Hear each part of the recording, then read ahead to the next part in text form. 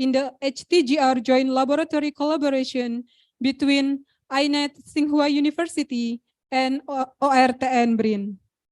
My name is Dwi Rahayu, and I'm honored to be your Master of Ceremony for today's event. We have an exciting agenda lined up for today, packed with enlightening keynotes and insightful panel discussions. So without further ado, let's dive into the program. In just a few minutes, our morning session will begin with the national anthem of Indonesia, opening remark, and followed by engaging panel discussion on national energy policy and the hydrogen economy. Esteemed keynote speakers from both Indonesia and China will share their expertise and will provide valuable insight for this topic. Following the keynotes, we have set aside time for Q&A session where you can actively engage with our distinguished speakers. After that, we will have group photo and lunch break. Resuming the afternoon session at 1:30 p.m., our focus will shift towards nuclear hydrogen production technology, and we will also explore the fascinating world of modular HTGR technology. Lastly, at 4 p.m., we will reach the closing segment of our event, where we will reflect upon the enriching experiences and knowledge gained throughout the day. So, ladies and gentlemen, now we will start our event today with National Anthem of Indonesia. Please stand up.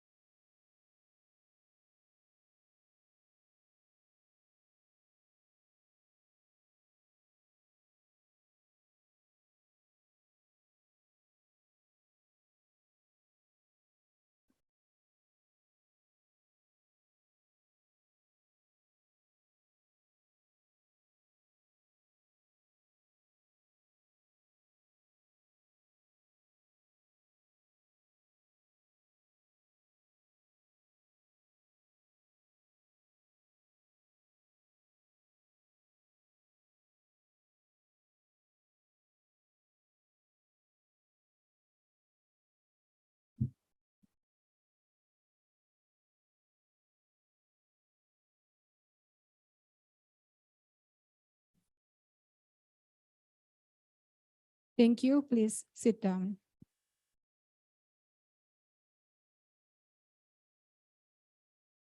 Next is opening remarks. So, please join me in giving a warm welcome to Bapak Rohadi Awaludin, the chairman of the Research Organization for Nuclear Energy BRIN, who will deliver the first opening remark for this event. Your applause is most welcome.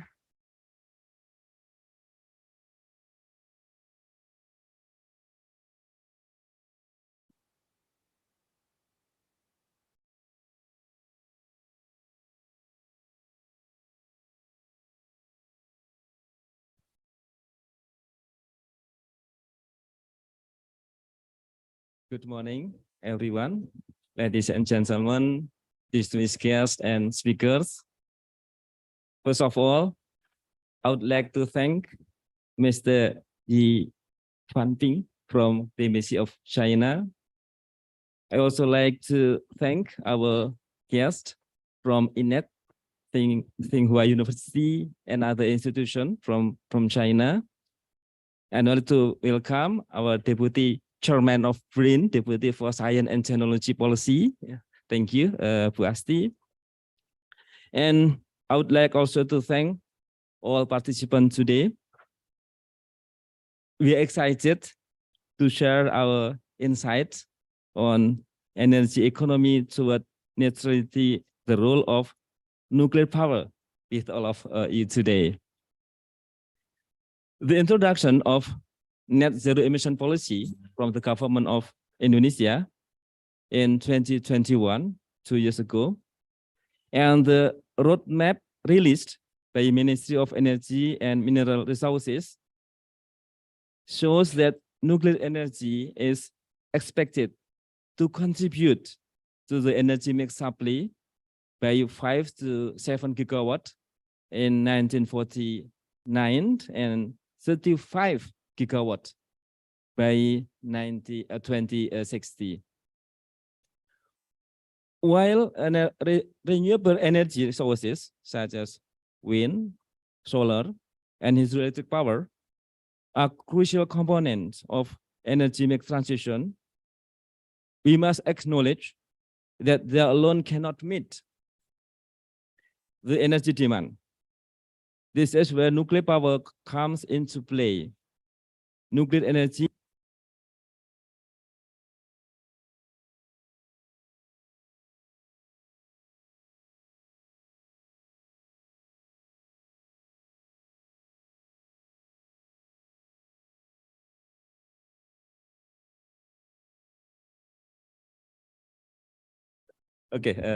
thank you. Nuclear energy actually has long been recognized as a reliable, low carbon source of electricity capable of generating large amounts of power with minimal greenhouse gas emissions. The demand for clean and sustainable energy is rapidly increasing as the world seeks to mitigate the effects of climate change and reduce dependence on fossil fuels. Hydrogen has emerged as a promising alternative with its high energy density and ability to produce electricity and heat without carbon emissions. High temperature gas-cooled reactors, or HTGR, have gained attention as a potential solution for hydrogen production due to their inherent safety, efficiency, and versatility. The Research Organization for Nuclear Energy at National Research and Innovation Agency, or BRIN, has the task to conduct research and innovation in the field of nuclear energy. So global engagement and paving cooperation with international partners are necessary to improve and leverage our capacity in R&D and to support the government program. Indonesia and China share a common vision and commitment to addressing the pressing global challenges of climate change and sustainable development.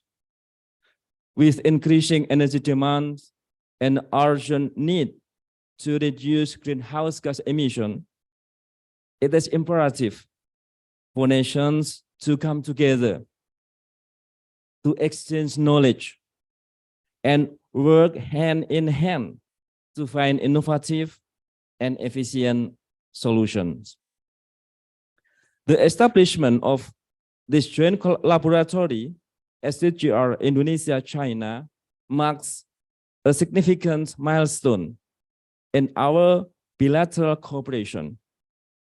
By pooling our expertise, resources, and research capabilities, we can accelerate the development and deployment of STGR technology, which holds great promise in meeting our energy needs while minimizing environmental impact.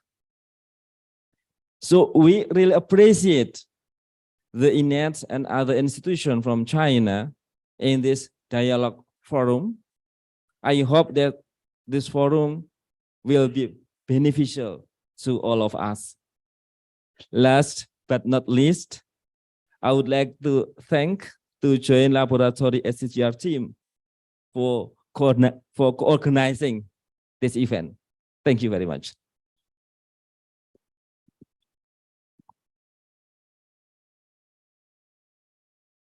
Thank you, Bapak Rohadi Awaludin, for your insightful opening remarks. Next, we have the privilege of hearing from Mr. Yi Fanping, who joined us from Embassy of People's Republic of China in Republic of Indonesia to deliver our second opening remarks. Please give him a warm welcome with your applause.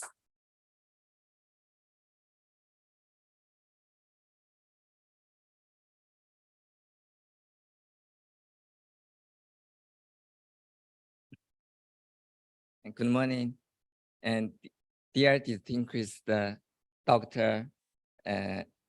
Rohadi, and dear distinguished Deputy Chairman, Dr. Bodi As-Turti, and dear distinguished Dr. Professor Sun Yuliang, and dear distinguished scientists and friends from both Indonesia and China. Good morning. I'm very pleased to attending this dialogue forum on energy economy towards carbon neutrality, the role of nuclear power. Thanks for the invitation from the China-Indonesia Joint Laboratory on High Temperature Gas Cold Reactor, and wish the forum a complete success. And now China and Indonesia maintain frequently high-level exchanges, especially after the anti-COVID pandemic cooperation. Last July, President Joko Widodo paid a successful visit to China, becoming the first foreign leader visiting Beijing since Winter Olympic Games. In last November, President Xi Jinping came to Bali for the G20 summit and meet with President Joko Widodo again within half a year. The two countries, the two presidents reached important consensus on joint building the China-Indonesia community with a shared future, providing an overarching blueprint for our bilateral relationship. Economic and trade cooperation is booming. According to China Customs, bilateral trade volume was $149 billion in 2022. China has been Indonesia's largest trading partner for 10 consecutive years. Flagship projects such as the Jakarta-Bandung high-speed railway, also the economic cooperation, two-country twin parks are advancing steadily. Now, areas of cooperation such as digital economy, green development, and maritime cooperation continue to expand, injecting new impetus into the building of the China-Indonesia community with a shared future. The cooperation in science and technology between China and Indonesia is also deepening in recent years and has become an important part of the cooperation. Between the two countries' governments, the Memorandum of Understanding on Science, Technology, and innovation cooperation have been signed. Now the two countries are discussing about expanding the cooperation areas and renew the memorandum in the near future. There have been a number of cooperation in joint laboratory construction, science and technology transfer centers, science and technology parks, and talented young scientists exchange program. The bilateral science and technology cooperation between China and Indonesia has a wide range, among which we have maintained a good cooperation in the field of nuclear energy. The China-Indonesia Joint Laboratory on HTGR was established, and bilateral agreements between the two countries. Embassy of China has also been constantly helping to facilitate this implementation. As far as I know, the teams from both sides are very motivated and have achieved a lot of implementation results. They have complied multiple research reports, published a number of science papers, conduct a number of training workshops and for capacity building, and exchange multiple technical visits for deepening mutual understanding. I believe that the joint laboratory cooperation will come onto a new stage and be more successful in the near future. Guaranteeing sufficient energy supply while adequately addressing carbon emission issue have become a challenge for almost every country. China and Indonesia are two big developing countries with large energy consumption demand. Both countries now rely heavily on fossil fuels for energy supply and have similar situations in addressing the just mentioned challenges. China has a large nuclear power program. Indonesia has good nuclear education and R&D infrastructures, and keep nuclear power as one of the options for this future energy supply. The forum addressing the above issue are good timing. I hope that the forum will help deepen mutual understanding between governments, industries, and as well as with R&D organizations of the two countries. Finally, I would like to appreciate again the China-Indonesia Joint Laboratory on HTGR for organizing this forum and wish the forum a complete success. Thank you.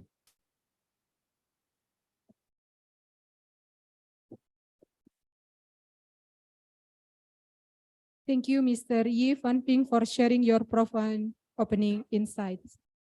So, we invite Bapak Rohadi Awaludin to come up on the stage to present souvenirs to Mr. Yi Van Ping. Please.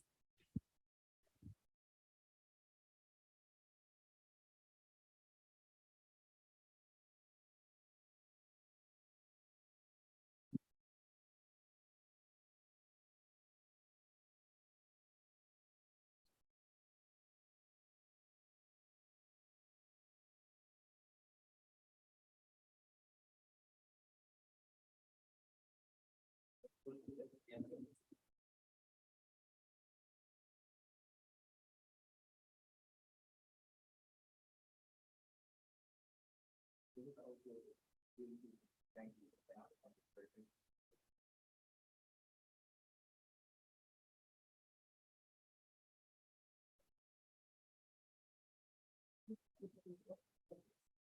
Next one.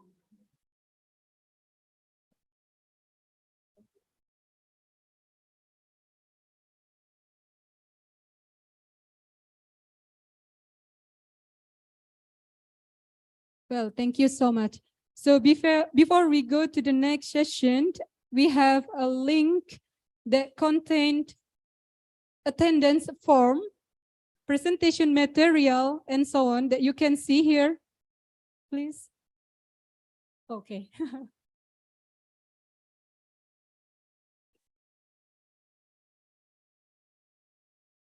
So this is the link. For the participant also will get the certificate. You can take a picture, maybe. I will give you 10 seconds. Is it enough? Well, so in this link, we have also streaming access for the YouTube and also Zoom.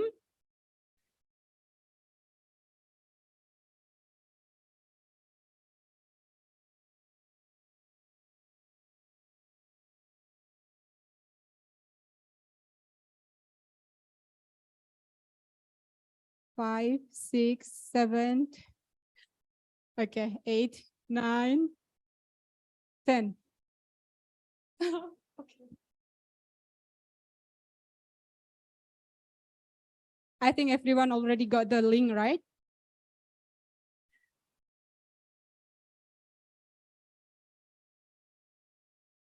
Okay, ladies and gentlemen, it is my utmost pleasure to announce that our next session will be led by Professor Dr. Sun Yuliang. Please join me in welcoming him to the stage as he commences the next session. Okay.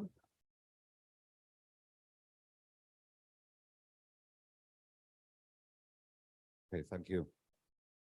Hello, good morning again, and thank you again. I think now let's start right away the first session on national energy policies, right? Can you hear me back in the auditorium? That's fine. You can check. Or, huh? Yeah. Okay. Hello, you can hear me, right? Okay. Let's start right away the first session on national energy policies. Let me have my glasses on. Somewhere I must have.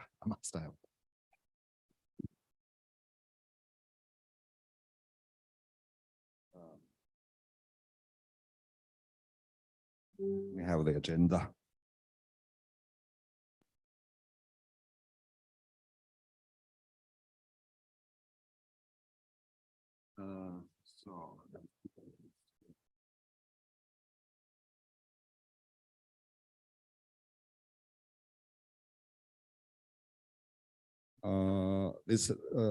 Okay.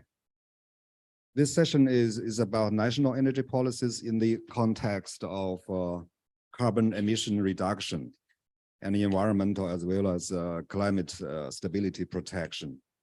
We have got two keynote speakers on this topic. The first speaker is Dr. Zhou Sheng from China. The title of his presentation is Nuclear Power Development. Nuclear power development in China under carbon peak and carbon neutral targets. Dr. Zhou Sheng studied nuclear engineering and got his PhD degree from Tsing Hua University. He is now associate professor at the Institute of Energy, Environment, and Economy of Tsing Hua University in China.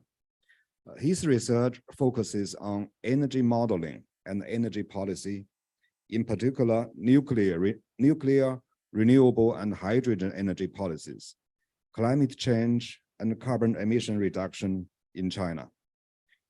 He works on the above subjects from a global perspective, such as global carbon market trend, and its impact on China, the roadmap of China's industrial carbon dioxide emission. The context of his research is mostly related to China's energy system transition toward carbon peaking and carbon neutrality. Professor Dr. Zhou Sheng, please. Please join me in welcoming him.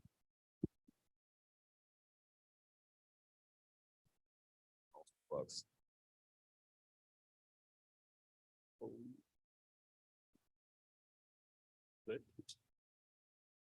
What about the PPT?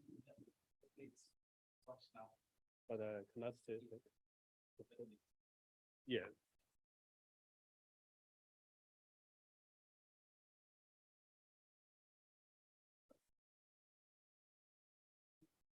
How next? How to place it?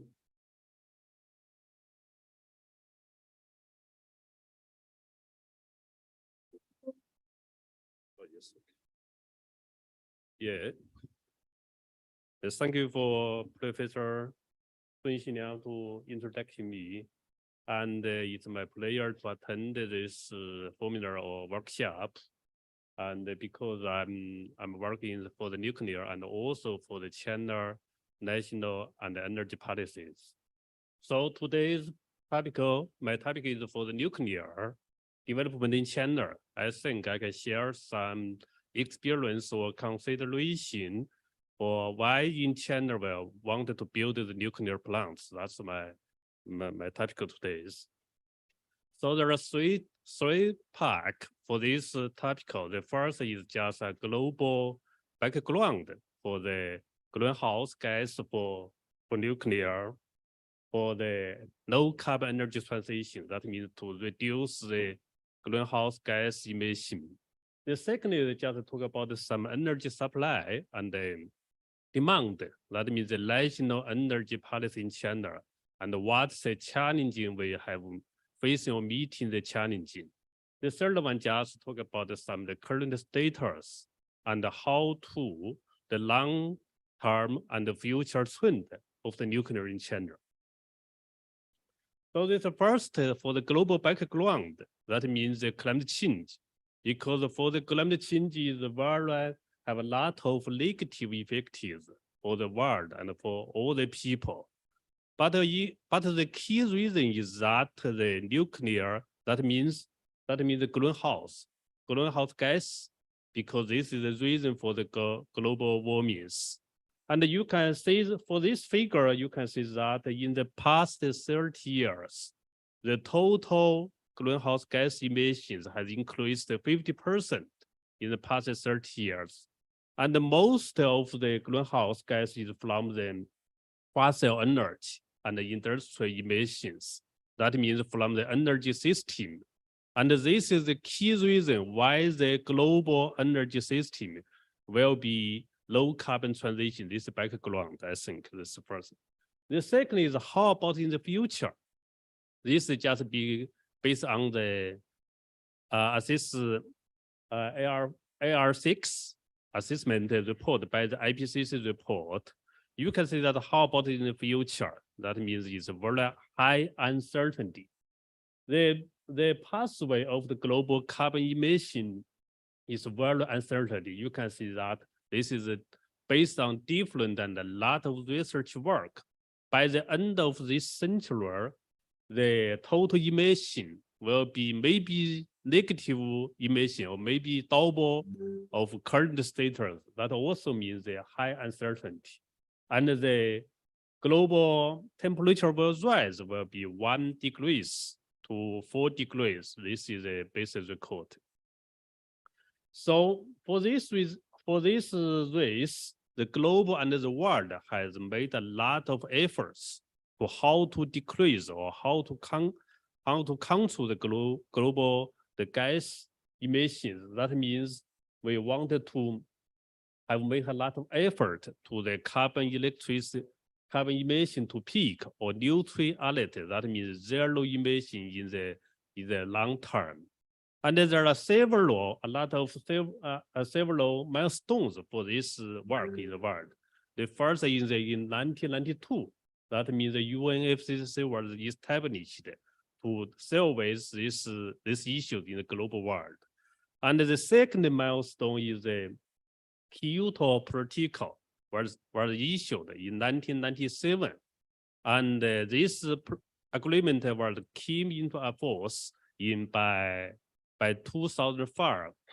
And the third one is for the Paris Agreement, and the 2 degrees and 1.5 degrees target was put forward. And also for every region and countries, the NDC activity. That means to reduce the greenhouse gas emission activity was also put forward. And the latest is for the carbon neutrality. That means different region or country and also compounds have issued announced a lot of zero emission target in the world. And this picture shows that in the globe, for the zero coverage, most of the population and the emission and also economic regions, and more than 100 countries and regions, and also more than 200 of cities and much more the compound have joined this activity. This is a global context. So how about for China for this climate change? In fact, China has done a lot of work and efforts for climate change. We have announced 3 announcements for this work in the international. The first is by the 2020 emission targets, and now this target we have achieved very successful. The second is the emission target by 2030. And also by 2030 in the long term, we have also announced the zero emission target.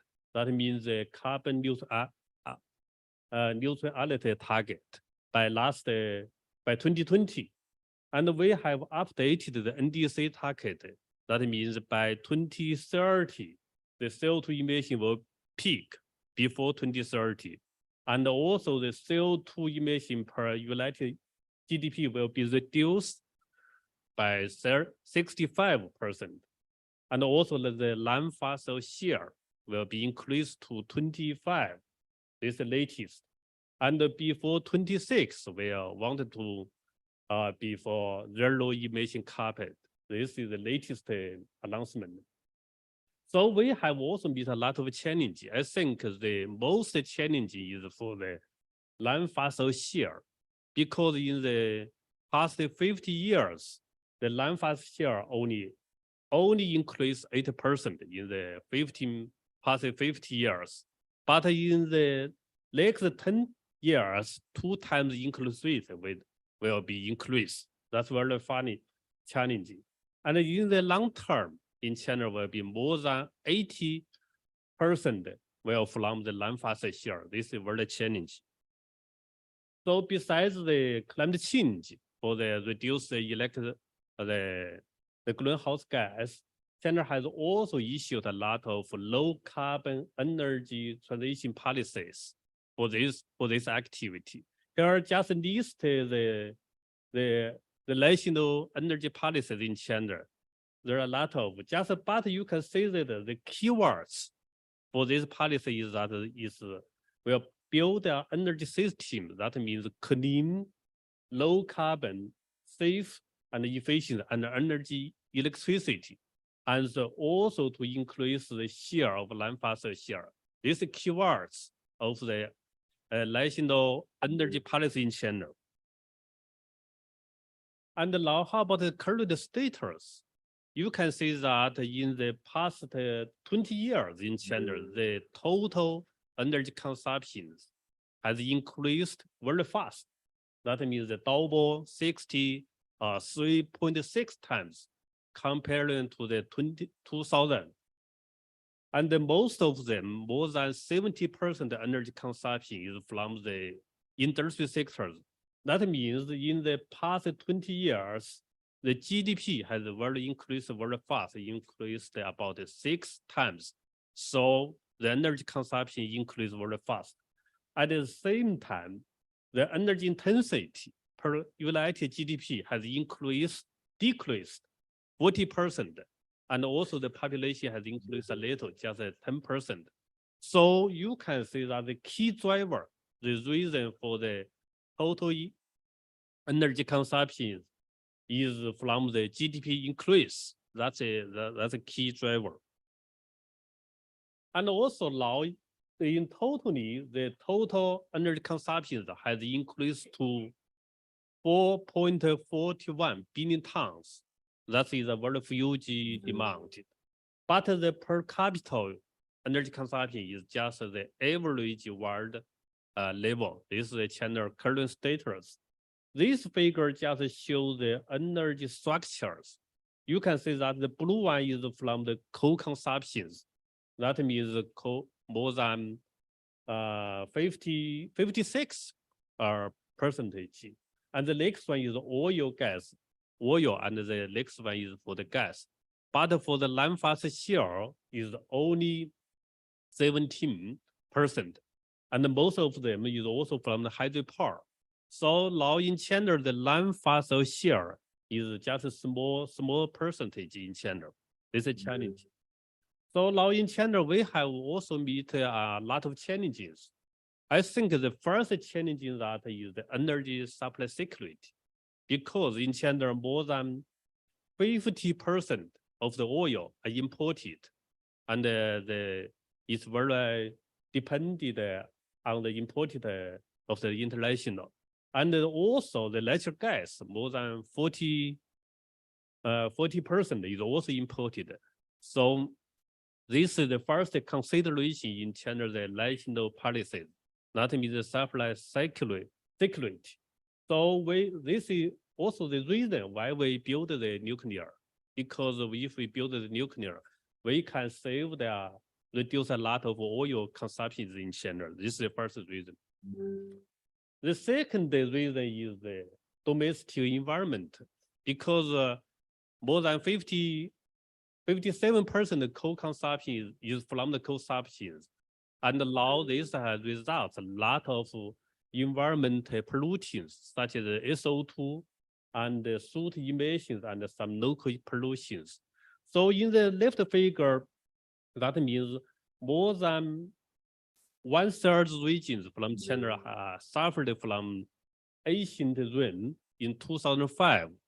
But with the technology improvement and more strict the environmental regulations, and now only 4% of the region are suffering from the region.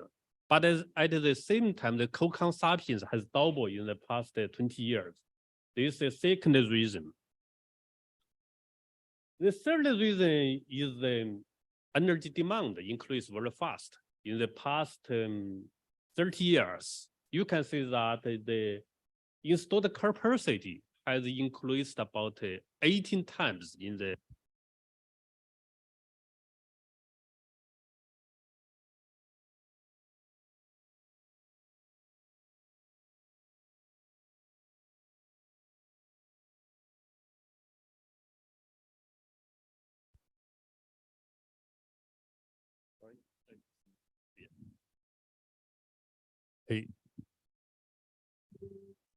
and also the structures, you can also see that the coal consumption generation is more than 63% in the structures, and the hydropower is for 14 for the hydropower, but for the nuclear is only 5% now in China. So how about to solving these challenges from the nuclear side?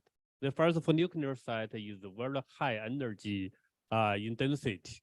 That means for the per kilograms from the nuclear, the energy is 20,000 times of the oil, coal, and gas. So, for example, if we want for 1 year, for 1,000 megawatts for the nuclear, we just needed 200 tons of the nuclear fuel, but we can also reduce 3 million tons of the coal consumption. So I think the first reason is that for the nuclear is a good option for the energy supply security. And also with regard to the nuclear as a domestic resource, that means to reduce the oil import and natural gas import. This is the first reason. The second reason is for the zero emission. Zero emission is for the greenhouse gas emission. and also for the environmental polluting emissions.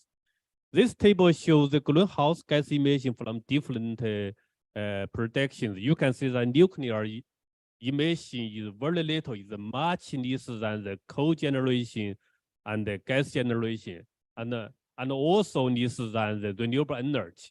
If we consider the indirect emission from the life cycle assessment. So from this point that the zero is very clean and very for the good options for the climate change. So here is also example for 1,000 megawatts for the nuclear, per year, we can reduce 3 million tons of coal and 6 million tons of CO2 and also 1,000 tons of SO2 and other pollutants. And in fact, in the past 50 years in the world, there are totally 70 gigatons of emissions avoided by the nuclear. If without this nuclear generation in the world, the power sector emission will increase 20% higher. This is the second reason, zero emission. The third reason for China is that nuclear is very low feed-in tariff. That means it's very economical, attractive in China. This table shows the feed-in tariff in China in 2018. That means 5 years ago. You can see that the nuclear price or cost is just similar like the coal generation and much less than the solar PV and wind farm. And now, even now with the wind farm and solar PV, the cost has decreased. And now in China, there are very similar cost for the cogeneration nuclear and the solar PV and the wind farm. But if we consider the storage cost, because for the wind farm and the solar is not stable in the generation, so the nuclear is still very economical, attractive. This is for the third reason. So generally, in a summary, the nuclear is good to solve the problem of China's challenges. And now in China, the current status for nuclear, there are total 55 units are into operation, put into operation. And also there are 23 units are under constructions. And also there are 45 units are planned, and totally just about 130 gigawatts in China now own. And the bottom figure shows the stages. That means in China, the nuclear development has just 3 stages. And the first one is before 2001. This is very earlier stages. That means in this time, the nuclear plant is very, units is very small, just several units. And also is a slow increase before 2011. And this stage is a very slow increase. And after 2011, the increase is very fast and low. So in China, the nuclear development in a 3 stage and get more and more fast. And here is the location of the nuclear in China. And you can see that the red one is means the operating nuclear, and the blue one is the under construction, and the yellow one is the planted. You can see that all the operating units and the under construction nuclear are located in east of China, because for this region is very close to the energy demand centers, and also is very far away from the coal resource in China. This is the economical choice in China for nuclear in China. And how about in the long term? That means in the long term, in the future, and especially under the carbon neutral target, we think that there are 3 potentials for the nuclear. The first one is for the nuclear generation. That means continue to increase and competitive with the coal power generation with the CCS technology, and also with the renewable energy generation. The second potential in China is for the heating, nuclear heating. That means for the district heating in the winter, and also for the industrial process heating, for the high temperature heating. And the third one is for the nuclear hydrogen production. This means we can provide supply the zero carbon feedstock fuel in the industrial sector. This is three potential. So here is the first one for the nuclear generation. For the left figure just shows that the CO2 emission pathway in China, because under the carbon neutral target, that means zero emission in the future. And anyway, this is just based on scenario analysis and with a lot of uncertainty. So to reach these targets in the long term, because that is by 2050, the total CO2 emission will decrease 30% or 90% in the long term in the future. And the carbon neutrality is just by 2060 years. So this pathway, that means will give a lot of huge challenge for China's energy system for the low carbon transformation in China. The right figure just shows the energy consumption of the primary energy and its structure. So in the long term, the total energy consumption will increase very little, or maybe just changed in the long term. This is for the energy consumption, but the energy structure will change a lot. That means the substantial low carbon, clean and diversity. Anyway, before 2030, the energy consumption still dominated by the coal energy. But in the long term, the non-fossil share will increase. Just said that will increase be more than 80% in the long term. This is total energy and the consumption pathway. So how about for the nuclear target in the long term? Here is a very example, because it is an example. This is the nuclear target in 2020 in China. This is just a target in the past 10 years. So this is the nuclear target in 2020. We have first set the target in 2007. That means 40 gigawatts in operation, and with 18 gigawatts under construction. But with the time and the period, year by year, this target has the most ambitious target is increased to 18.6 gigawatts. But this target has dampened by the Fukushima accident and decreased to 58 gigawatts in operating and 30 gigawatts under construction. But the fact is that in 2020, we have only 8 gigawatts in operating and 18 gigawatts under construction. Anyway, this also has increased a lot. But in the long term, the near term is for 2025. There will be 70 gigawatts in operating and 30 gigawatts under construction. In the much long term is very uncertainty. And anyway, it will continue increase. That's a target for nuclear. Here, because for the nuclear is dependent on the total electricity demand. The left figure just shows that the total electricity demand in China by different research. We can see that by 2050, the total electricity will be increased by 20% or double. And the per capita electricity come will be 7,000 or 10,000.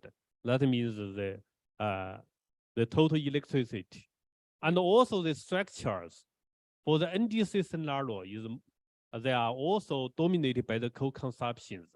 But if we want to reach the zero emissions, that means the 2 degrees target and 1 point targets, the fossil with CCS, renewable, and the nuclear will increase very fast.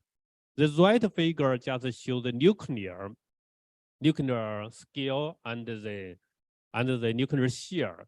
We can see the nuclear power will continue increase. And every year we wanted to increase 5 or 10 gigawatts per year. And the total share of nuclear will be increased to 10% or 20%. And the total scale will be increased 5 or 10 times until now.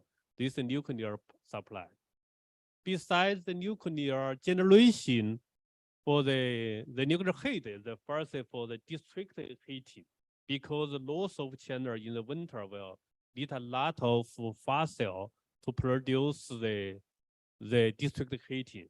But if we want to use the nuclear heat, we can reduce a lot of CO2 emissions. In fact, there are several projects. That means the cogeneration from the nuclear has put into operation in China. The first project is in Shandong, Haiyang nuclear plants. The second is for the Qinshan nuclear plant in 2021. And for these technologies, they were commercialized. And in China, we have successful projects put into operation. The second nuclear heat is for the industry process heat. And this technology is in demonstration stage. Because in China, we have a lot of chemical industries, and we needed a lot of heat above the high temperature of the industry heat. And also now this heat is supplied by the coal and the natural gas, that means the fossil energy. So if we replace this close heat, we can also save a lot of CO2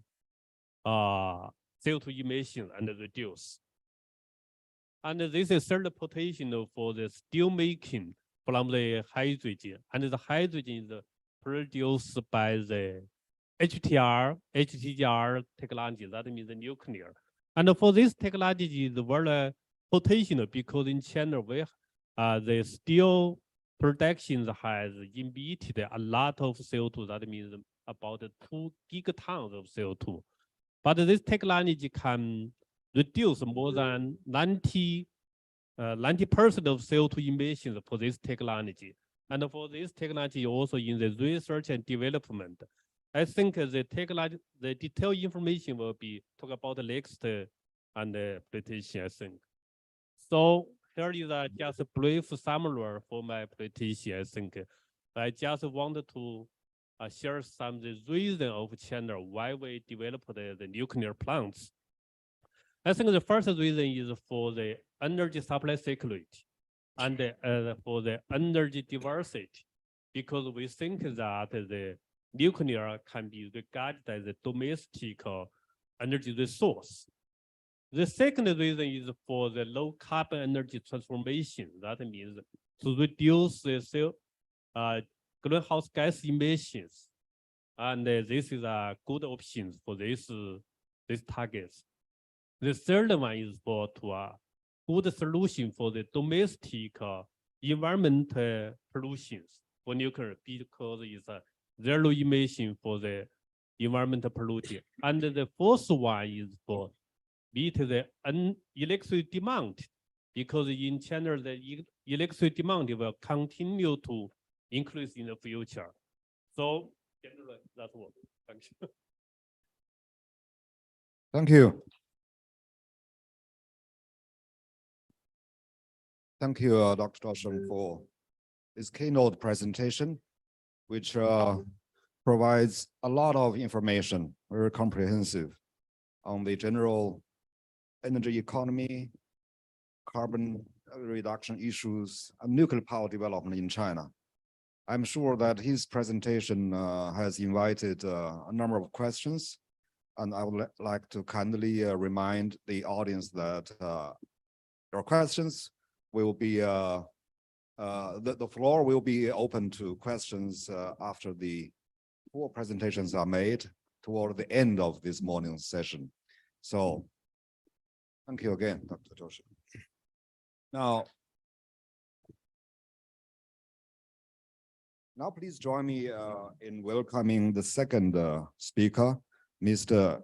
Gigi Utamo, and he is the Director of Energy Conservation at the Ministry of Energy and Mineral Resources of Indonesia. Please, welcome.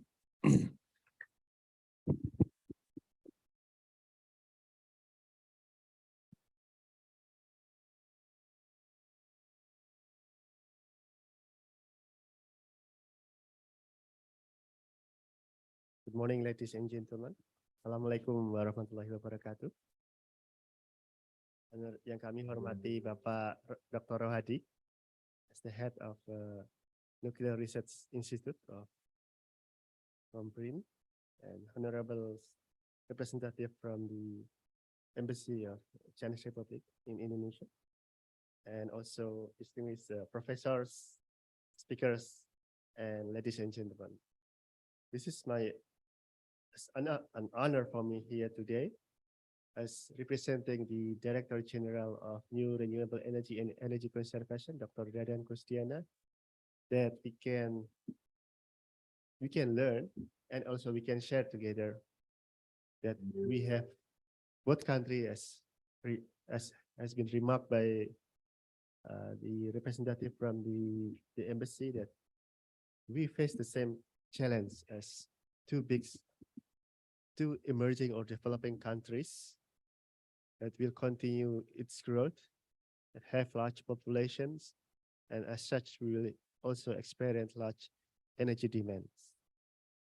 And we also understand that in the future, we cannot repeat the same activity or the same exposure to the greenhouse gas emission that it has been done in the past by others industrialized countries.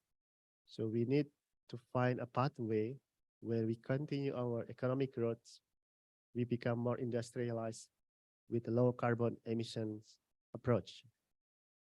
As we are living in the same planet, we are facing this climate change is a real issue that we need, every country need to participate and also contribute in mitigating the climate change by reducing our exposure or emission on greenhouse gas emissions.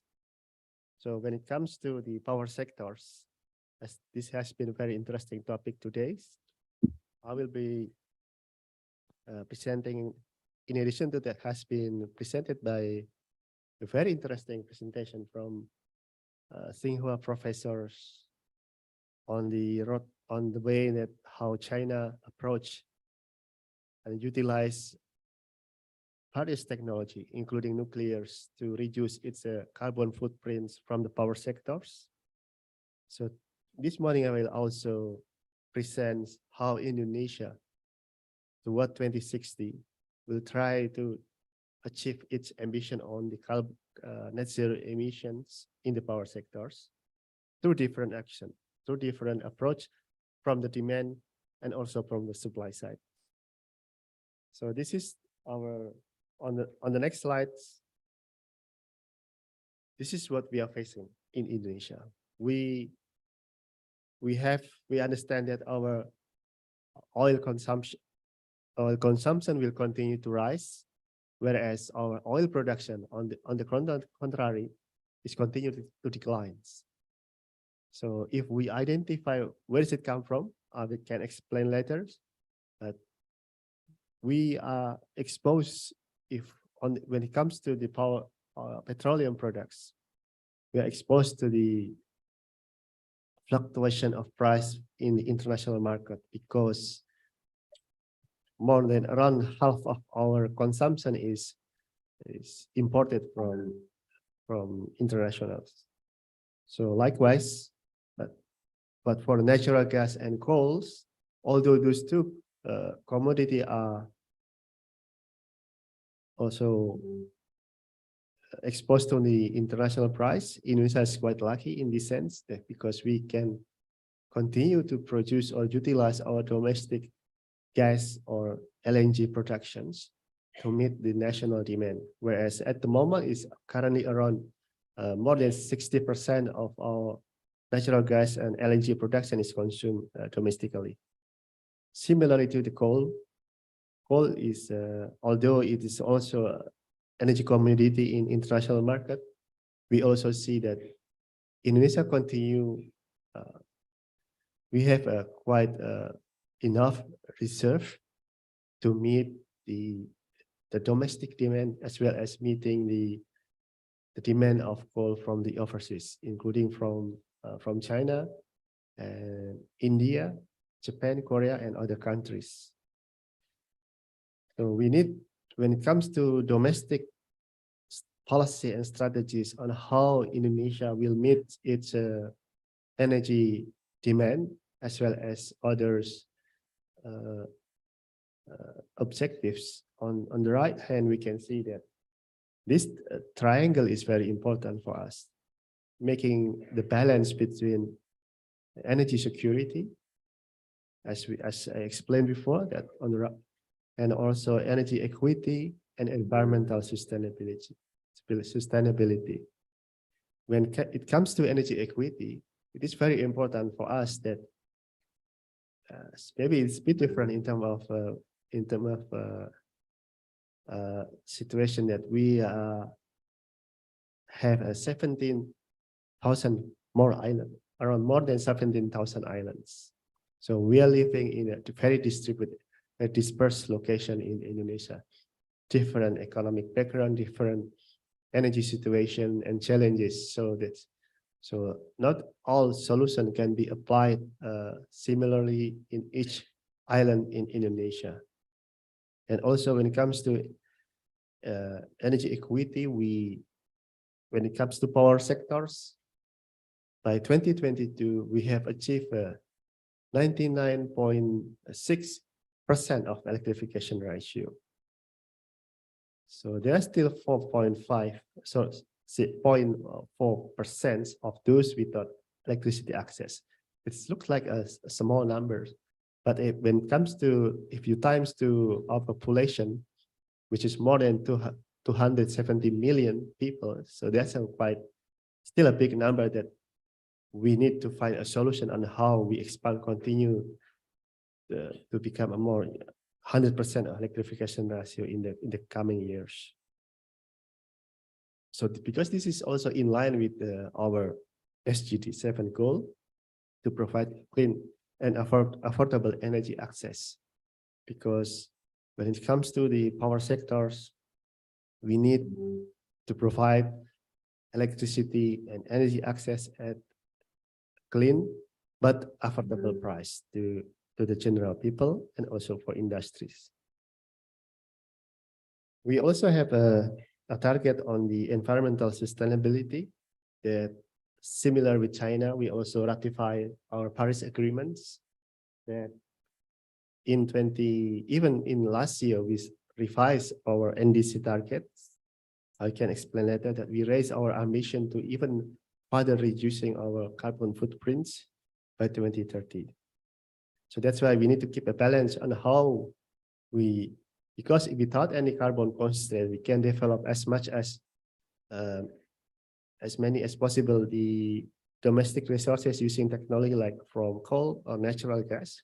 But because there are constraints on how, because we have another objective to meet the environmental targets. On the next slide, we can see in here that we continue to increase our share of renewable energy.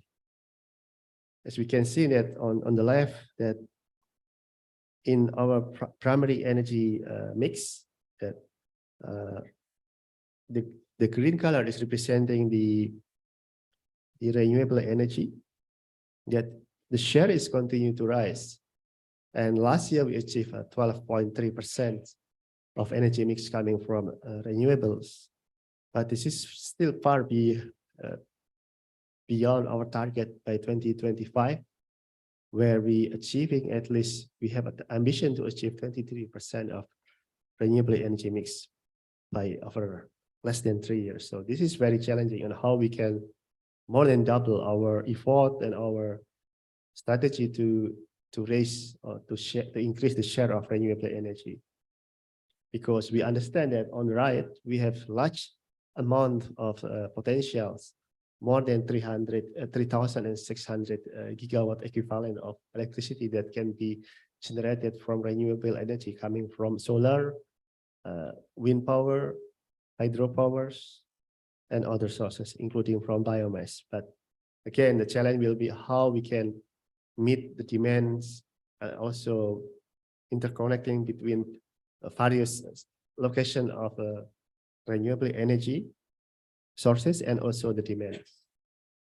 Because when it comes to, on the next slide, when it comes to national energy policy, as I briefly also explained before, that availability of energy is our key priority, and also followed by energy development priorities. So we have to utilize our energy as a asset and strategies. Instead of just a commodity, we need to find how we can make some added value from the energy that we are consuming, from the energy that we are using, in particular from the domestic energy sources. That's why we also, thanks to, this is very important, that when it comes to how we can make some value added by using the energy and mineral resources, development in Indonesia, like in Sulawesi, there are quite a number of smelters operating on how we can produce or utilize our nickel resources to be utilized for, in the future, we also see that there will be continued increase in the demand for batteries, for electric vehicles. This is also very important for us, that our nickel utilized, not just being exported as a raw material, but also can be utilized to produce nickel for batteries and also for other purposes. And on the next slide, when it comes to our climate change policy, as mentioned, that in September last year, we submitted this enhanced NDC.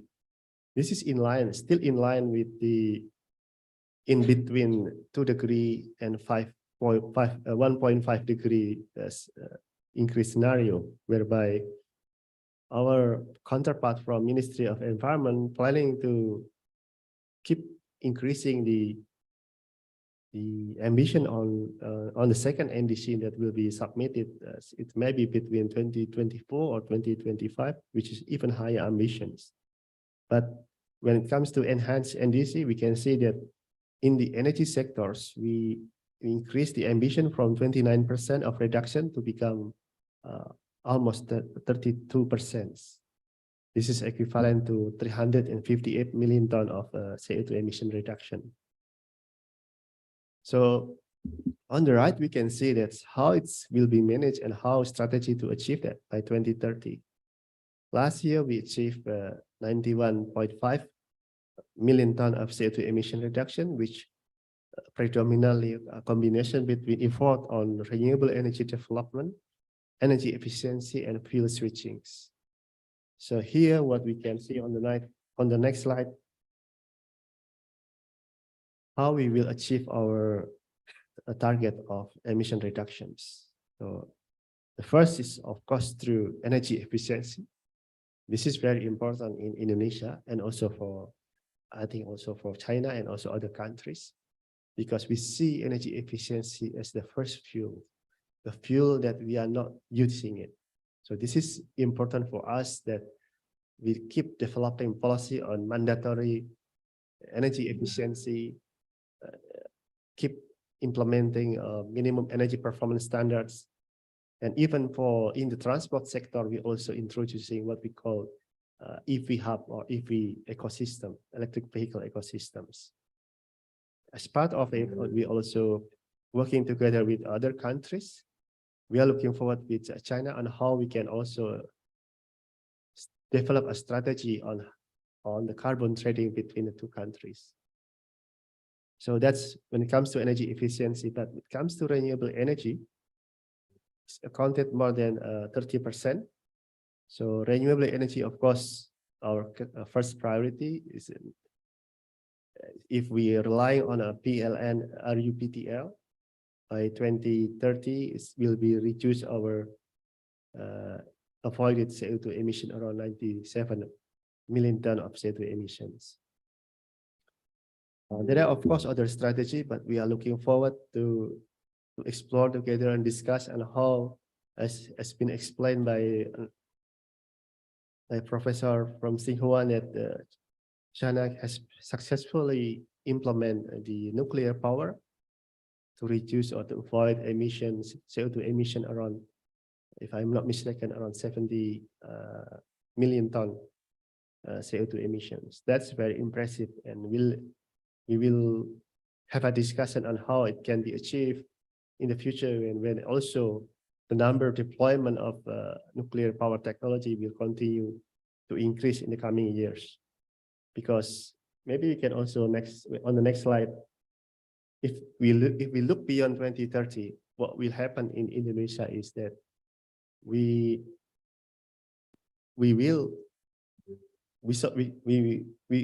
saw it as a net zero emissions, meaning that by 2060, our energy sector will be almost 100% decarbonized.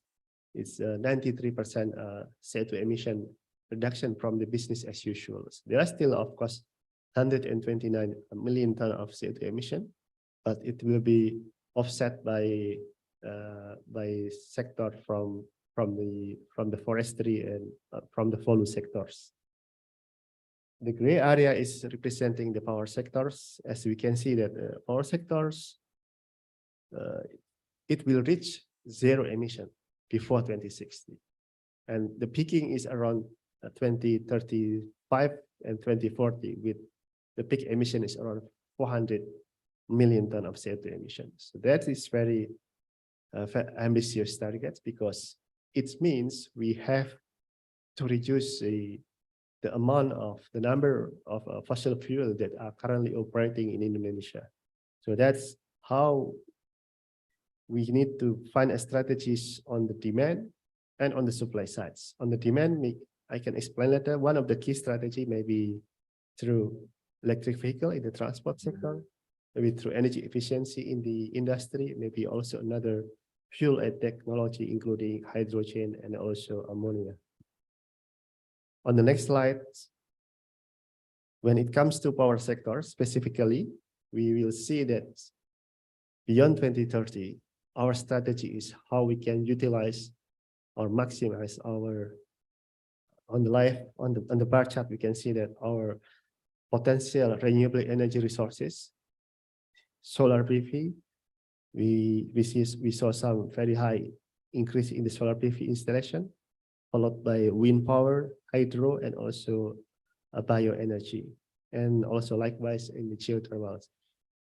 Once we already maximize our renewable energy potentials, we need to also explore another opportunity, also technology, including nuclear powers. Here, what I can explain here is roughly that we start to install the first unit of nuclear power around 1 gigawatt based on our cost optimization modeling in 2039. And it will also continue to increase by 2060 at around 39 gigawatt of installed nuclear capacity. Of course, compared to China, this is maybe relatively small, but this will be our key strategy and consideration to how we can utilize our low carbon technologies and also fuels, in addition to renewable energy, to meet the climate change ambition target to carbon neutral or net zero emission in 2060 or earlier. Here we also consider that the CFPP is coal-fired power plants, that it will increase up to 2030 around 61 gigawatt of installed capacity. And it will gradually decrease and stop operating before 2060. We have an initiative cooperation with Just Energy Transition Partnership and also Energy Transition Mechanism. This is an initiative from support from the IPG countries, which says that they are committed fund and finance combination between grant and concessional loans to reduce the operation of the coal power plants. But so this is something that is currently ongoing. We are looking forward on how it can be realized in the near future. I think what we can do together when it comes to technology is on the right. We understand that transmission is as much as or also equally important with the development strategy on the power generation side, because Indonesia once again is an archipelagic country, 17,000 islands. So we need to find ways and strategy on how interconnecting between renewable energy resources, or maybe later nuclear in the future, with the demand centers. So we are trying to connect between the key islands, between Java and Sumatra Islands, Sumatra and Batam Islands. Batam is very close to Singapore. And also we find how we can maximize our energy potential in Kalimantan and Sulawesi to interconnect between Kalimantan, Sulawesi, and Java Islands. So that's maybe another area of to be explored, because we need, when it comes to interconnection, we need to talk about strategy on technology on heavy submarine cables, converter and inverter stations, technology that we are also, and also critical minerals, including coppers that can be produced and of course can be obtained from our mining resources in Indonesia. And on the next slide, on the demand sectors, I just would like to highlight it here on the green bar, on the yellow bars, in addition to the green bars, in all demand sectors from industry, household, transport, and commercial. Electricity is our policy is how we can electrify our demand sectors. The yellow is indicating the electricity fuel supply, that it will continue to increase in all across demand sectors, meaning that it's very important on how we can electrify our demand sectors, and also at the same time how we can reduce carbon footprints from the electricity supply. On the next slide, this is our key strategies that we are by 2030, we are going to develop almost 21 gigawatt of renewable energy potential based on the PLN RUPTL, consisting of geothermal, hydro, solar PV, baseload power generation, wind power, and bioenergy and solars. So this is still ongoing projects, but we are confident that by 2030, we can achieve this ambition to add at least almost 20 gigawatt of new renewable energy development. And next slide. So this is when it comes to nuclear powers, we have medium-term development plan that by 2024, starting from 2020, we have to prepare a roadmap on how we can implement nuclear power plant in the national energy development policies. So it starts from, of course, very important cooperation and roles from Ministry of Research and Technology, or BRINs, that starting from 2020, develop how we can assess and select technologies, nuclear technology that can fit into the Indonesia situation. That's why Indonesia's situation is very unique, because we are not just talking about large demand in this concentrated area like in Java Valley, but we also need to consider other similar demand. So that's why maybe 1 gigawatt of a typical nuclear power plant maybe fit into Java and Bali grids, but smaller size, maybe small modular reactors can fit into a different, can provide solution in different location or islands. So this is, I think, on the next slide, this is one of the indicative areas based on ongoing research and also studies that various, we have identified at least 5 locations. And one of the key locations that maybe medium size capacity is in the West Kalimantan. Here we're talking about most likely the fit into the technology on medium size nuclear powers. So maybe this is area that we can discuss together. What is the best solution on how to choose technology, nuclear technology, in this specific context of islands. Next slide.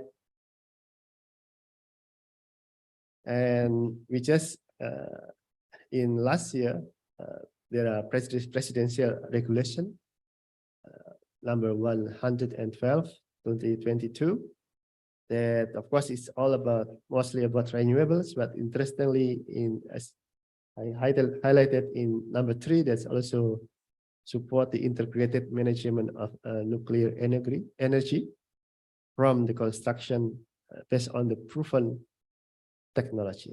That's why the keyword of proven technology is very important here, because it will ensure reliability and safety throughout the whole supply chains of the nuclear powers, from the fuel development until how we can manage the spent fuels when already being utilized for generating electricity. And lastly, on the last slide, this is how we can work together across different stakeholders to address the challenge from the technology, supply chain, infrastructure, funding, and incentive, and also to make sure what the policy that has been delivered is provide just energy transition. We are looking forward to cooperate between government, academia, non-government organization, state-owned and also private sectors, and also through the media publications. And lastly, our concluding remark is that in our energy policy, Indonesia committed to net zero emission target by 2060 or earlier. And in the medium terms, we are committed to our NDC target and commitment in 2030 through a various of technologies, and including early retirement of coal power plant, renewable energy development, also applying advanced technology like CCS and CCUS in industry and oil and gas sectors. And also when it comes to nuclear powers, in our net zero emission roadmap, the first unit is expected to operate in 2039, followed by subsequent addition by 2060 at around in total 31 gigawatt of installed capacity. And also in the demand sector, we continue to introduce energy efficiency, electric vehicles policy, and also other measures to reduce the energy demand while as we maintaining our economic developments. So, and lastly, we're looking forward to cooperate and seeking cooperation, discussion, and also collaboration with other partners, country, government to government, private to private, and also through the academia. With that, I would like to close my presentation. Thank you so much.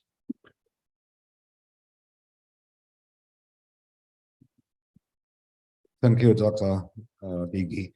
And your presentation is equally comprehensive and interesting. And this forum is called a dialogue forum. I think what is happening is really in the real sense of dialogue, because the two speakers I find are really talking the same languages.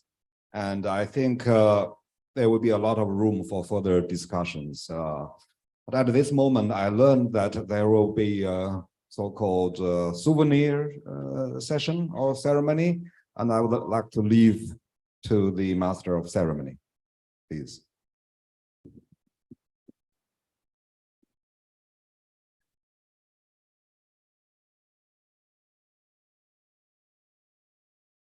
So we invite the speakers to come to the stage for the souvenirs, please.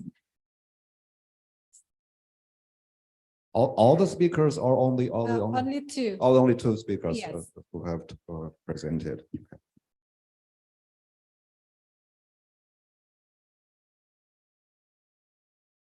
可以再上一节。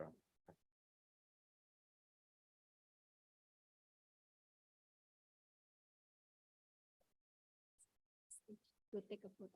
Oh, together with them. Okay.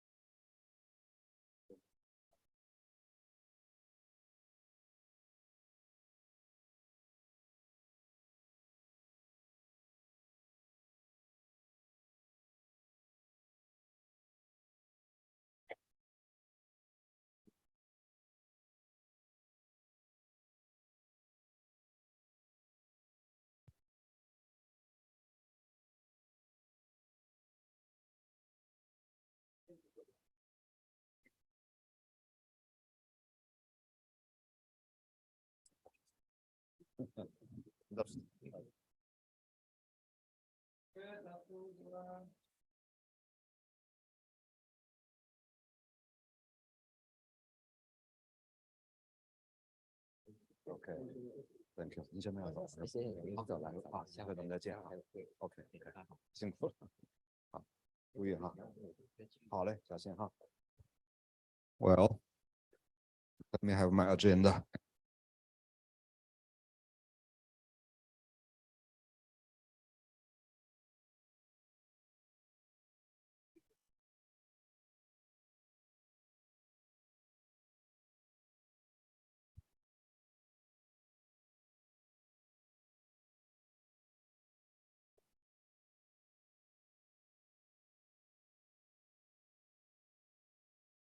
So it's very kind of BRIN to present these souvenirs to the keynote speakers. Thanks to BRIN.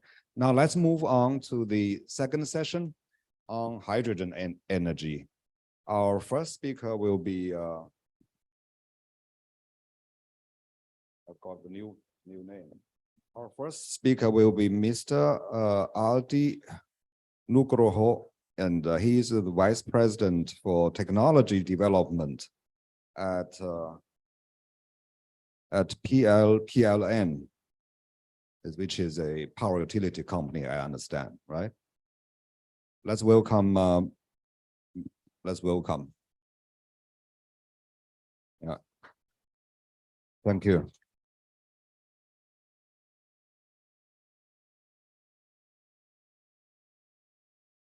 Bismillahirrahmanirrahim. Assalamualaikum warahmatullahi wabarakatuh. Salam sejahtera bagi Bapak yang beragama lain.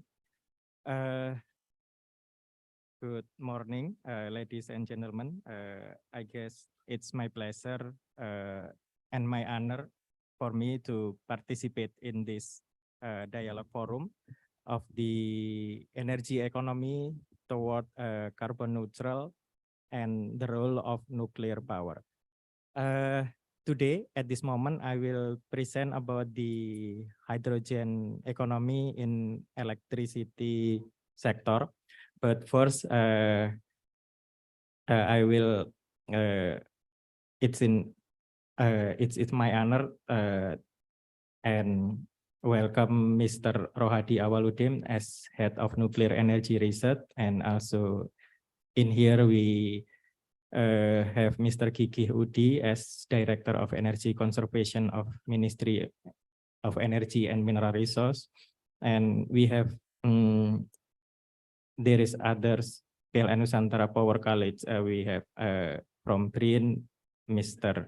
Topan Setiadipura as Head of Nuclear Reactor. And I also have discussed with Mr. Jarod Wisnu Subroto as National Research Council, and our colleagues from Tsing Hua University, from INET, and from Bandung University. Okay, today my presentation would be about the hydrogen role of the electricity sector in economic perspective. Okay, will be three parts. First part will be the overview, our company, and then PLN roadmap, PNP initiative, and PNP green development. And the second section, I will discuss about the hydrogen role in electricity, and the last, the future energy development. Okay, next. Nusantara Power, it's generating company. We are a national electricity company that have capacity factor today 17,000 gigawatt under our control, owned by Nusantara Power, operated and maintained by Nusantara Power. By the next 2 years, we're going to be 23,000 gigawatt, or it's about 32% of the Indonesian capacity, because PLN is transforming from and become our subholding. So by next 2 years, we're going to be 32% of the Indonesian capacity. We are power plant company, OM services, EPC service, spare part provider, investment company. We have SPC, MRO, maintenance repair overhaul, asset management expertise, energy consulting, until integrated solar PV business. Next. Nusantara Power have 5 subsidiaries, 10 associated entities, and 4 second-tier subsidiaries. This is our vehicle in generating company. Okay, at the next slide, we are going to discuss PLN as our holding. PLN journey to become a clean power company. PLN will be expanding power capacity to support growth in Indonesian economy and power demand. PLN going to be focused power capacity in expansion with renewable technology. At this slide, next please.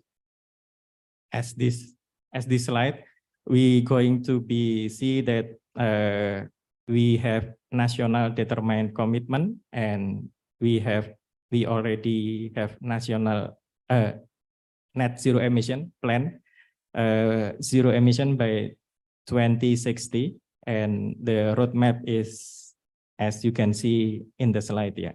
We're going to be increase our renewable energy, decrease our coal, and we still use gas, and we decrease our oil consumption, and going to be much decreased by the 2060. Okay, next slide. After we know about PLN initiative, I will introduce Nusantara Power initiative toward net zero emission by 2060. Our journey to get energy transmission, we have 6 strategies. As part of the global commitment to reduce carbon emission, PLN Nusantara Power has initiated 6 lighthouse initiatives to implement and scale up the decarbonization technology and innovation, driving energy transition with renewable energy development, enabling sustainable demand for new technology, explore our journey to achieve net zero by 2060, and we provide quality electricity by accessibility, reliability, efficient, and environment friendly. At the first, we have renewable energy acceleration. Renewable energy acceleration will be consist hydro, solar, geothermal, floating solar, large scale, and renewable energy as base loader. And we're going to use battery energy storage. And the second, we have biomass co-firing and biomass full firing. In order to support this program, we are developing sustainable forest management. Right now, we are using waste wood, biomass, and RDF, refuse derivative fuel utilization, and also energy efficiency. And number three, we're going to utilization more about the hydrogen and ammonia. Number four, we're going to have the desalination program and gas conversion from liquid fuel into gas fuel for island in Indonesia. Number five, we will consider nuclear power as a quick win floating nuclear with SMR technology, small modular reactor technology. And number six, we're going to improve carbon capture, utilization, and storage, whether it pre-combustion or post-combustion technology. Next. Green power development and Nusantara power. Until today, we are proof that we have largest hydro capacity, 1,300 megawatt Cirata hydropower and also Brantas hydropower. And number second, we are largest solar PV capacity. We're going to have 145 megawatt Cirata floating solar PV, and today is under construction. By the end of this year, we're going to have this floating solar PV in commercial operation. Number three, we are pioneer in biomass co-firing at coal-fired power plant. We started 3 years ago, and now we are leading in research innovation. 7 years ago, we have 1 megawatt ground-mounted Cirata solar PV, and today we have 145 megawatt floating solar PV. Our commitment, we're going to developing 8.7 gigawatt renewable energy until the year of 2030. Okay, next. Our next section is about hydrogen role and electricity. Okay, next slide. As we know, we have green hydrogen, we have blue hydrogen, and we have gray hydrogen. Actually, today, at a wind power, PLN, Indonesia have Sidrap wind power and Tolo wind power. Those wind power is direct connected to the grid. But as we know, renewable energy, either solar PV, wind power can be using combined with electrolyzer, hydrogen storage, and fuel cell to produce renewable energy much greener and can act as a base loader. Next. The next slide is about the green hydrogen, hydrogen production, hydrogen transport, and hydrogen utilization. Hydrogen utilization, beside in transportation area, we can use in our power generation. Green hydrogen is defined as hydrogen produced by splitting water into hydrogen and oxygen using renewable electricity, and then hydrogen is transported from the point of production to the point of use, either by pipeline, sea transport, or by serogenic liquid tank using truck or trailer. Yeah, the use of liquid organic hydrate in hydrogen storage also provide high storage density, low risk, and low investment, as they are mostly compatible with today's transportation infrastructure. Utilization of hydrogen in power generation is still in research and development phase of the pilot project. Okay, next. Next, the hydrogen family. We comparing between hydrogen, toluene MCH, and also ammonia. Ammonia, and if we compare ammonia and hydrogen comparison, hydrogen is considered to be promising secondary energy source. However, because it is very low volumetric energy density in a gaseous form under atmospheric condition, hydrogen need to be stored and transported effectively in any form with high gravimetric and volumetric hydrogen density. Among the available technology, ammonia shows superiority over the other, especially in the term of storage, transportation, and utilization, because we have used ammonia in the past year. We have next. Last year, we are doing ammonia co-firing at Gresik Power Plant, 100 megawatt, but only at small percentage of ammonia. And this is ammonia co-firing documentation in Gresik Power Station. Next. After we are doing ammonia co-firing at Gresik Unit 1, we can compare about the economically of the natural gas compared with ammonia. When we use natural gas with market gas price around $8 per MMBTU, the electricity price would be 1,600 rupiah per kilowatt. It is about 10 cent dollar per kilowatt hour. But when we using ammonia for co-firing, it's still a lot of higher, around 13,000 rupiah per kilowatt. It's about about almost $1, yeah, almost $1 per kilowatt hour. Next. According to the IRENA data about hydrogen production costs in G7 country, there is WACC, weighted average cost of capital of solar PV are key parameter to determine green hydrogen production. Because of these two factors, the cheapest hydrogen production from solar PV in G7 country, there is a Germany around $4 per kilogram hydrogen, and the expensive one is Japan around $8.9 per kilogram of hydrogen.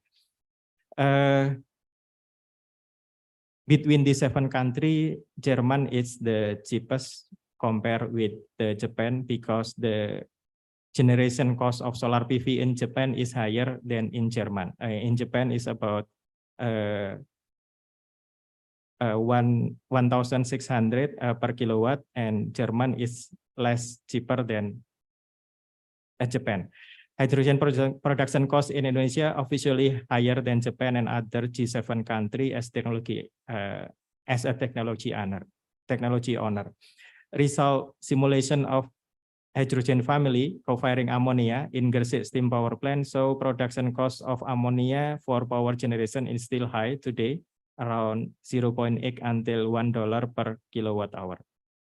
Next. Today we have a long-term project for electricity called RUPTL, 2021 until 2030, to get the energy mix based on renewable energy and to achieve 23% renewable energy by 2025. There will be 5 strategies. The first is increase the success of geothermal. Number 2, it's the dieselization project. Number 3, solar PV and wind turbine. Number 4 is biomass co-firing. And the last is base loader power plant after 2025. It could be designed for coal power with carbon capture or coal power with biomass co-firing. Next slide. PLN have planned in accelerated scenario to allow one multiple interconnection corridor to reduce carbon capture in Java by 2060. If we discuss renewable, the location of the renewable, it's different with the location of the demand. So we need interconnecting between islands. today we do not have yet, only small portion of Indonesia that already have. We're going to be need super grid to accelerate the renewable energy to get low emission by 2060. And hydrogen could be an option for energy transfer because there is other island in other country that use hydrogen as energy transfer. Next. And the last chapter is about future energy development. Next, cooperation in hydrogen of electricity. Usually we are there is two example of Nusantara Power Cooperation. The first with IHI Cooperation and IFHI from Indonesia. We call CEPSI, Clean Energy for Power System in Indonesia. Project site is at Gresik Steam Power Plant, retrofitting and ammonia co-firing project. And the second with the Cirata Green Energy Center of hydrogen. So we are going to improve our energy center in Cirata, research center in Cirata, not only solar PV, but we're going to improve with hydrogen production, hydrogen storage, and also fuel cell. And the number third is Indramayu Coal Power Station, coal biomass co-firing. At second cooperation, we with also Japan, Mitsubishi Heavy Industry in hydrogen and ammonia utilization in Muara Karang project, Muara Karang unit 3 and 4, and also Muara Karang gas turbine combined cycle. We're going to demonstration hydrogen co-firing test. Next.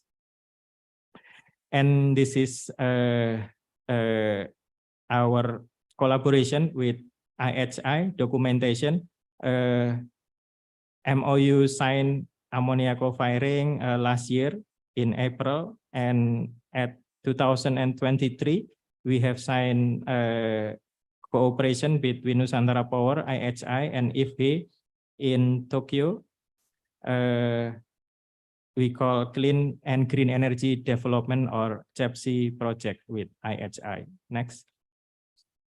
The next slide about the nuclear power plant land base and SMR advantage. As we know, small modular reactor, its advantage in modularity, low capital investment, flexibility, greater efficiency, and safeguard and security. We also study with PLN Puslitbang cost comparison between nuclear power plant and fossil power plant. We have studied in several countries from Belgium, Finlandia, France, until China. As a result of our study, China cost of electricity came from nuclear is the cheapest among the others. Next. Next is about the nuclear power and hydrogen production. Using renewable energy such as solar and wind power to produce hydrogen has received significant research attention recent years. Additionally, we can use blue hydrogen when a carbon capture element is included in the production process has also been explored as clean hydrogen production method. We several times discussed with our BRIN college possibility to study about this nuclear into hydrogen production, and we can use this hydrogen for power generation. Next. At the next slide, we study about the SMR floating as a low carbon solution for the future island. As we know, top 3 nuclear power country, according to World Nuclear Association, we have United States, Russia, and China. And we are interested actually in floating nuclear power station using SMR technology, and one is the Russian technology, GLT-40S. And this project, we have feasibility study with our colleagues from BRIN. Next. And as the summary of our discussion, I think number one is hydrogen is clean and environment friendly since it only emit water and heat if it converted to electricity. Hydrogen is an alternative for energy storage system with operating cycle better than battery energy storage. Number two, green hydrogen production, which came from solar and wind, is the future power combination and alternative solution for energy carrier between island and Indonesia, despite of high voltage DC cable. And having wide flexibility, hydrogen can be utilized in wide applications such as transportation, industry, household, and as well as power generation. The potential to produce hydrogen with nuclear power, with actually today provide 10% of world energy, has been explored by several research around the world, and integrated energy system for nuclear power can help it compete with cheap fossil fuel combined with carbon capture as exit strategy for coal early retire and the declining cost of renewable energy. Number four, nuclear is one of the future solution for low carbon and baseloader operation. The Ministry of SDM convey the plan for the construction of nuclear power plant to begin after 2025 is according to PP number 27 2014 concerning of national energy policy. And net zero plan by 2060, coal retire plan that started in 20 and 25 encourage SDM, ESDM, and PLN to look for alternate EBT that can use as baseload generation that are stable, reliable, and economical. The last, SMR and micro generation, I think it's a quick win. Floating nuclear power station using SMR technology can be built in 3 years based on several studies of the construction. A land-based nuclear going to be take up about 10 years for COD. So floating using SMR, we are predicted fit for decarbonization project and electrifying island in Indonesia. Thank you. Applause. Thank you for your very interesting and informative presentation from a power generation giant in Indonesia. I learned his company takes about 30% of the power generation here, really a big company. And how your company looks at the future of nuclear power and hydrogen. These two topics, which are the focuses of today's discussions. Our next speaker from China is also from power generating company, and also probably the largest company in China, at least in terms of profits making, and also about from the capacity, installed capacity. And he is Mr. Zhang Yingguang. And Mr. Zhang studied nuclear thermal and nuclear engineering and received his master's degree from Tsing Hua University. As a senior manager, he used to work many years in the IT and the nuclear power sectors in major international or national companies. In 2017, he moved to the hydrogen energy sector. He has been the general manager of the Hydrogen Energy Technology Corporation of the State Power Investment Corporation, which, as I said, which is one of the major power generating giants in China. Since the establishment, Mr. Zhang has been leading his company through incredibly rapid and successful development and growth in both technological and in commercial terms. In addition, he has also contributed remarkably to the central and the local governments in defining the national and regional policies of hydrogen energy development in China. Please join me in welcoming Mr. Zhang, please.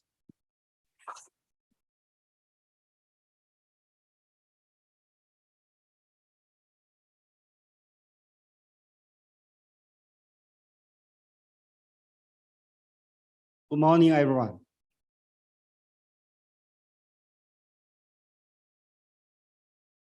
The presentation. And I also want to thank Professor Sun's introduction for me. Okay. First slide.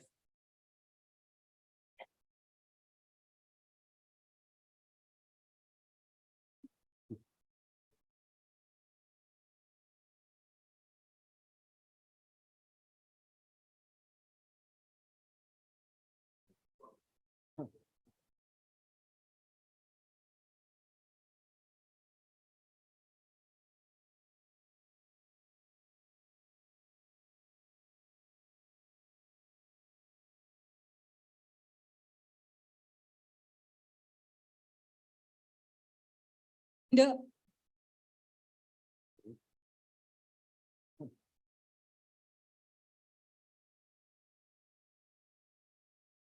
Okay, today's my title of my presentation. The title of my presentation is the progress of hydrogen energy in China. My presentation will have 3 parts. Next slide. First part, I want to explain why China. Okay, today's my title of my presentation. The title of my presentation is the progress of hydrogen energy in China. My presentation will have 3 parts. Next slide. First part, I want to explain why China. Okay, today's my title of my presentation. The title of my presentation is the progress of hydrogen energy in China.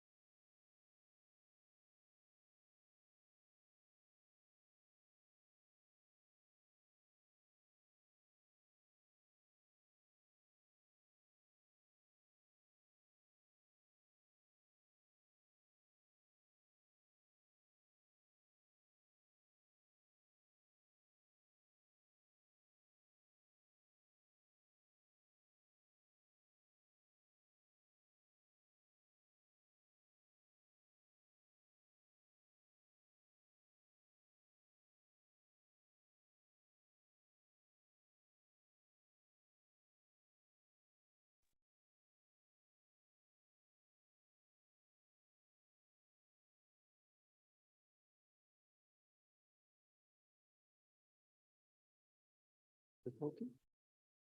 It's okay. Okay. I will continue.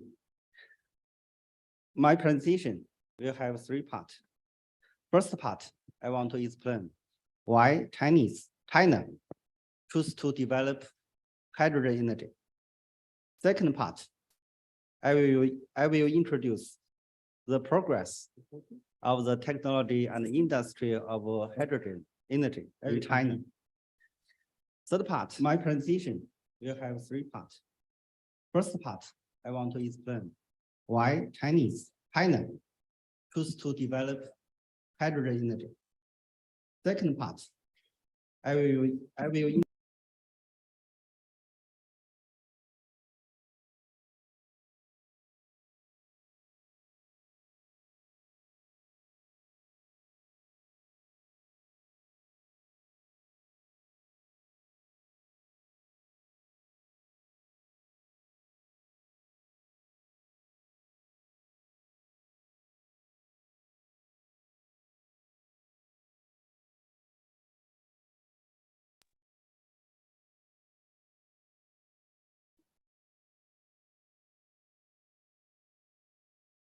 关键器它是自己翻，我自己翻。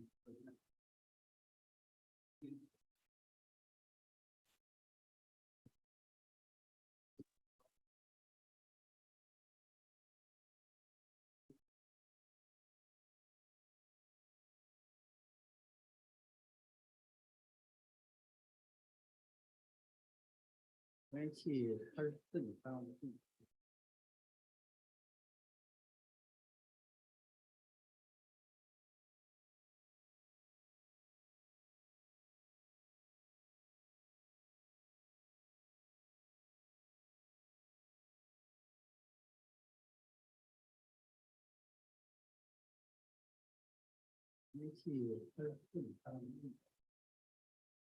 Okay. Okay, I will continue.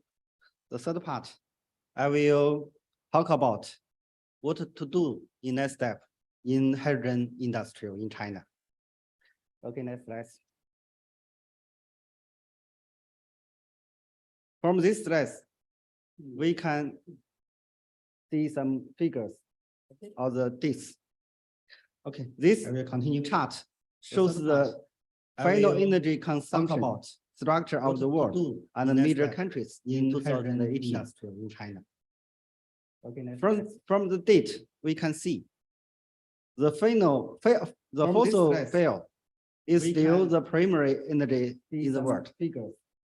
This we already talk a lot in the previous speakers. Shows the final energy consumption structure of the world and the major countries in 2018 in China. Okay, from the date, we can see the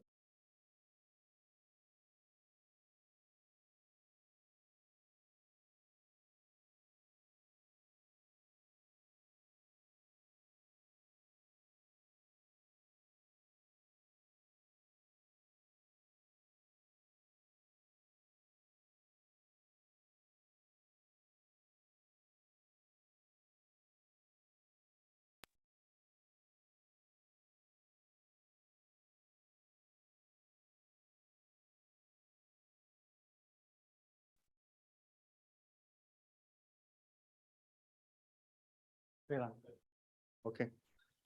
Okay, next slide. This slide shows the structure of the China electricity capacities. The left side is the structure of the installed power capacity of the by April of 2022.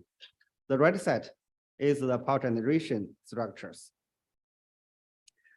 From this chart, we also can see in China, the fossil energy is still the major part.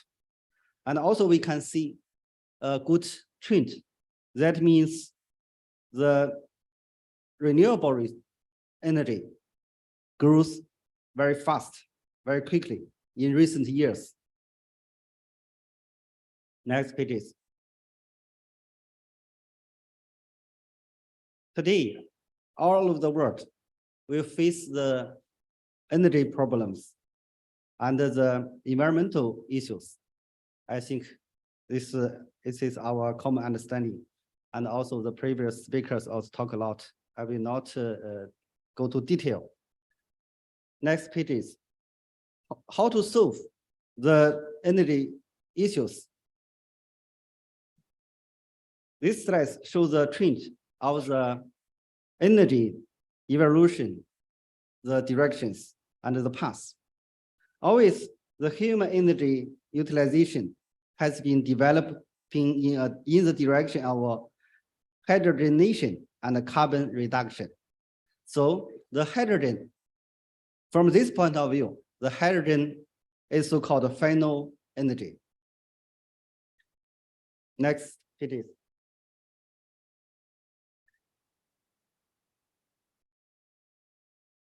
We go back to China, the energy issues.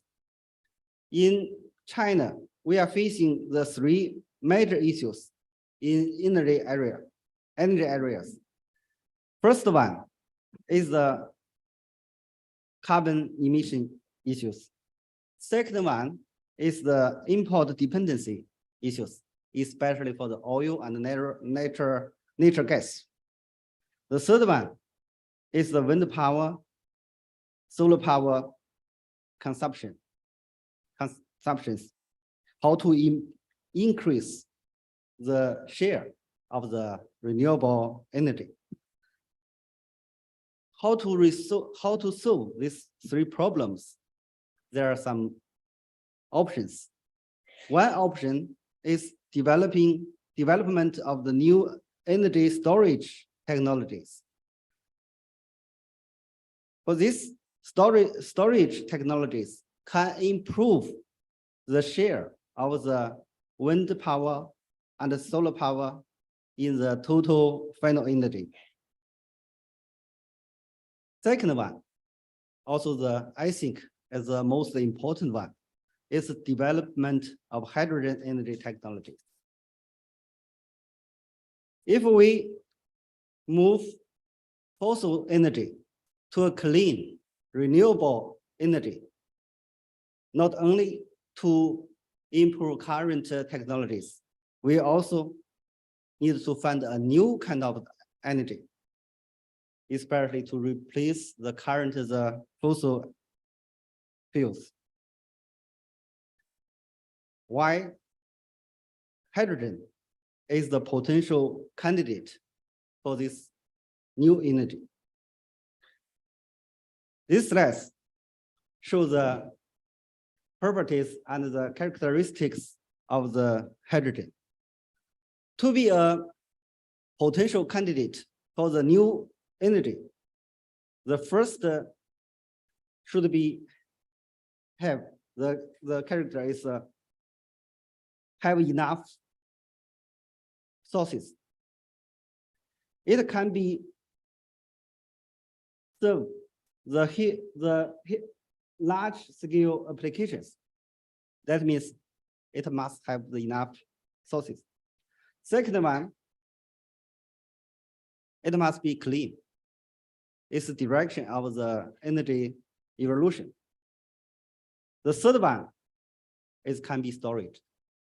It must can be storage. So the hydrogen can satisfy all these characters.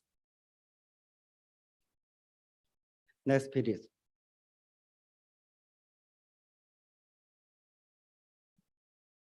The most of the experts on the world talk about the third energy revolutions.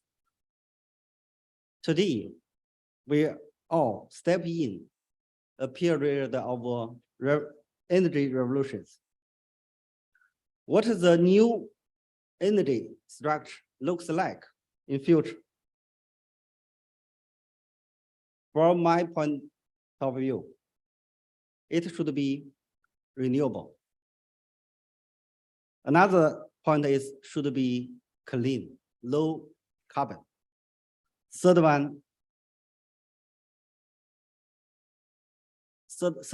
point is can be storage. So most of actors get a common understanding for the next generation energy is the clean renewable energy. That means the renewable energy as the primary energy, like the solar and the wind. The secondary energy as the final energy, like the hydrogen energy, will be the good candidate. So we have a conclusion. Without hydrogen energy, the energy revolution is just the electricity revolution. Only with the hydrogen energy is the energy revolution. Next page. In China, we put more effort, try to build a new energy system we called electricity hydrogen energy system. This structure, energy structure, is just I mentioned.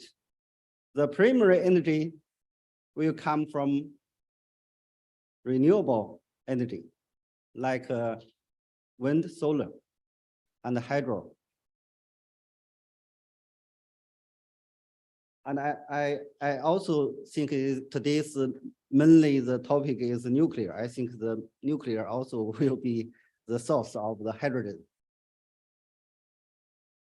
As the final energy, there will be one is electricity. Another is hydrogen energy. Both electricity and the hydrogen developed in a coordinated way, it will maximum to increase the share of the renewable energy in total final energy. So it will accelerate the energy transition from the fossil energy to the clean energy. Next page is the hydrogen energy industry is a very long industry chain. It includes 4 major parts. First one is the hydrogen production, and another is storage, transfer, and utilization. I think each subchain will have a huge economic skills. Next page. This is the skill, the forecast by 2050. Here, the Hydrogen Council make a target of the forecast 18% by 2050. And also China have a forecast, it's 10%, but from my perspective, I think it's much higher than the 10% by 2050 in China. My estimation is about at least 30% above.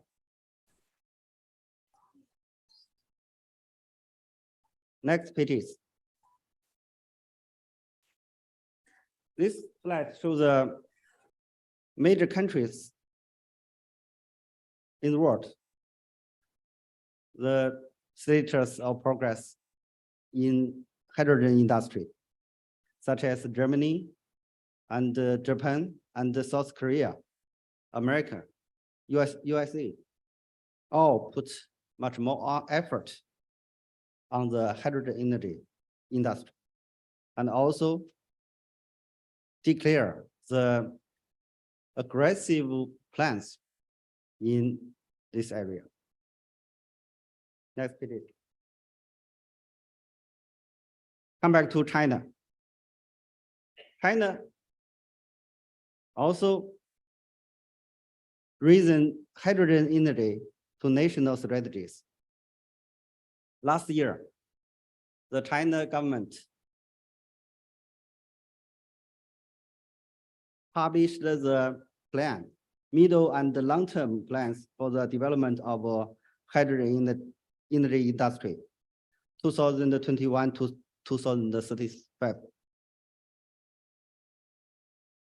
Also, in China, hydrogen energy industry be considered as the important approach to realize the 30-60 target. Next page is.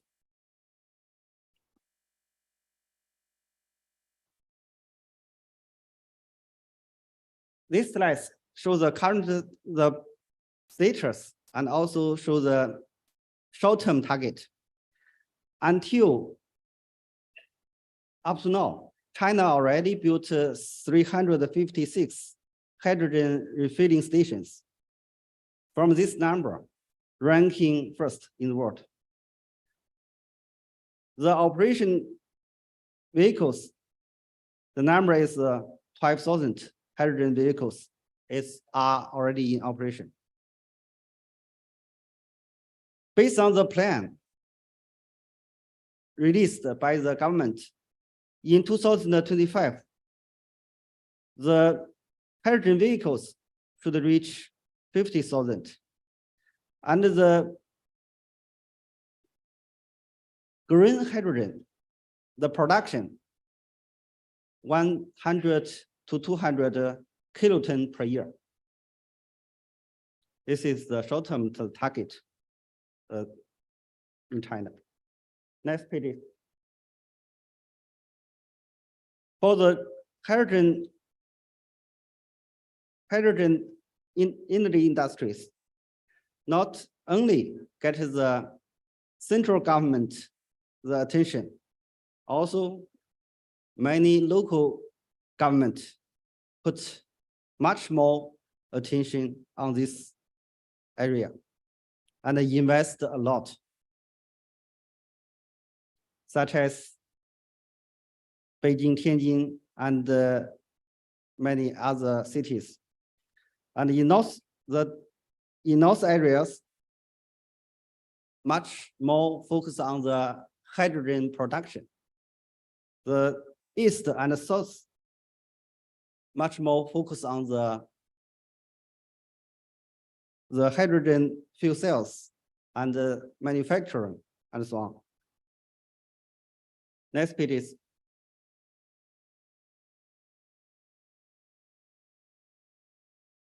hydrogen energy industry is not only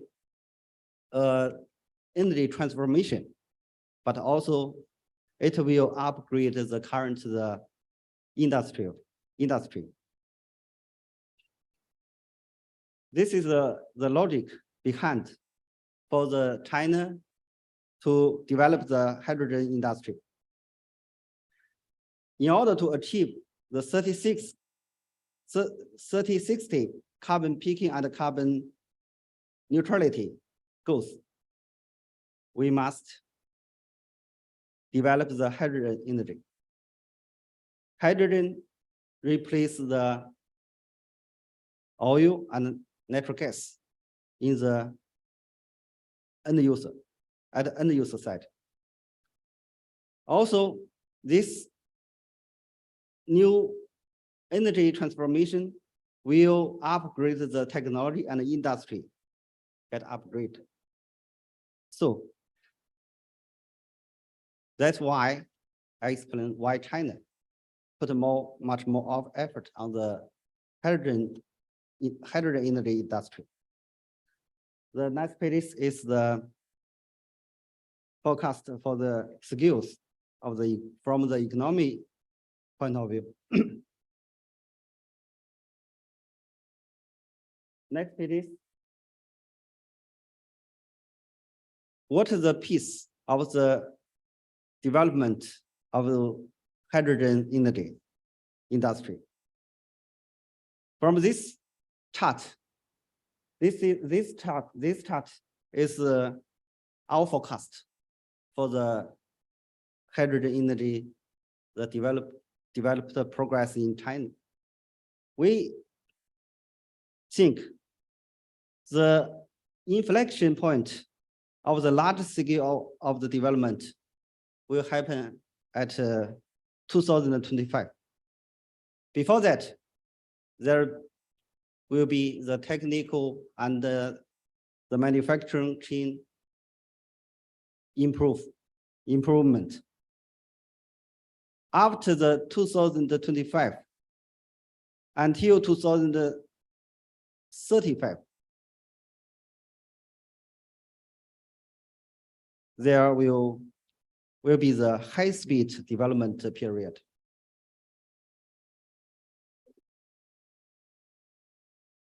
This is our the estimation. Next page is.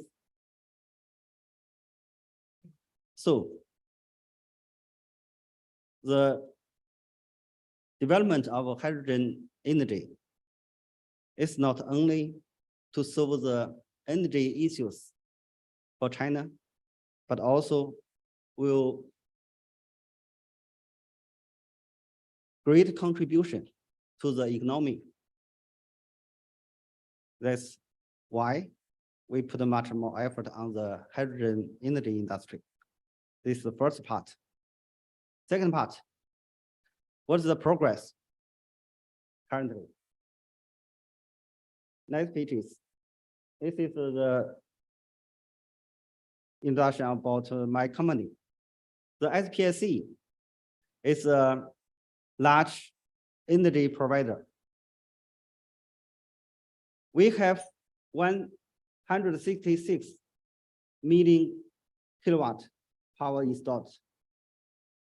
And clean energy, the share of clean energy is more than 56. We try to build a world-class clean energy company with global competitiveness is our goal.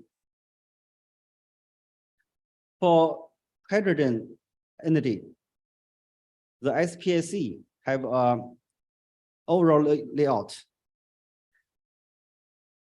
We have the two energy business lines. One is the energy line. We call it energy line.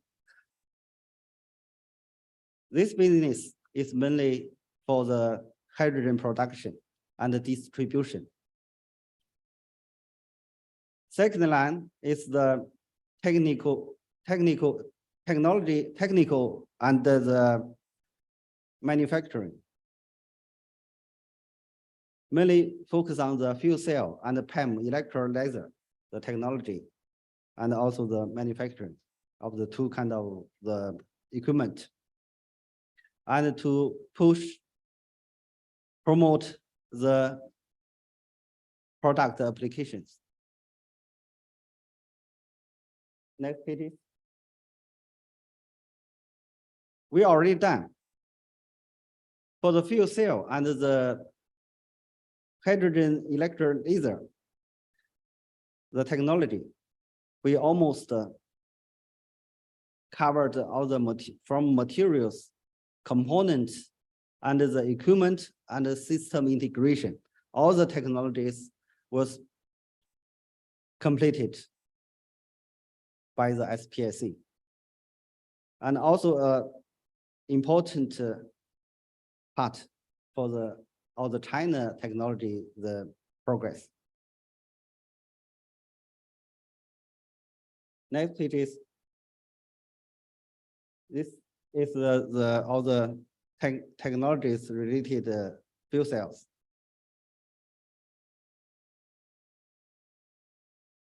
Next page is.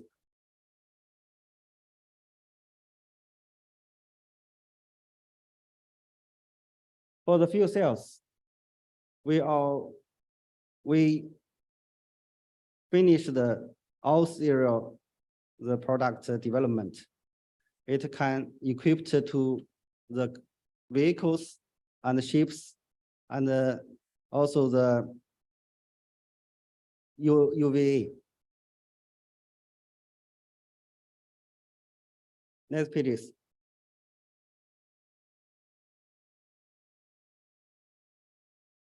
This is the product we already officially released.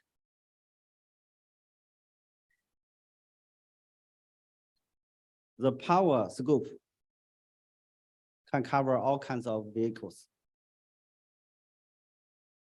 Next page is the PEM electrolyzer. PEM electrolyzer is a new type electrolytic water hydrogen production technologies. Its advantage is can be fast dynamic response and can fast cold start and can perfectly adapt it to the volatile and intermittent renewable energy. This will be an important device for the hydrogen productions in future. Next, please.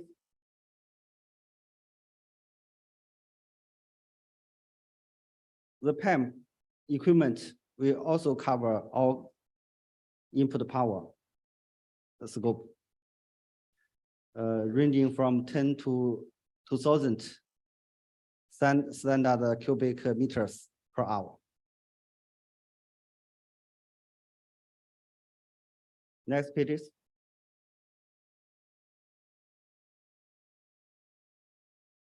For the application side, for the fuel cell in China, almost all kinds of the fuel cell vehicles was developed, especially for the bus, medium and heavy truck, logistic vehicles, even rail transit, ship, and so on. Next, please. Here I want to mention the very important demonstration for the hydrogen bus during the Beijing Winter Olympic Games. Almost is the world the biggest the demonstration project. Almost 1,000 hydrogen buses, cars, vehicles serve Olympic Games as the passenger bus. The continued about more than 2 months, and very challenging conditions, such as the low temperature, high altitude, and strong wind. This demonstration project become an indicator for the hydrogen driven the vehicles can be used for commercial use. This is it is an indicator. Next page is. This is the pilot project for the hydrogen production. It's invested by SPIC. The location is in Jilin province in China.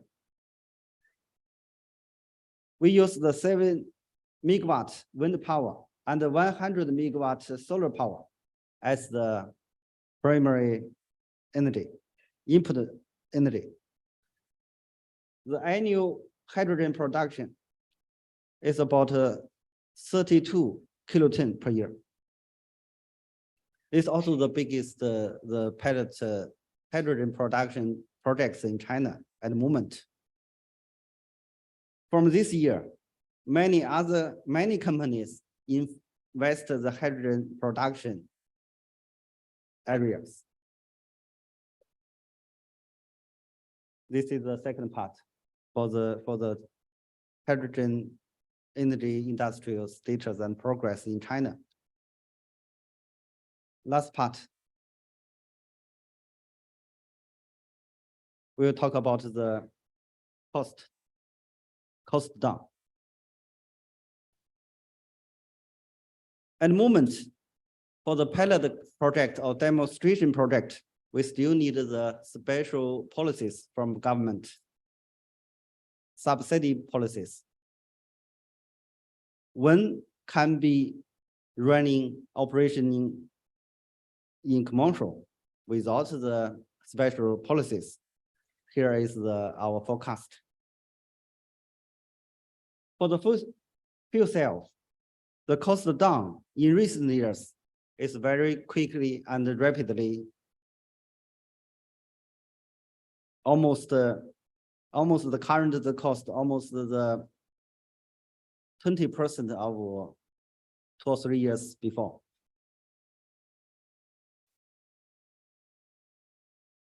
By 2025, we expect the cost for the fuel cell will reduce to 4 RMB per watt.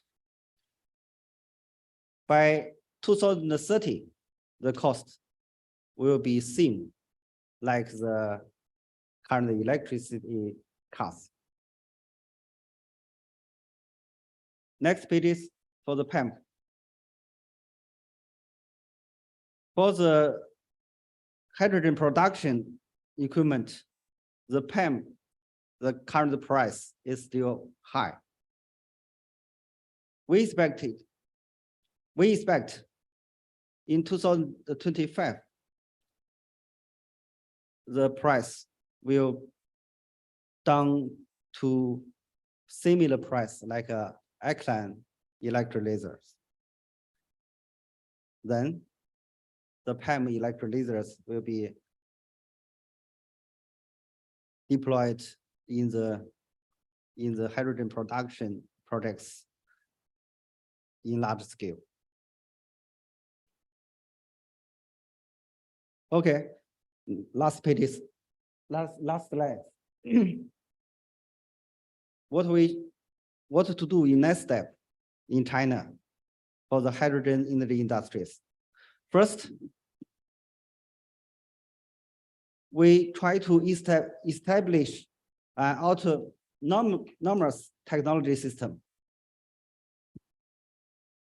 I think currently almost done, but we still to improve the current technologies to reduce the cost and to improve the efficiency. Second one, we want to build a complete independent industrial chains from the hydrogen production to the fuel cells, and also include the storage and transfer the technologies. Third one is to promote large-scale hydrogen energy applications. That means move the hydrogen energy, the industry move forward. And hydrogen energy will play important roles in the 3060 goals. Okay, that's all from my side. Thanks for your attention, and welcome any questions. Thank you, Mr. Zhang. That's really a very impressive presentation. I find in terms of how they look at the future of hydrogen economy, but also in terms of what they have achieved right now. Really great achievement. And I'm very impressed by how they project the cost reduction in the next 3 or 4 years, very dramatical cost reduction. I think it's very fair for the last two speakers to also get souvenirs from BRIN, right? Please, your friend, please come here, and this is the souvenirs. Present the souvenirs for you. The last two speakers on hydrogen.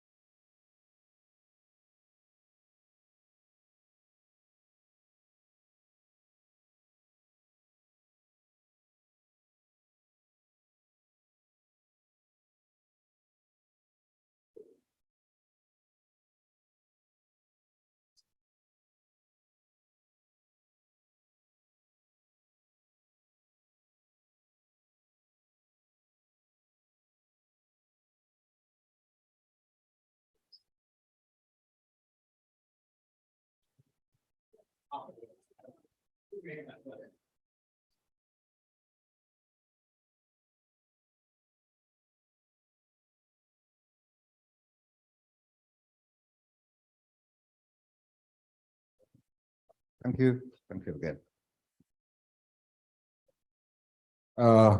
I do hope we still have some minutes for the panel discussions, and because I am pretty sure that there are questions on the previous presentations.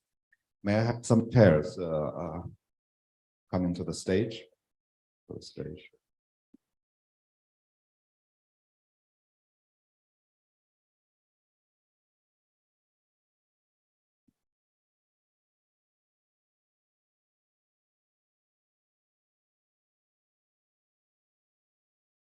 Let's have one more. Yeah, okay. That's good. May I invite the speakers of this morning coming to the stage, coming here and join with me for the panel discussion sessions. Sir, please. And please sit down.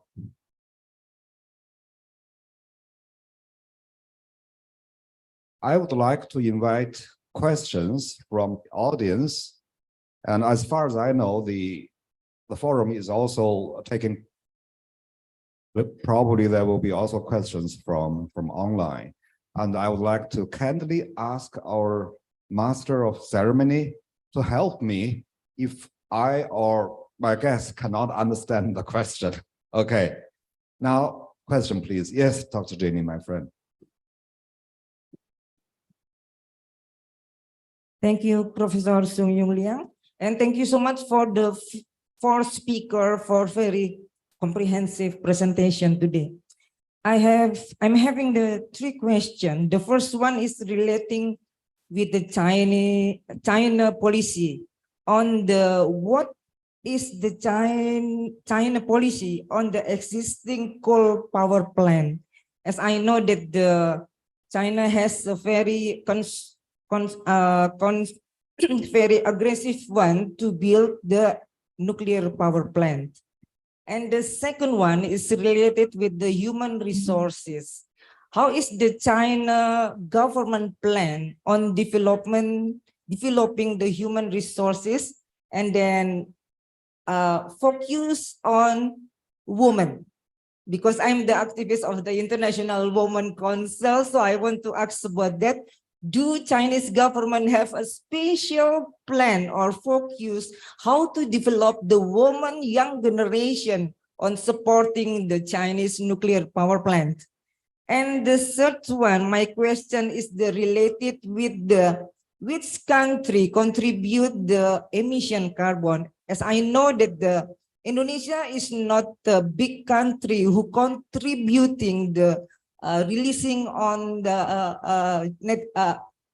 carbon dioxide, and China is a big country or a big industrial countries who contribute the emission carbon, and of course as a consequence, Indonesia is categorized as a country who should be donated to achieve the net zero emission carbon for the world.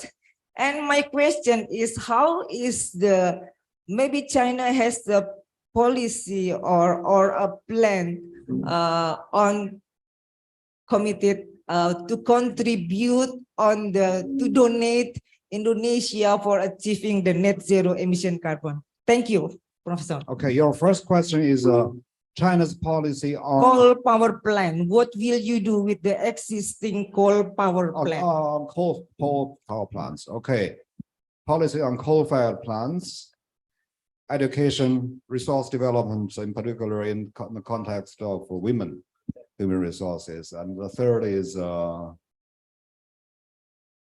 carbon emission cooperation between the two countries. You will take the first question. Maybe I just said more about for the cogeneration. That is a very big issue for China. I think in China, you know that for the coal consumption is the main energy source in China, and also cogeneration is the main generation in China. So the big challenge for China to reach the zero emission target is how to reduce or maybe phase out the cogeneration. That's a big question. In fact, in China, in the past 2 years, we have issued a very ambitious for the phased out or decrease the very rapid for the cogeneration. That's the first statements. We just said that maybe in the next 20 years, we can face close down all the cogeneration. But in the recent 2 years, the global background has changed. That means that the energy security is more important than the GHG emission. So in this year, or maybe in this 2 years, we have still built some cogeneration, but the increase rate will be very slow. But I think this is the truth for China for the cogeneration. The second, I think for the education, for the generation, especially for the women to join the nuclear, I think. In fact, I'm not very special for this issue, but I think in general, this is very open for the. We have a lot of program for the young generation, including boys and girls. I think we have a lot of very special program for the women. I think, but it's open because in China, the woman and the man is equal. They have. I think they have the same opportunity. If you like this this technology, I think this is just I think. On the third question, do you have any response in terms of reaching the carbon peaking or carbon neutrality goals? How could possibly China and Indonesia collaborate? That's.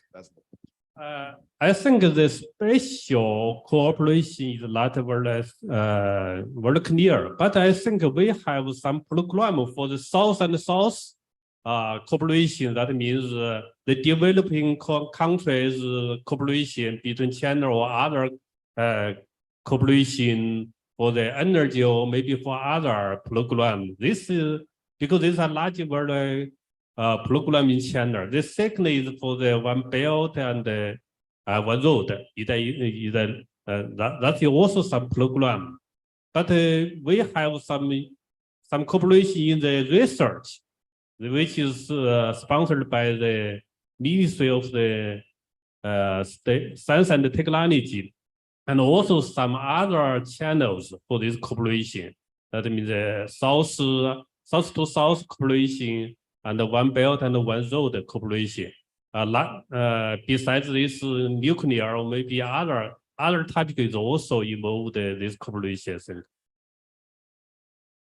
If you allow me to make some additional comments on the first question on coal-fired plants, you see the central government of China has set up the goals for carbon peaking and carbon neutrality, net zero carbon emissions. And under these central goals, every provinces, every big industrial sectors, including the power generating companies, will specify their own targets, how to support the central government's targets in the context of carbon reduction. This will definitely, or this will automatically lead to the results that coal-fired plants will be very much limited, let me say. The construction or development of coal-fired plants will have very stringent limits. For example, in the past few years, it's almost impossible to build coal-fired plants along the coastal areas in the more developed provinces. So I think his company is a good example, and his company has now more than 50% of renewable installations of capacity. If I am correct, that's 56%. So that's the result of the policy, of central policy. On the education of women human resources, as he said, we provide equal opportunities to men and women, and this has also, at least I personally haven't seen this as a big problem causing attention from whatever aspects. Actually, I work in a university, in a nuclear education institution, and we have actually many female students doing their master degrees and PhD degrees. So I think that's the situation with us. Yeah. And the third question is cooperation. Yes. Your question. I think the intention of us to organize this forum is to help facilitate collaborations between the two countries, among governments, among industries, among research and development organizations.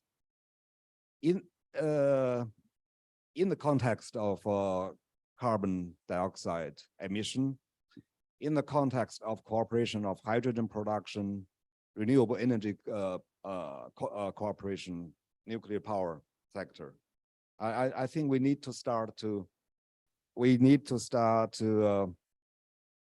exchange and discuss the possible opportunities. As Mr. Yi this morning from the embassy said, I think this forum, starting of exchanges, is a good timing for us to elaborate on these issues. Thank you. I'd like to invite more questions. Yes, madam.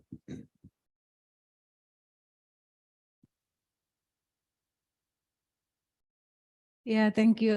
My name is Sartika Indah from New and Renewable Energy team from PT Pertamina Persero. Actually, my team's also user from Reset SGGR with Mr. Topan Reset for SGGR.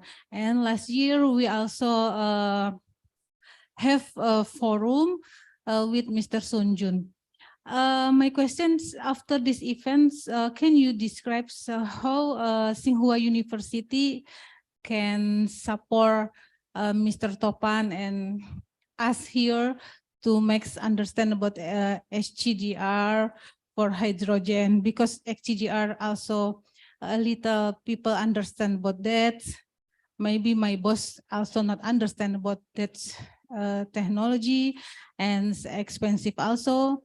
How Tsing Hua University support us after this event? Okay. Thank you very much.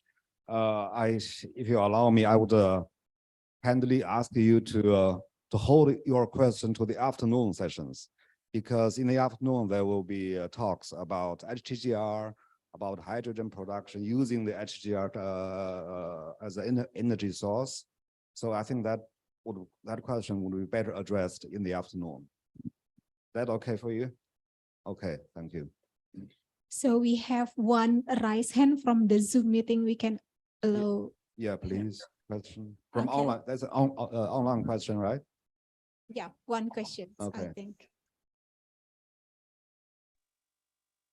Hello, good afternoon. Sorry. My name is Harikut Mardianto. Thank you for the opportunity to participate in the FGD. First of all, I would like to thank to all the audience having the FGD about the nuclear power plant. When we talk about the nuclear power plant, I think Indonesia has already learned for the case. And right now, I think we are in the phase to implement in the nuclear sector. In the term of the Chinese perspective, what's the Chinese government was deciding to go for the proper nuclear power plant in the past? So that in the stage now, China has already has some, capacity and also the technology in advance, like other Western country. And then, based on your experience and your perspective, what should Indonesia now do for preparing for the incoming nuclear power plant in the 2036, so that whenever the regulation already in place, the implementation of the nuclear power plant will be smoothly implemented in due time. Apart of that, as you know that Indonesia actually is already starting discussion about the nuclear power a couple years ago, and so far the technology also getting better and better, especially which suitable with the country like Indonesia. According to you, based on your experience in the nuclear power plant, which is the typical nuclear that will be suitable for Indonesia, especially which is a sequence country, and then what's the Indonesia needs to do so that all the I mean the technology itself can be enter to different island. Thank you very much. Okay, I find it great that someone is driving and is at the same time joining our forum. That's really great. But probably the quality of the line is not so good. I didn't quite get his question. My friend from BRIN. Well, Bapak Hari, mohon maaf, tadi suaranya agak terputus-putus, kami tidak bisa menangkap pertanyaannya. Apakah boleh disingkat dalam bahasa Indonesia mungkin, Bapak? Mohon maaf. Baik, mohon maaf, kami kebetulan ada di jalan, jadi mungkin suara kami. Apakah sekarang bisa didengar, Ibu? Baik, halo? Mulai terdengar, Pak? Oh ya, mohon maaf. Jadi kan Indonesia itu sudah belajar tentang nuklir sudah beberapa puluhan tahun ya. Namun pada ini mungkin diskusi mengenai masalah nuklir masih jauh dari ekspektasi, dan kira-kira baru tahun 2036 nuklir akan mulai masuk sesuai dengan tadi dipaparkan oleh Bapak dari SDM. Nah, menurut pengalaman dari China, tentunya ada semacam urgensi pada waktu itu sehingga China memutuskan untuk membangun PLTN. Nah, dengan situasi seperti itu, kira-kira dalam perspektif China, bagaimana Indonesia seharusnya untuk bisa mengimplementasikannya sesuai dengan pengalaman China. Kemudian yang kedua, dengan berkembangnya teknologi PLTN, di mana saat ini modulnya yang sudah mulai berkembang, apakah juga China memiliki kapasitas tersebut, dan kira-kira apakah juga mungkin untuk mengimplementasikan teknologi tersebut dengan karakteristik geografi Indonesia. Terima kasih.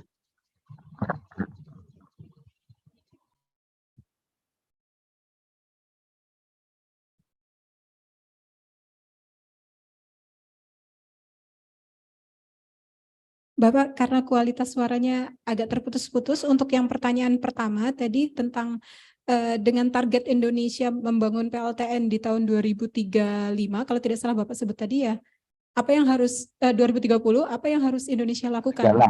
Iya. Oh, oke. 2036. Maaf, suara kami bisa jelas nggak ya, Bu? Mohon maaf, Ibu. Atau mungkin bisa ditulis Bapak Oh, jangan pertanyaan. tulis saja nanti ya. Siap, kami tulis saja nanti. Mungkin kami coba tulis. Terima kasih, Bu. Bapak mau ditunggu ya, Bapak ya. Ini nanti bisa ditulis. So,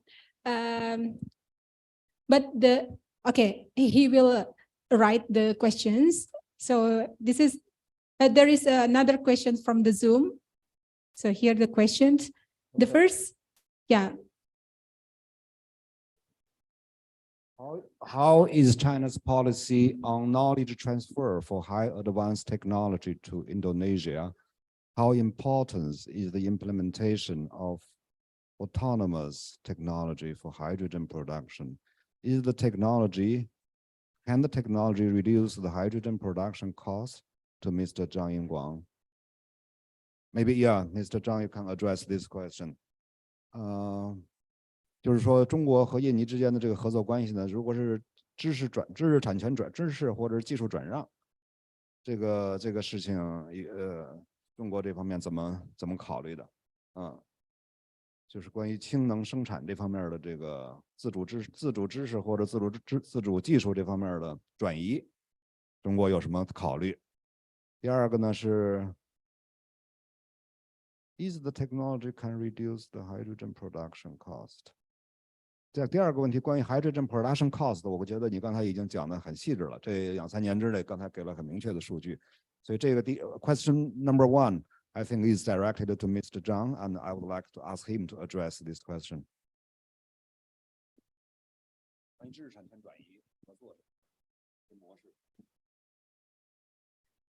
Okay, for the first question, I think is for the technologies transfer, technology transfer issues. This is not policy issues, because all the technologies is belong to the company, to the enterprise. It's not belong to the nation. So I think it's have the opportunity to cooperation.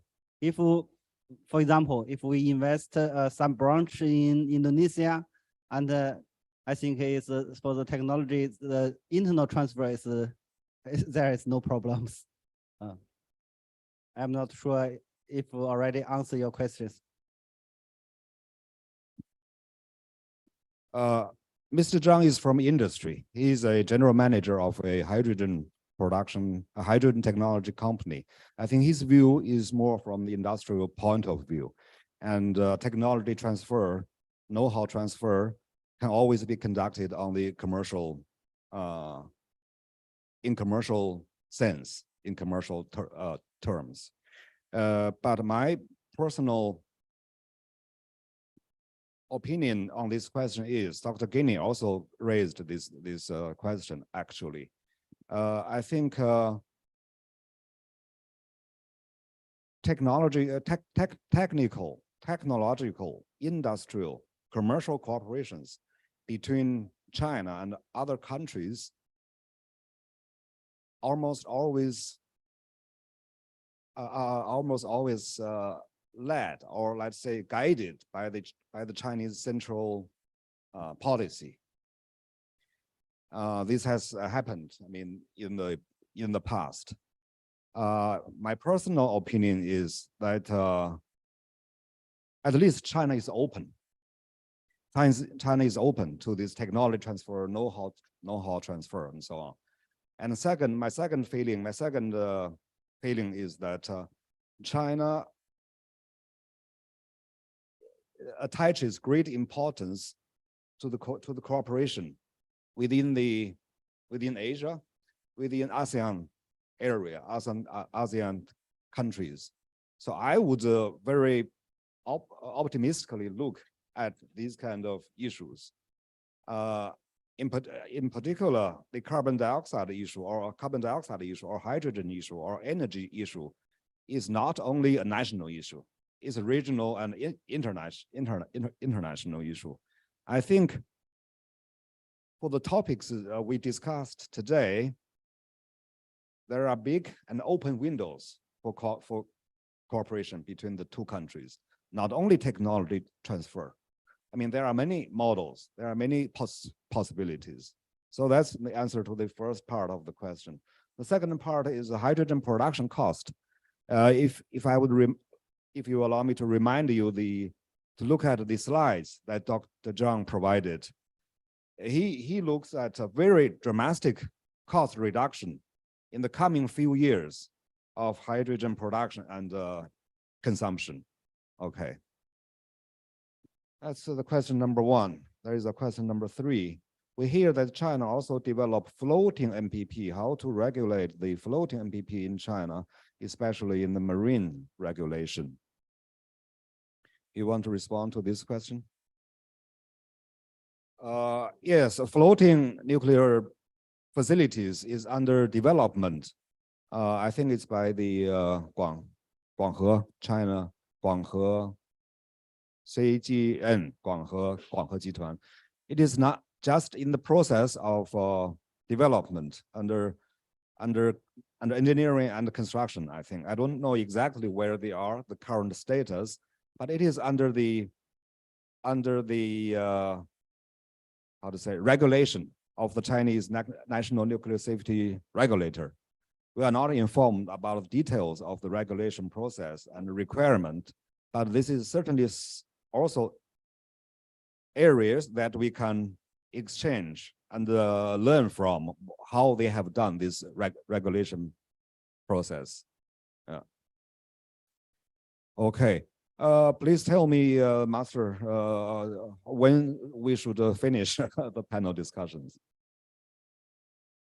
After 5 minutes, we will finish the 5 minutes. Q&A. Okay, thanks. So Mr. Hari already said the questions here in the. Yep. Questions to Mr. Hari. Yeah. Indonesia has experience in nuclear power plant for decades. However, so far, implementation of a nuclear power plant is still far and will come in 2036, according to the roadmap of ESDM. According to Chinese perspective, what is the urgency of China in the last deciding nuclear power plant is built and to be one of the backbone of China electricity? Second, in the China perspective also, what should Indonesia do so that nuclear power plant should be able to one of the backbone Indonesia electricity in broad aspect, legal framework, technology, and also human resources. Please try to help me to interpret a little bit. Yeah, maybe you can help. Yeah. My keynote speaker. The question is very hard to understand and to answer. So maybe you could answer the first question from your point of view, because in my presentation that I mentioned that the first unit of nuclear power plant is going to be developed in 2039, 1 gigawatt. How do we prepare for that roadmap? I mean, for the installation, because as we understand, should we begin 10 years earlier or even before, or whether we need to revisit our road? We should. Do you get it? I think if correct me if I'm wrong. I think the question is basically Indonesia has plans for nuclear power plants for some time or for some years, but still the first plant is expected to come later in 2036. I think in his opinion, maybe very, very late. It takes very long. But in China, you have a, let's say, kind of successful nuclear power program. And you have increased in the nuclear capacity very rapidly. So what can China advise? What kind of advices can you have? Could you provide to help Indonesia to accelerate the nuclear power program? If I'm not sure if I get this question, that's my understanding. Basically, okay. Yes, I think maybe I have some addition understanding for this, because these two countries have very different for the energy policy, I think. Because we have different energy resource. You know that in China, the coal is the only major energy resource, but for oil, gas, for others, it's not very rich. But I think for the India, it's very rich for the coal resource or gas resource. I know that. I think that this is resource dependent. As the second reason is that the driver, that's the demand. I just said that in the past 20 years in China, the total energy consumption and the electricity demand has increased very fast, maybe 5 or 10 times. That means the demand we should to need a lot of energy demand. Maybe this is the second reason, but it's different from your country. The third is, I just also said that for the energy supply security, you said that we have only the coal resources can self-supply production, but the oil or gas, we import a lot of, more than 70 or 40% we should to import it. So if without the nuclear, that's a very more and more and a big problem for China itself. Now there are another energy supply is that for the wind farm and also for the solar PV, because this two energy is not stable. In China, there other maybe 1 year is the only supply the electricity 1,000 or 2,000 hours. So for other times, we also need some energy to supply the stable electricity or energy. So I think this is just a situation for China, and for the nuclear plants, they are needed. They're very close to energy demand center. I think the demand is the driver. I think this is just a thing. If I could make some additional remarks on this question. As you have learned from the first presentation this morning, really China has experienced a very rapid development period of nuclear power installation. Now the nuclear power units under construction in China maybe accounts for half of the world. And I think I can only say I would encourage more exchanges and dialogues, more specific to the nuclear power programs and nuclear power development. I think there are a number of models that a newcomer country can start efficiently its nuclear power program. And in this area, I think China's nuclear power development experiences can be beneficial, helpful to Indonesia. And we can discuss later more on this topic. Thank you very much. Can we conclude this session? Sir, additional questions from our director. You come So on. what minutes, yeah.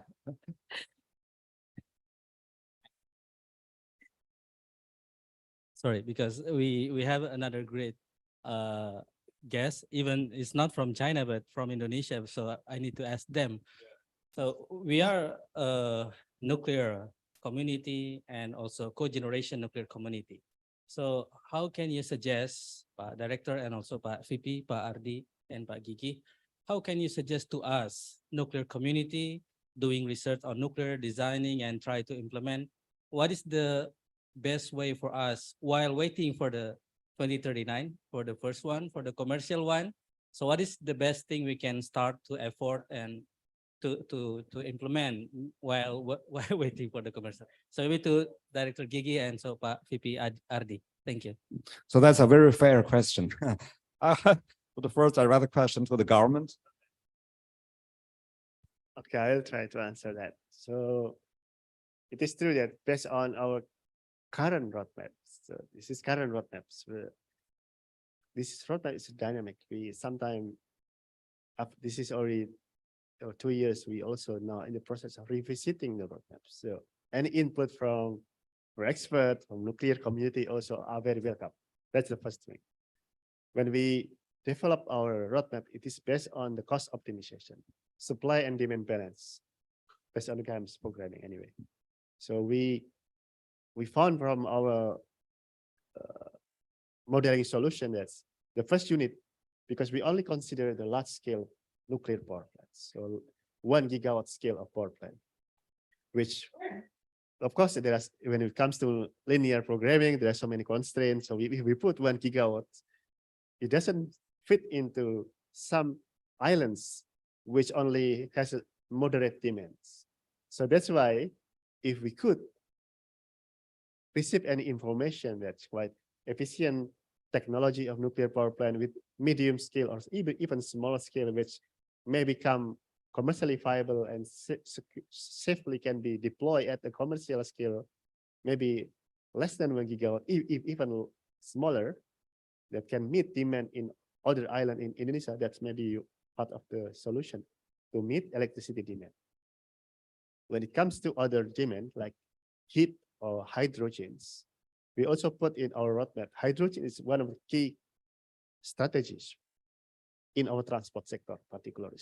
on how we decarbonize our transport sector, where, as I mentioned, that we are now relying on petroleum import, particularly for the transports. So if we can find solution in addition to electric vehicles, which are currently under government program for two-wheelers and light-duty vehicles, if we can find solution on how nuclear can produce a commercially competitive price of hydrogen for our long-range distance vehicles like trucks and bus, that's part of the solution as well. And also the number 3 is heat in our industry, because we are trying to decarbonize our industry sectors.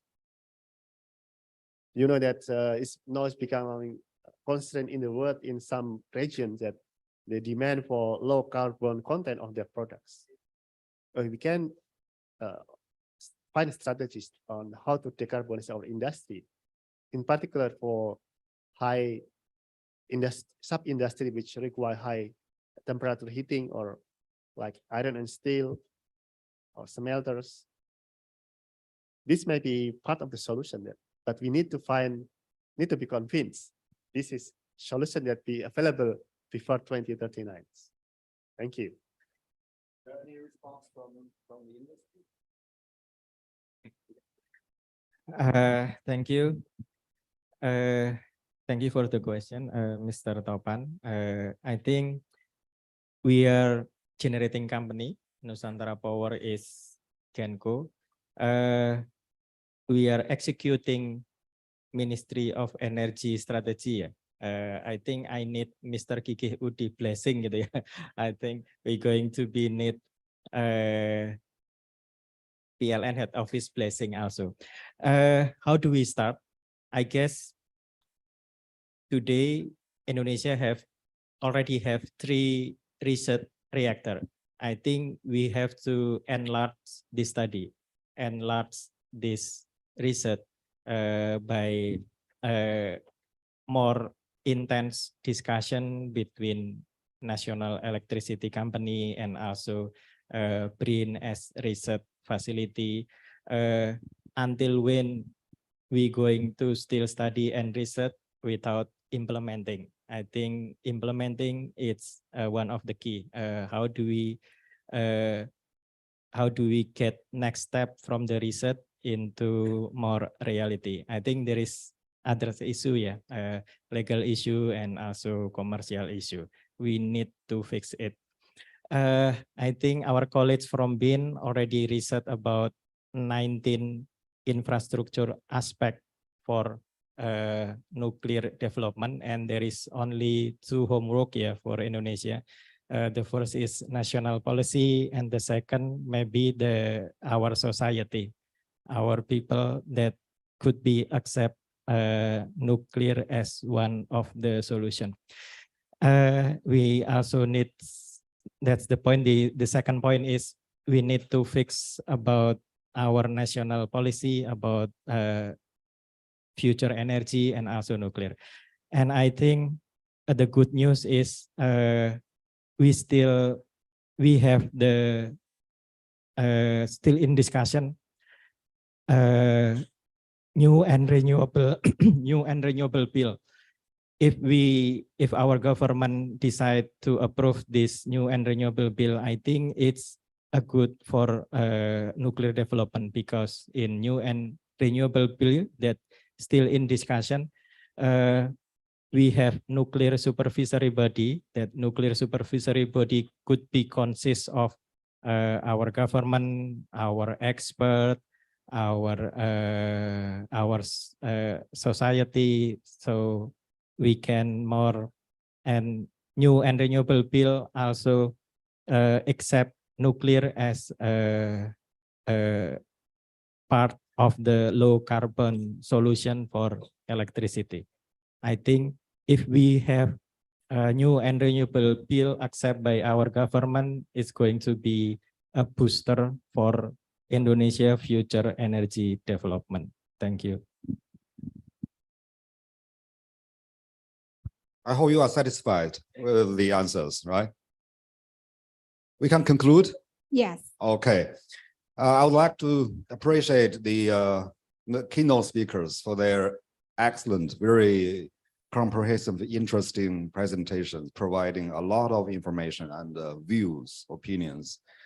Please join me together to thank them again with applause. Thank you very much.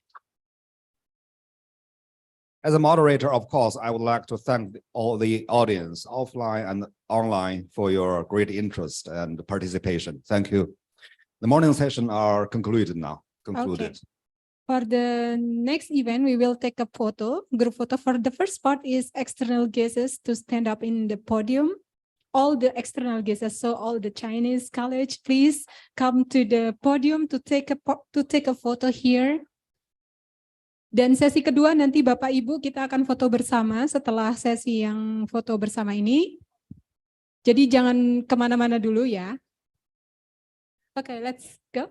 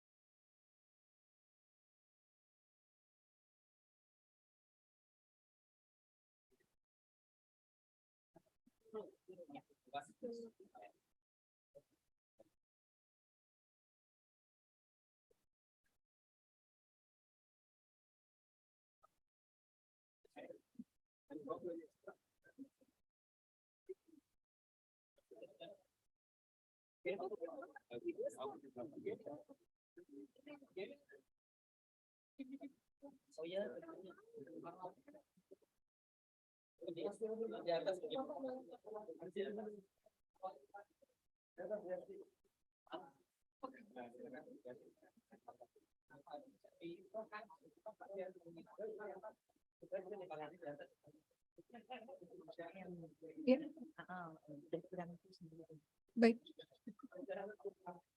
Bapak Ibu, kita ada sesi foto juga ya setelah ini. Jadi jangan dulu pergi.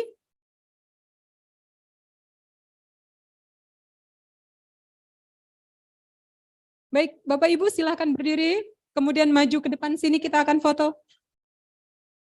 Ayo kita siap-siap mungkin. Silakan ke depan Bapak Ibu. Ke depan. Ayo Mas Wahid dan teman-teman ke depan dulu. Sebentar, yuk.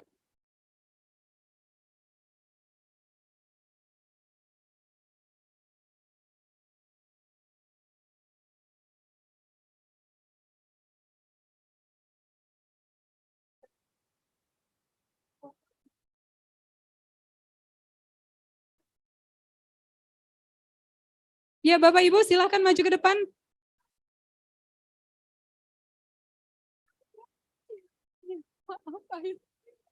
Ayo maju dulu.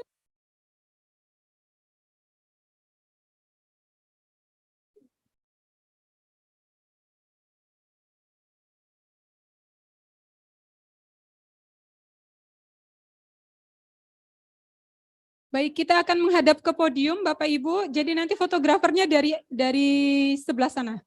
Ya, begitu. Ya, menghadap podium. Ya, fotonya dari sebelah sana. Seperti di gedung 720. Beberapa waktu lalu, kita fotonya seperti itu. Ya. Ayo maju. Maju, Bapak Ibu.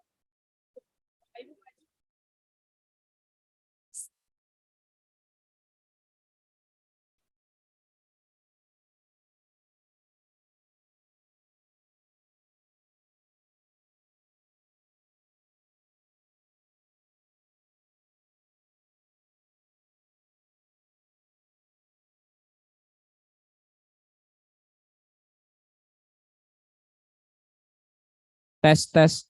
Bapak Ibu dimohon berdiri dan merapat ke bagian depan ya untuk foto.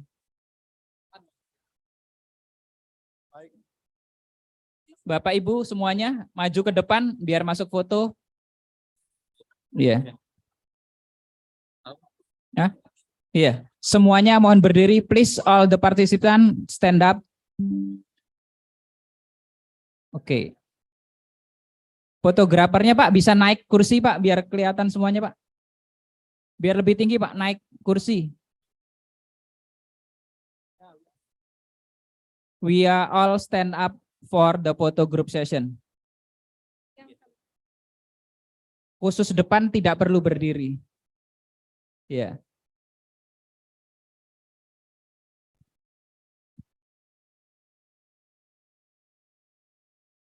Once more.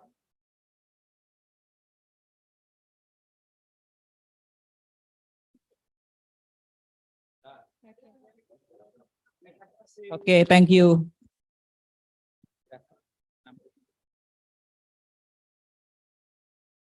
Ladies and gentlemen, we will start again the event at 1:30, so come back on time. Bapak Ibu nanti kembali lagi ke ruangan di 1:30 untuk makan siang, bisa ambil kotak di belakang langsung. And for the external guests, we suggest to have a lunch break at the backstage. Yes.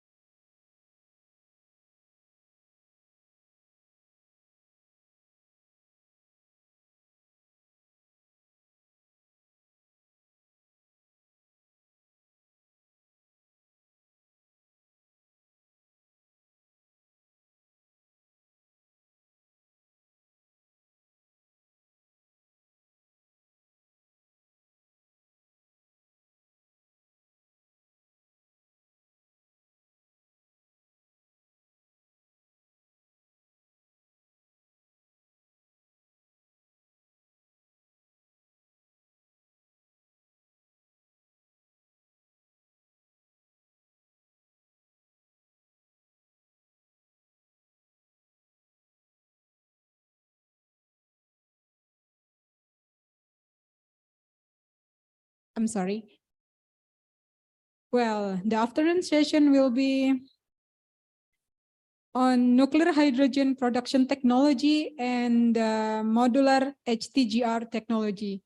So please return to your respective seats so we can start our afternoon session.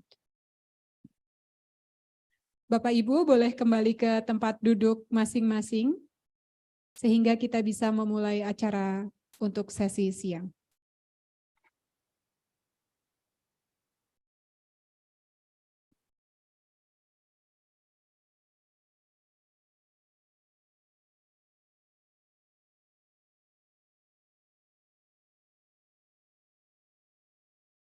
So good afternoon, everyone.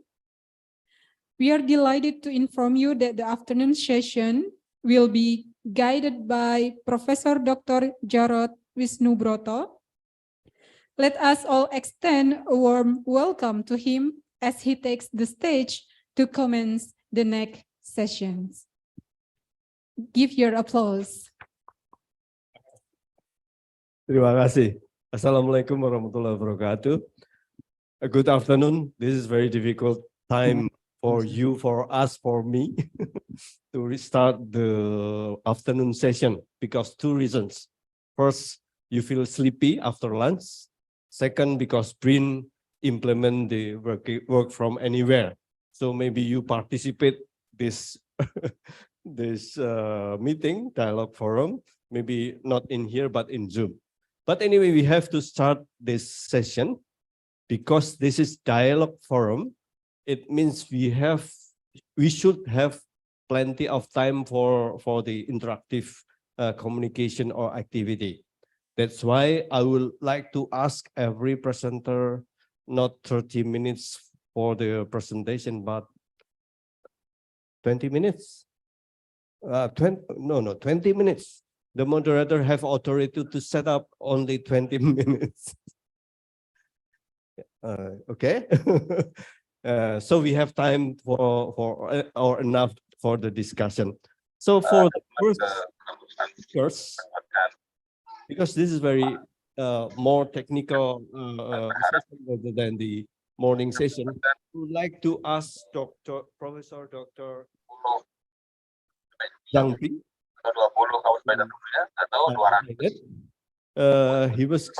His speech was great.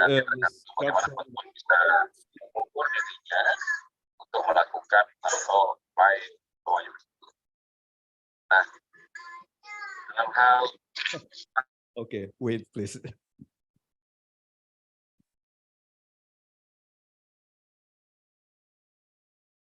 Okay. Well, our first speaker is Professor Zhang BRIN from the INET, from the Tsing Hua University. I think you are younger, much younger than me, because I'm the oldest one, maybe in here, because you got the PhD in 2001, and then your specialty is hydrogen productions. You have many international collaboration on the hydrogen production. So the time is yours, please, Dr. Zhang BRIN.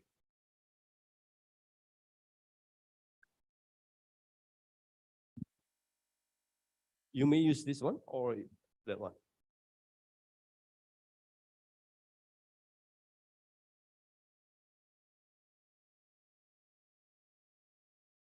Thank you, Chairman.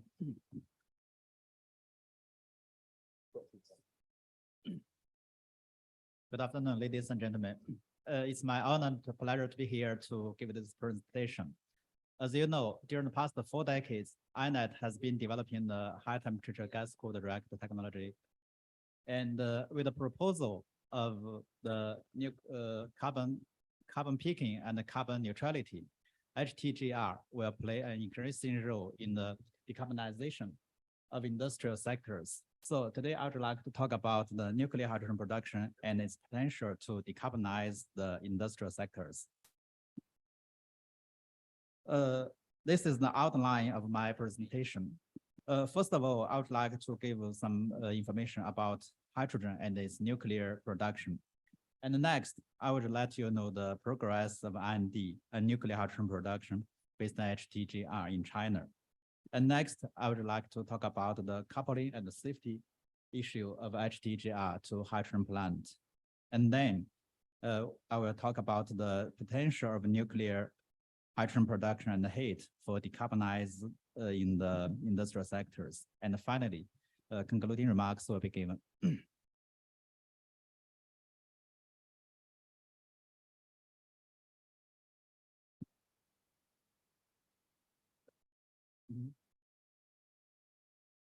Okay, let me start from the short introduction to the hydrogen supply and the consumption in China. Currently, according to the statistics from the National Alliance of Hydrogen and Fuel Cell, the capacity of hydrogen reaches to about 41 million tons, which is #1 across the world. But the actual hydrogen production is about 33 million tons. Among them, about 2/3 are from coal gasification, and about 4.6 million tons are from natural gas reforming, and about 7 million tons are from byproducts recovery, and only a very small amount of them are from water electrolysis. So you may say that most of the large amount of hydrogen are still produced from fossil fuel.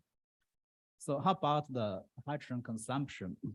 We can say that about one third of hydrogen were used for ammonia synthesis or fertilizer production, and about 27% are used for methanol production, and about 25 are used for refinery and coal chemicals and others. So we think that hydrogen will play an important role in realizing the so-called double carbon goals. And the National Alliance of Hydrogen and the Fuel Cell of China predicted the future hydrogen demand and application. By 2030, in so-called carbon peaking scenario, the annual hydrogen demand will increase to about 37%, 37 million tons, accounting for about 5% in the end energy consumption. And it's about 10% increase compared to current hydrogen production. In 2060, and in the carbon neutralization scenarios, the annual hydrogen demand will increase to about 130 million tons. It's about 4 times of the current hydrogen production, and which will account for about 20% in energy consumptions. So how can we get such large amount of hydrogen? Of course, we think the hydrogen from renewable energy may play a dominant role, but we think nuclear will have its share for the hydrogen production. So here is some information about the nuclear energy development in Chinese mainland. And I think you can get this data from internet. And I only want to emphasize is with the continuous promotion of the goal of the double carbon and the deepening implementation of the energy safety strategy, nuclear energy will maintain the active, safe, and orderly development. And also, nuclear may play a unique role in terms of massive CO2-free hydrogen production. So how we get hydrogen from nuclear? Of course, if you can get electricity, you can get hydrogen by electrolysis. However, this process is low efficient, and we think it is not competitive compared to other renewable electricity and electrolysis. So we hope to use the process heat rather than electricity, or at least a part of process heat to produce hydrogen. So by this consideration, we developed 2 technologies. One is the so-called high temperature steam electrolysis, and another is high temperature thermochemical water steam splitting process. Of course, if we can use the steam, if we have methane resource, we can use steam methane reforming to get hydrogen. So what's the advantages of this method? We can say that there is no CO2 or greenhouse gas emission, and hydrogen is produced from water, and which is more comprehensive than fossil fuel. And hydrogen production efficiency will be high, and which is suitable for large-scale hydrogen production. Just as I mentioned, nuclear, because of many limits, the renewable energy developed very quickly in China. And so hydrogen from the renewable energy should be dominant in the future hydrogen supply. Still, we think nuclear hydrogen may have a share in future hydrogen supply with these merits. And when we consider when we analyze the hydrogen production method in terms of power density and the CO2 emission, we can find that nuclear hydrogen has a very high power density, which is comparative to SMR or coal to hydrogen. But the CO2 emission is very low and compared to solar hydrogen and electricity. So we think that in the long run, nuclear hydrogen production is prospective, massive, efficient, and CO2-free methods. So when we consider the nuclear reactor used for hydrogen production, we believe that the reactor has higher temperatures, should have its own advantages, because the high temperature reactors can provide energy production that support a wide spectrum of industrial applications. And this picture shows the different nuclear reactors which can cover the most of the industrial application. So as my colleague, Dr. Sun Jing, will give a detailed introduction about the HTGI technology, I will skip this. And I only want to emphasize is that because the inherent safety characteristics of HTGR, which permits close arrangement of the heat demanding factories or chemical plants. For example, hydrogen plant can blast close to the HTGR, which can be used to decrease the heat loss and increase the efficiency. So here is the role of HTGR. And currently, HTGR is considered as the supplement to light water reactor for power generation. And in the near future, HTGR can be used for the cogeneration to supply heat, supply steam. And in the long run, it will be used for hydrogen production.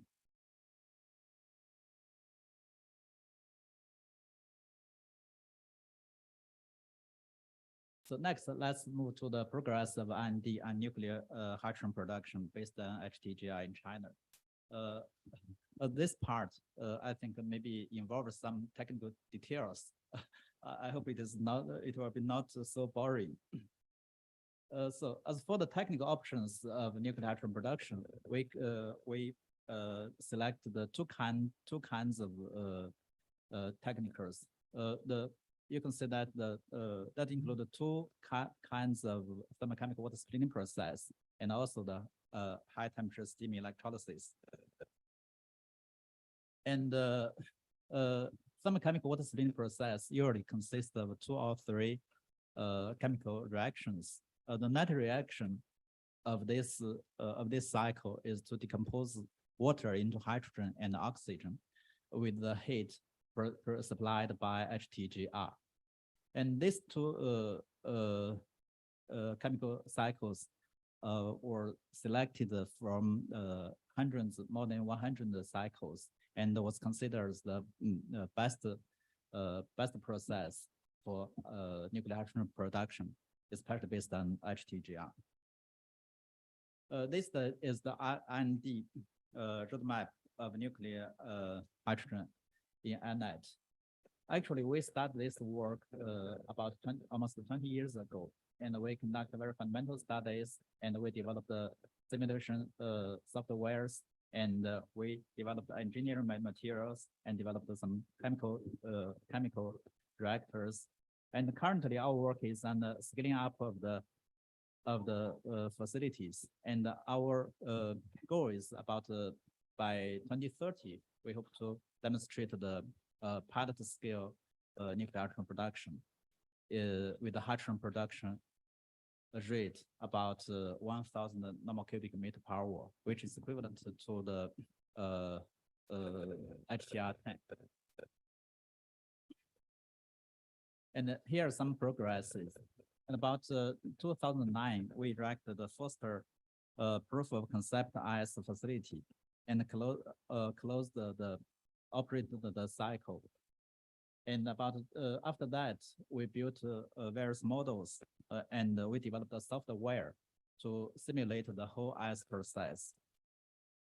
And this software is a very useful tool, and we can use that to calculate the mass balance, energy balance, and optimize the flow sheet, and analyze the efficiency, etc. And after that, in about 2014, we built a so-called integrated lab scale facility with a hydrogen rate about 100 normal liter per hour. And this facility was operated for about 60 hours with the hydrogen production of 60 normal liter per hour. And after that, our work moves to the development of the chemical reactors, and we developed the helium-heated prototype chemical reactors, and including sulfuric acid reactors and hydroxylic acid reactors. And this slide shows the sulfuric acid decomposers, which was used to conduct the sulfuric acid decomposition, and the capacity corresponding to 1 to 5 normal cubic meter per hour, and the helium temperature is about 870 degrees C, which is almost the same as that supplied by future VHTR. And we use the engineering materials such as silicon carbide and alloy 800 degrees C. And meanwhile, we developed the catalyst, and we tested the lifetime for more than 1,000 hours.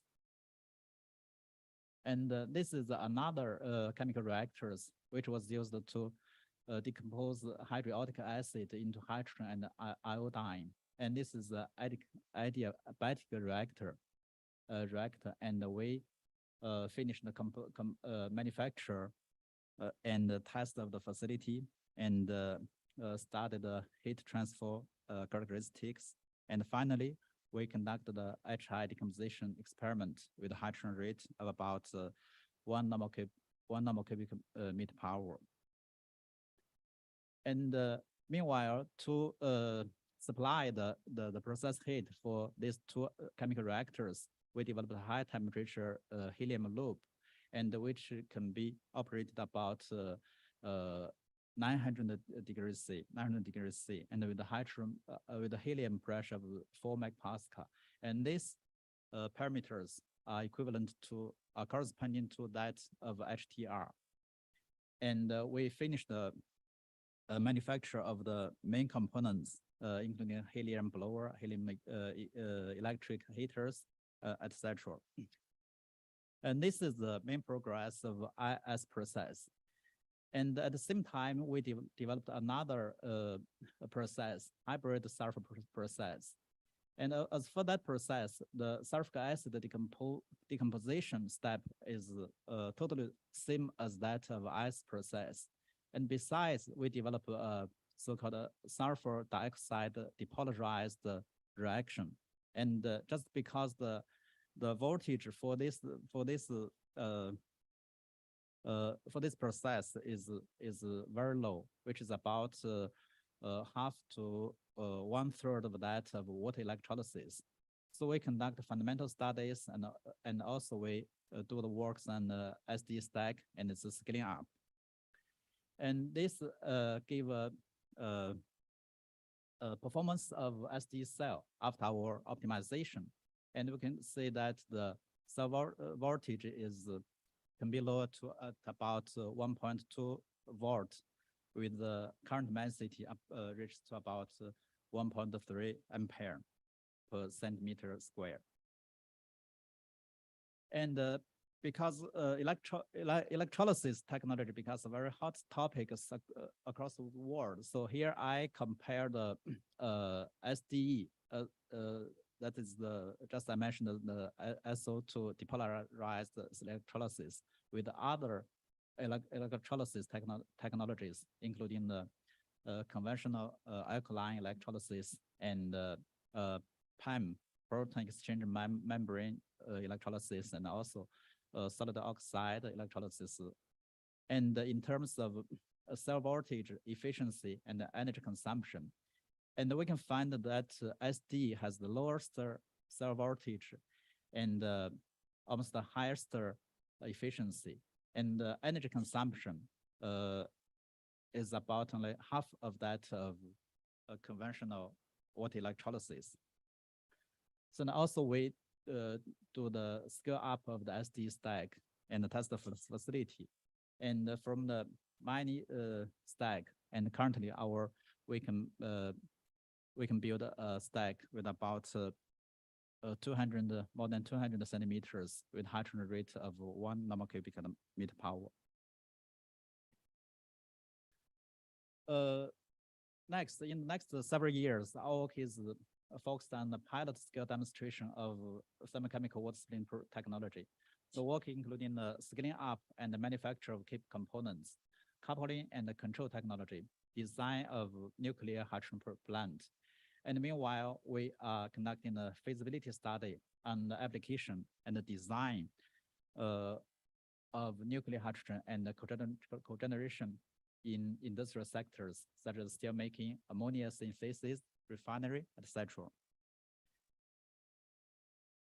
Okay, next, let's move to the coupling and the safety issues of HTGR to hydrogen plant.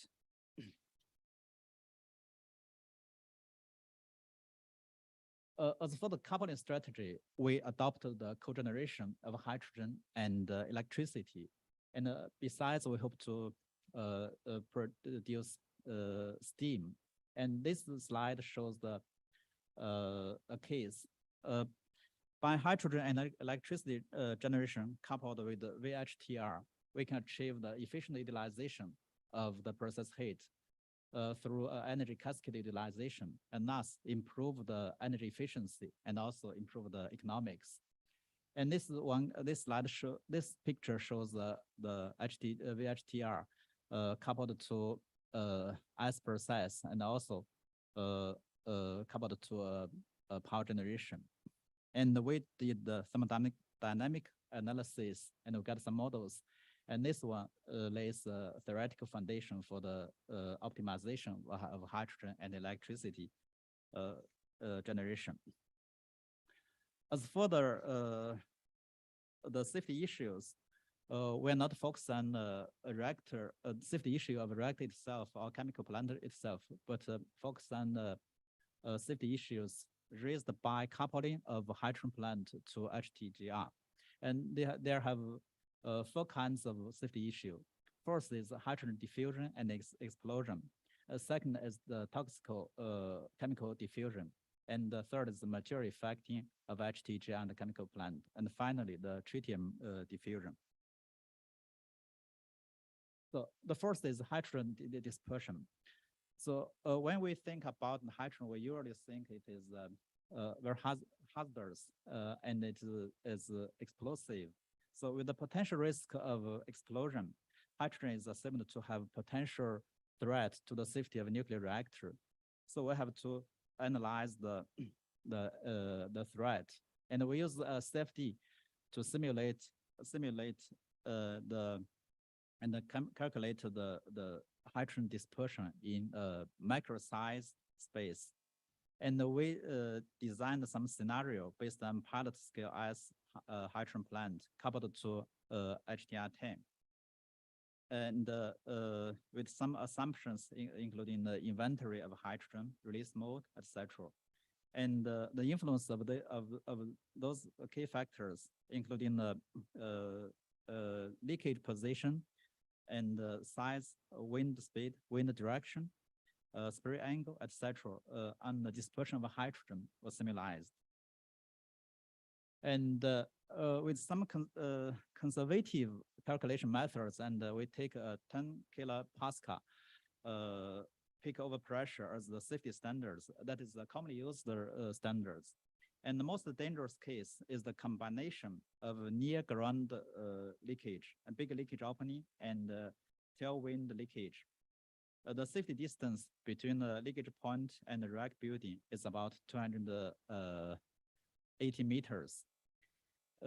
So we also simulated the scenario with the barrier between reactor buildings and hydrogen storage tanks, and we found that it works very well, and the safety distance could be decreased to less than 100 meters with a suitable barrier. And next is the dispersion of toxic gas. We take SO2 as an example. And this kind of chemical is assumed to damage the operator in the control room of a nuclear reactor. So we started the dispersion of this kind of toxic gas, and we used the similar method, but the different models. And the results were compared with the allowable contents given in some standards in this table. And the preliminary analysis showed that the chemicals would not damage the personnel with some simple measures. The next safety issue is on the material effect of non-static operation of HTG and the chemical plant, and which included two sides. First is the effect of HTGR transit operation on a hydrogen factory. Actually, because we use an intermediate heat exchanger to isolate the nuclear reactor and the hydrogen factory physically, so the transit operation of HTGR will not directly affect the operation of a hydrogen factory, but cause the fluctuation of some parameters of the helium loop, and further affect the operation of the relating components. So based on this analysis, we can take some simple countermeasures, such as a heat trap, which can be avoid this kind of risk. And another is the effect of transit operation of chemical plant, HTGR. And we think all the transit of non-static operation could be considered as the so-called external human-induced events, which are already included in the existing safety design for HTGR. The last safety issues on the tritium diffusion. We know that tritium is produced by ternary fission reactions in fuel particles, and also by neutron absorption reaction of lithium, boron, and helium in the core. And this kind of tritium may permit through the IHX and enter into the hydrogen products or hydrogen-containing chemicals, possibly making the products radioactive. So in INET, we analyzed the source, the yield of tritium in HTR10, and get some data. Based on those data and some data on the permission coefficient of tritium through some materials, isotope exchange reaction rates, and we can estimate the tritium content in hydrogen products. And the preliminary results showed that tritium content is much less than the related national standards. And anyway, because the data is not so enough, so the studies are continued. So with the analysis of the safety issues, we proposed some considerations to classify the hydrogen plant into non-nuclear grade. As chemical factor and the nuclear facilities comply with different safety philosophy and regulatory requirements, hydrogen plant should not be classified into nuclear grade. This is also the necessary condition for the competitiveness of hydrogen from nuclear energy. And for that purpose, hydrogen plant should be exempted from the safety-related structures, system, and components. And also the hydrogen products should be radioactive free. So current research and analysis and safety issues of HTGR coupling hydrogen production plant at INET, and also this kind of work was conducted in some other institutions such as the JEA, Idaho National Laboratory, etc., indicate that it is perspective to classify hydrogen plant into non-nuclear grade facility. So those results offer some useful technical support for future licensing of cogeneration of hydrogen and electricity. Okay, next let's move to the potential of potential of nuclear hydrogen production and heat for decarbonizing industrial sectors. We know that industry is often termed as hard to decarbonize because there are various processes. And anyway, decarbonization of the industrial sector is crucial to address the economy-wide emissions. So developing a new decarbonized process, heating technologies represents a broadly applicable pathway to eliminate a large portion of the industrial emissions and approximately account for about 1/5 of the global CO2 emission overall. So as nuclear heat is extremely energy dense, not intermittent, and without greenhouse gas emission, so it will play an important role in the decarbonization of industrial sectors. And we can say that currently the commercial nuclear reactor can be used to supply steam for heating, and HDR with the outlet temperature of 700 to 50 degree to 50 degrees C, will be used for cogeneration of hydrogen, electricity, and heat.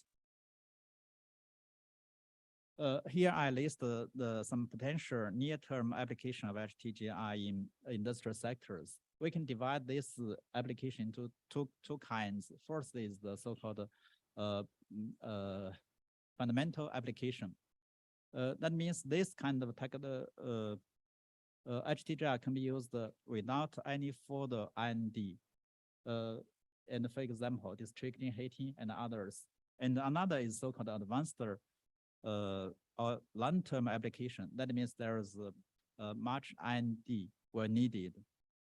And I will take 3 examples to illustrate the potential of HTGR for industrial sectors.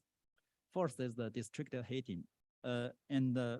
You know that district heating is an established technology, and there is extensive experience in utilizing steam from conventional nuclear power plant for commercial scale district heating. In this morning, my colleague Dr. Zhou introduced some case for the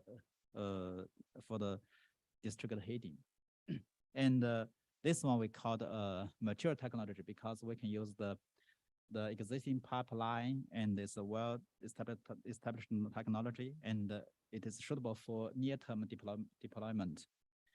And as for the HTGR, of course, it can be used for this application, but it should be combined with other applications to achieve a sufficient capacity factors. The second one is the application of nuclear hydrogen production in the sector of steel making. Dr. Zhou introduced that, and I will skip that to save time. And the third example is the nuclear heat and hydrogen for coal to liquid. And in this scenario, nuclear HTGR can be used to supply heat, hydrogen, and oxygen to coal liquefaction and decrease the consumption of raw materials and the CO2 emission to improve the so-called atomic economics. And this is the principal flow sheet. And here I give the important output balance, compare the conventional CTL to plus CCS to HTGR plus CTL. And we can find that compared to the general coal to liquid process, HTGR CTL could effectively improve the carbon utilization and reduce CO2 emission. And the coal consumption could be reduced by about 65% if nuclear hydrogen was adopted. And also CO2 emission could be reduced effectively. And with the HTGR CTL, CO2 emission could be reduced by about 80% to 95%. And if we use the HTR PM600, two models could be matched a CTL factory with a liquid production of about 1 million tons per year. And finally, I would like to address the challenges of HTGR for industrial heat and hydrogen supply. First, we have to ensure the safety of coupling and co-location, and how to avoid the cross-contamination, just as I mentioned, the tritium issue, etc. And also we have to manage the thermal disturbance. And that means the reactor and the chemical plant should not be affect each other. And also we have to protect against the external hazards. And the second is the licensing of coupling and co-location, because there is no practice or examples about this co-location. So the licensing is difficult and time consuming. And the third is the other operational requirements, because there are various application in industrial sectors. And finally, the cost and schedule predictability is also another problem. And maybe you know that in China, industrial sectors are expressed their strong interest in this kind of technology. And about 1.5 years ago, Industrial Technology Alliance for Carbon Neutrality Hydrogen Production with HTGR formed, and which was led by Tsing Hua University and some big corporation involved. And I hope in this country, some industrial company will also express that they are interested in this technology. And in that case, I would like to cooperate with and to promote the technology to mature. And finally, some concluding remarks will be given.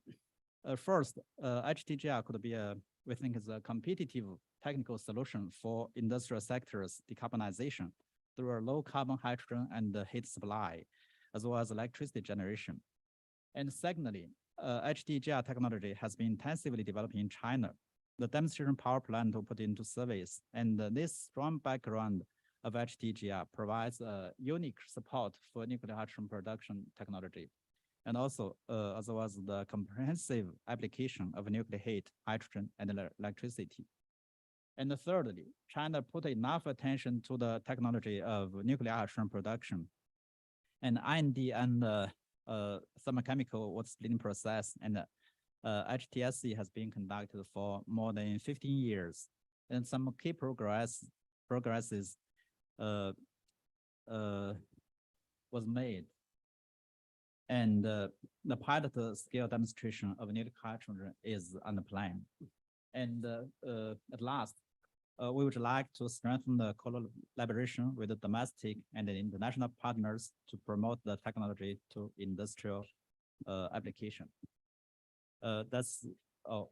Thank you very much. Thank you very much, Professor Zhang Ping. It's very comprehensive presentations. He showed us the roadmap of the hydrogen production from the HTGR, also the challenge and the application, also the potential application. Thank you very much. And we have the second presenter, Dr. Abdul Hamid Budiman. He's coming from the Research Center for Conservation and Conservation Energy, BRIN. I think you know well BPPT.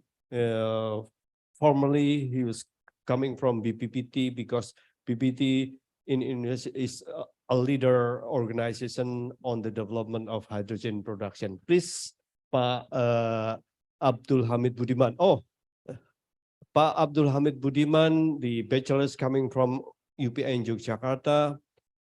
Oh, your background is from Germany, University of Flensburg, Germany, on master and PhD in University of Indonesia. Please. Hopefully you are, you can use this one. less than 20 minutes. Thank you. Good afternoon, everybody. I'm so happy to be here to present about the hydrogen and fuel cell technology, what we conducted in our research centers. The slide, please.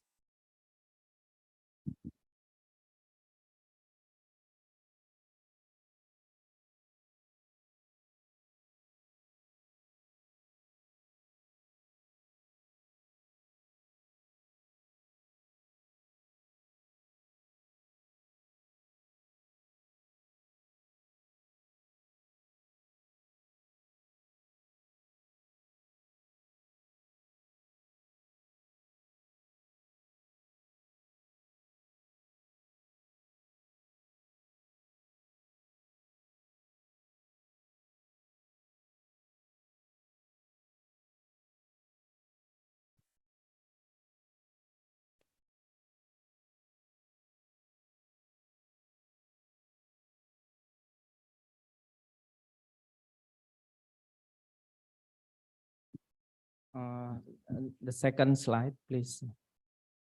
Okay, so in our research centers, this is energy and conversion and conservation energy.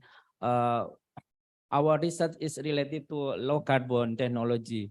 So we conducted the research from the energy system optimizations, thermodynamics of energy conversion, and also to the energy conservation technology. And of course, hydrogen and fuel cell technology belongs to the renewable energy technology. So in this renewable energy group, we conducted research on hydropower, geothermal, biomass, hydrogen, and also the alternative energies. Next, please. So in our research facility, in Pusat Research Energy Research Conversion and Conservation, we have so many research groups, and I am the leader of the fuel cell and hydrogen system research group. So in our laboratory, so many facilities, I think we invite all of you to see more detail about our facility from the module PV until the energy conversion laboratory, and of course the fuel cell and hydrogen laboratory. Next, please. So related to energy conversions in hydrogen and energy storage, we developed the fuel cell and also the electrolyzers, and we talk about in the next coming slides. Okay, next slide. So as we know that we are in the energy transition era, so hydrogen is the one of the solution to the clean energy. So from the hydrogens, we can utilize through many process from the natural gas, from the coal, and even from the nuclear. So this is the color of hydrogen. Recently, the color of hydrogen, according to IEA, International Energy Associations, the classification of hydrogen, it's not to the belong to the color, but it's related to the clean or its emission or not, because even though it's green hydrogen, it's still quote unquote there is still emissions. So but in this I still use the color of hydrogen. So from this transition energy focus on the green hydrogen, and we can call the clean energy hydrogen. It can be the co-firings or to mix the ammonia, and also to utilize to the fuel cell and hydrogen for the transportations. Okay, next please. So in our groups, we develop also fuel cell from the stacks from the 100 watts until the 1 kilowatt, 1 kilowatt. And also we develop the material for the catalyst, and we collaborate with some universities in Indonesia and also in Europe and Japan. In University of Tokyo, we developed the energy storage for the hydrogens. Yeah, next please. So in terms of solid oxide fuel cell, the research conducted in Material Research Center or Advanced Material Research Center. So we developed the rare earth material to use the solid oxide fuel cell. That is the fuel cell with the high temperature. Next, please. And of course, the hydrogen storage is also important for the hydrogen research, because we already produce the hydrogen, but how we can store and how we can transport from one place to another place needs storage. So in our group also develop and research about the hydrogen storage. Okay, next please. And our research not only for this hydrogen from the water or electrolysis, but also we combine the biohydrogen. So our group from Cibinong, I don't know the name of the research centers, also developed the biohydrogen from the cocoa and sugary matters, and also from pome, it's palm and sagu and algae. So from these biohydrogens, we already tried to use this hydrogen, the percentage and the purity to be used on gas engine generator and also for utilization for vehicle. Okay, next please. In BRIN, Agency for Research and Innovation use the program called DBR or Degree by Research. So we invite students to conduct the PhD or master degree, and we collaborate to use research, and in this research we conduct about the photocatalyst hydrogen production. So this project is already start in this year, and the student is enrollment to the University of Indonesia. Okay, next please. Okay, so talking about the fuel cells, our group, our research center has experience about 15 to 20 years about the fuel cell from the technical readiness level 1. It's mean from the component of the material of the fuel cell until the technical readiness level to 8 or 7 to 8. So you can see from the 2006, we developed the MEA, membrane electrolyte assembly, from the PT cobalt, and also develop the bipolar by graphite, and we use the biohydrogen. We produce methanol, hydrogen from methanol. Next, please. And we also conducted the application of the fuel cell and hydrogens. So in our Science Technopark here in Puspitek, we also installed the fuel cell for 5 kilowatt. This collaboration with PT Kaskadian. We use this fuel cell for the backup, for the electricity backup. So this system also we developed in Baron Technopark, Yogyakarta. And the electrolyzers and so many patents also we already produced in 2012 until 2015, and now we disseminate of the technology waste energy to waste the hydrogen for the electricity. Next, please. Okay, so when we talk about the energy transition, as we mentioned that hydrogen is one of the solutions to this, the green hydrogen. We know that electricity used to this hydrogen is from the renewable energy. So when the electricity is come from nuclear, it's called the pink hydrogen. Yeah, but the classification of hydrogen, as already mentioned, is not any longer used, but still people related to the green, it's from electrolysis, and the pink is from nuclear.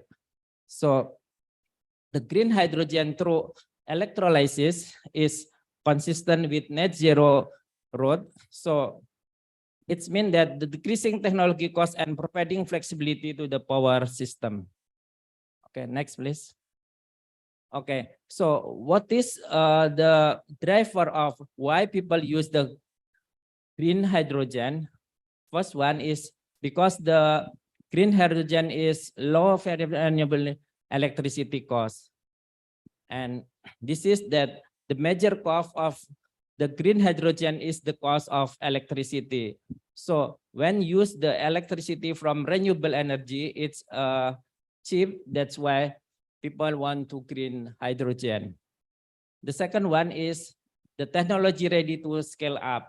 So electrolyzer, it can be commercialized by the modular, and its part can be joined to one by one. So it's from small scale to be the big scale. And the capital cost of electrolysis has fallen 60%. So from 10 to 15 US dollar become to 4 to 6 US dollar per kilogram. So it's mean the lowest cost of this electrolysis impact the people to use this produce the green hydrogen. Next, please. And the third one is the benefit for the power system. So the power system need more flexibility. So by this green hydrogen, the support of integration of higher share of renewable energy into the grid, increasing the system efficiency and also cost effectiveness. And the fourth one, the government objective of net zero energy system. And the fifth one is broader use of hydrogen. So by this hydrogen, it can be used not only for the fuel cell electric vehicle, but also for the conversion hydrogen to other carriers and products, let's say ammonia, methanol, and also synthetic liquid or gas that use the future for hydrogen demand. And the last one, the interest of multiple stakeholders. So interest in hydrogen is widespread in public and private institutions. So now, recently, many institutions or many publics, even the private company, compete to use the hydrogen and develop for this green hydrogen. Okay, next, please. So the barrier of green hydrogen, this is I think same like the slide before. Next, please. Yeah. So when we talk the hydrogen, there is also prosperity and also disadvantage or pros and cons. The advantage one is that this is the 100% sustainable. It's mean the green hydrogen, it's not polluting gas. So it is use the renewable energy for the production, and it is storable. It's been hydrogen easy to store, and it's allowed to use subsequently for other purpose. And of course, the one is versatile. It means that hydrogen can be transferred into electricity or synthetic gas and used for the commercial. Besides the advantage, there is also the disadvantage of this green hydrogen. Of course, the high cost, the high energy consumption, and safety issues. So safety issues is become important issues because how to handle and how to store the hydrogen is, as we know that hydrogen is quote unquote is dangerous, and this is the flammable and also can be explode. So safety it's one of the priority to be considered. Okay, and the next please.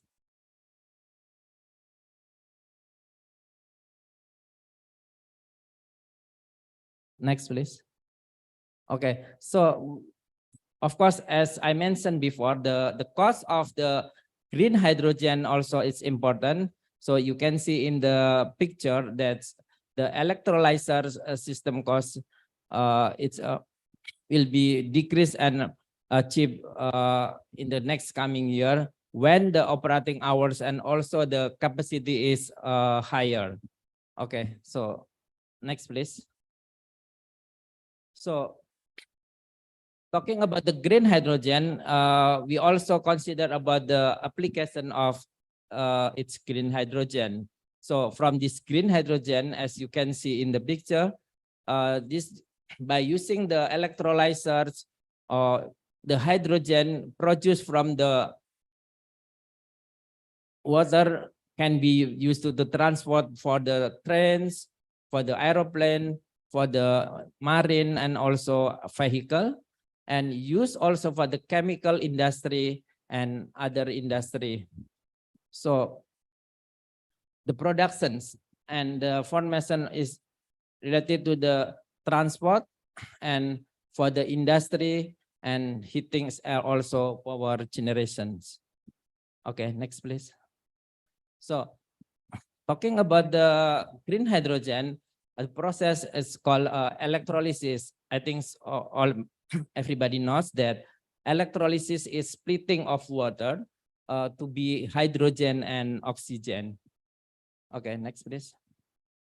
So how to split the water? The device calls electrolyzers.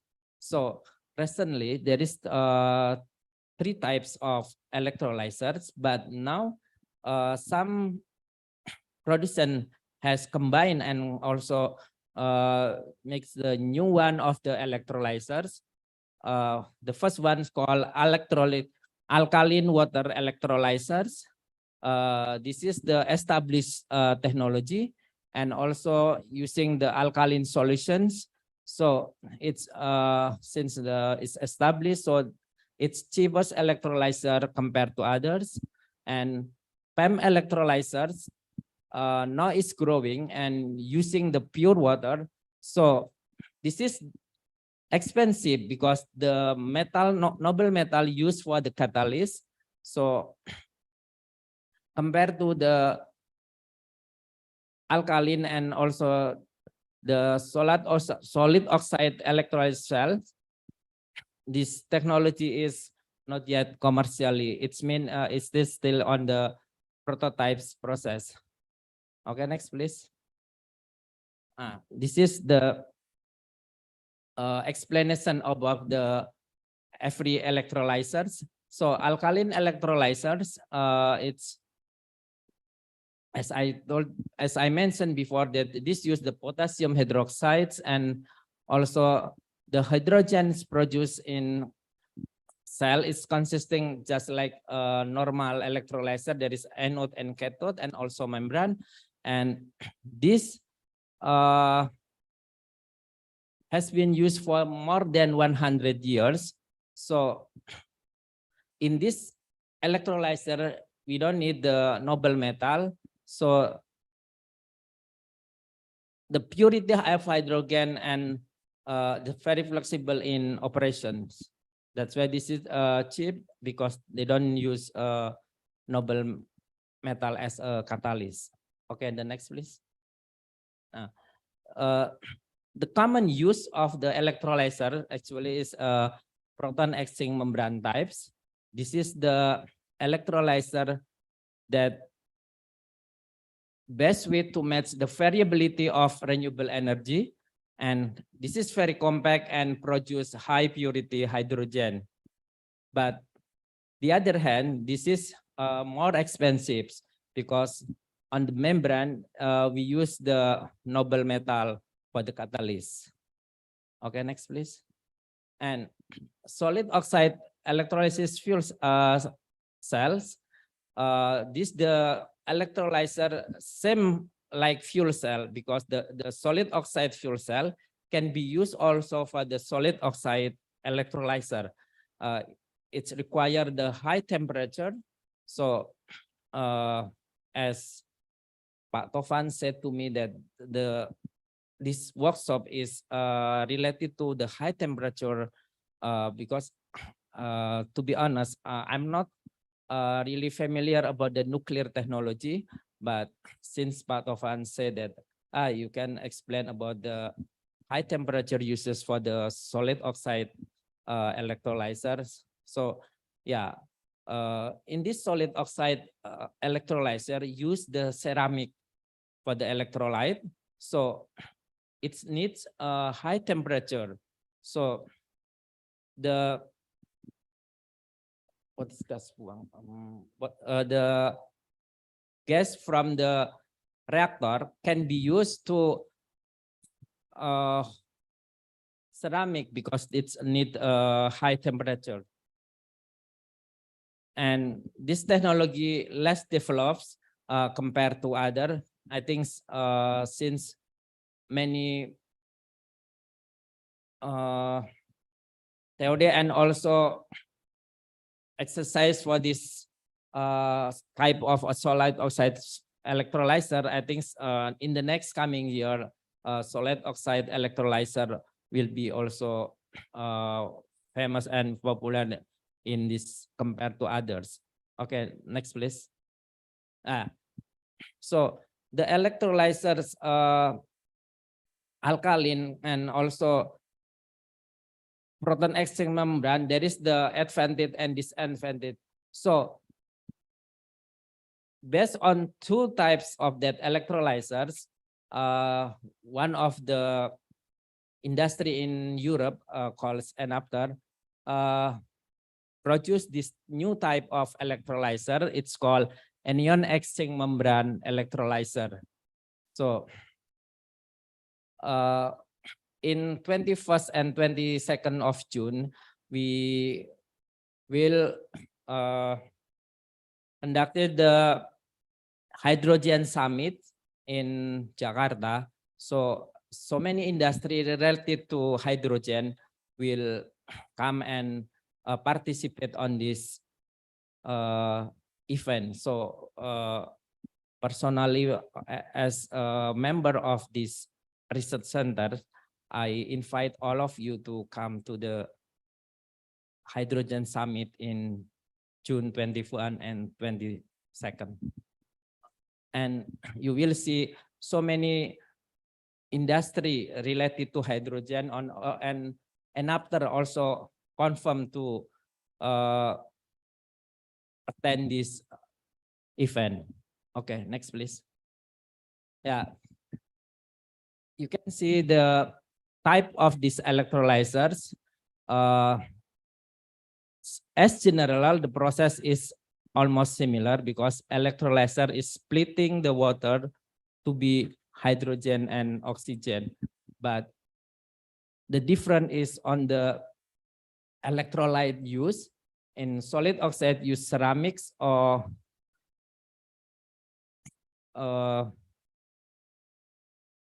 using the high temperature, and proton exchange membrane is the medium temperatures, and alkaline use the low temperature.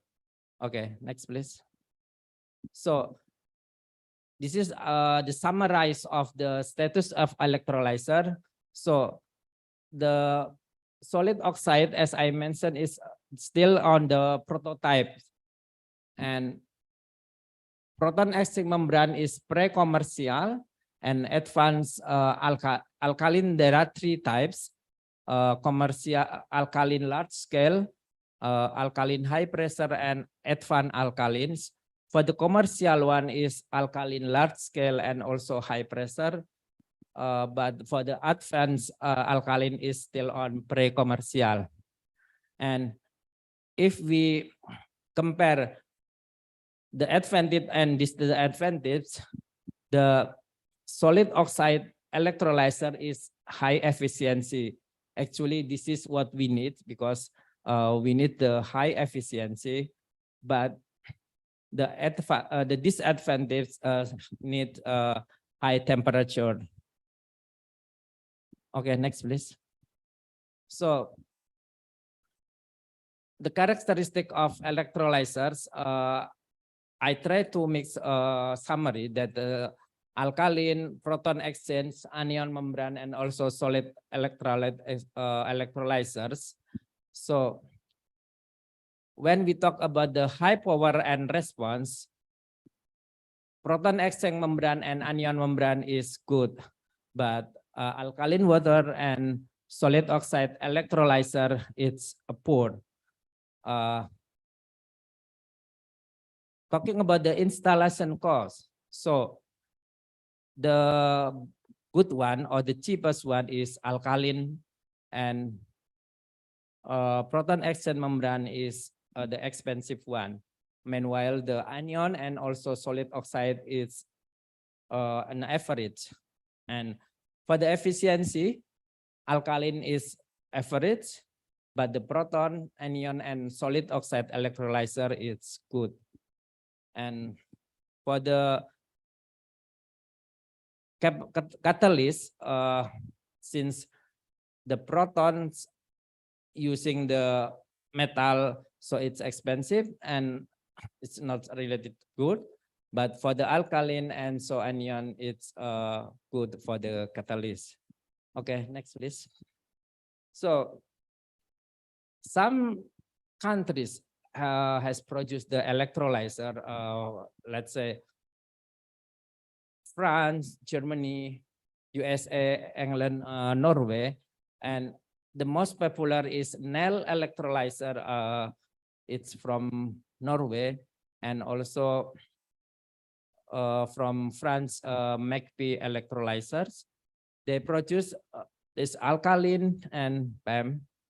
And when we compare the commercial ones, alkaline and PEMs, you can see for the durability, for the efficiency, and for the average for holes, PEM is better than alkaline.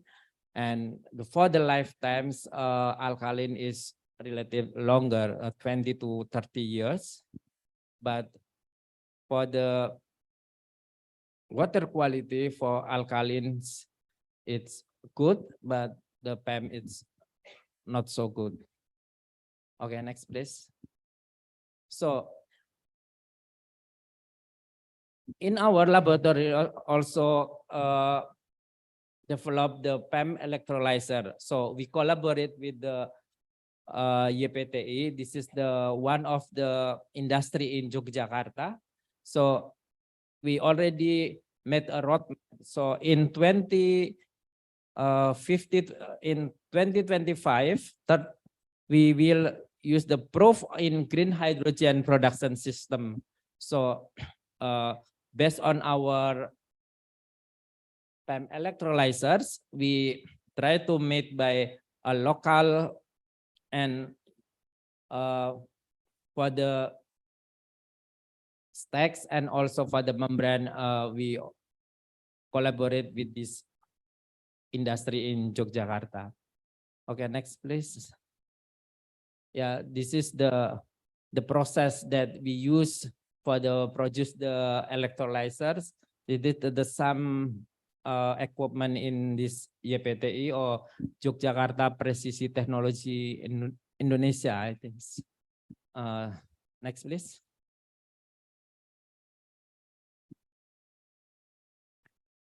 Okay, so talking about the electrolyzer industry that produce, there are two types of the electrolyzers. So low temperature electrolyzer, and the second one is high temperature electrolyzer. And some industries, as I mentioned, that NEL, Cummins, ITM Power, McP, and Enapter has produced the electrolyzer for the commercializations. Okay, so next, please. This is the example of the electrolyzer that produced by NEL hydrogens. They produce alkaline types, and also for the PEM electrolyzers. Next, please. And for the Cummins, the product is called hyolysers.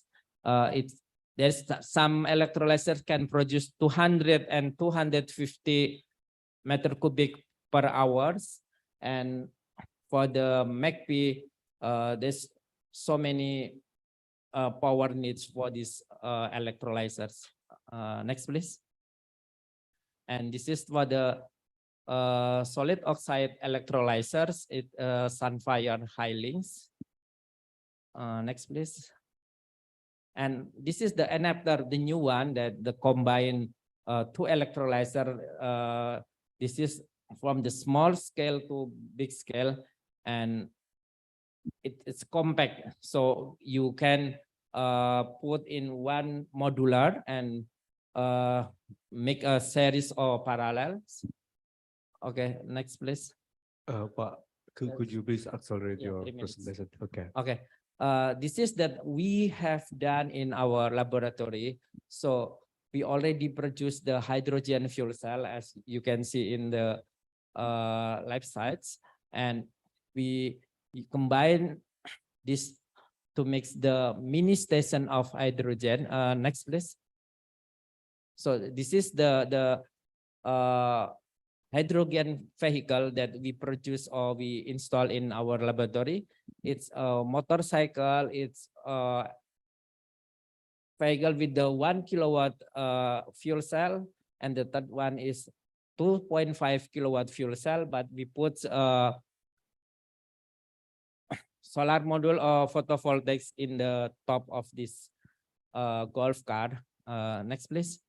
So this vehicle needs hydrogen to be filled in this vehicle. So we try to make a mini station hydrogen. So in our lab, we already put the container and we put the solar panel in top of the container to produce hydrogen through electrolyzers, and the hydrogen is to be stored and we can use for the vehicle. So it's just hydrogen filling stations. And we also want to mix the forklift hydrogens, and we convert the internal ICE, internal combustion engine, to be a hydrogen electrical vehicle. Okay, next, please. This is the collaboration and experience that we did in our laboratory. We collaborate with the Tokyo University, University of Kebangsaan Malaysia, and some is the National University. And we very happy if Tsing Hua University also can collaborate with our laboratory. I think the last one. Yeah, thank you for your attention. Thank you, Pak Hamid. Very interesting because you produce many like vehicle carbon, and you have a collaboration with Toyota Indonesia also.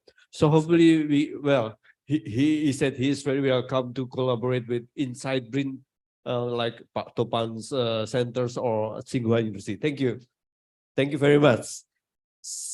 So we will move to the next speaker, Professor Zaki Sud.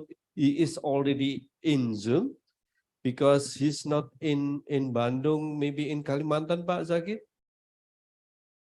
You are still mute. Please open your mic.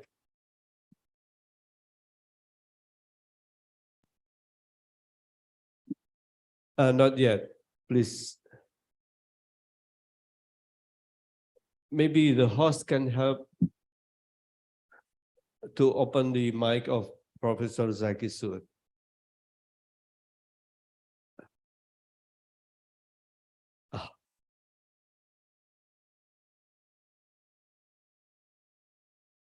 So Professor Zaki Sud is the professor of nuclear in Bandung Institute of Technology.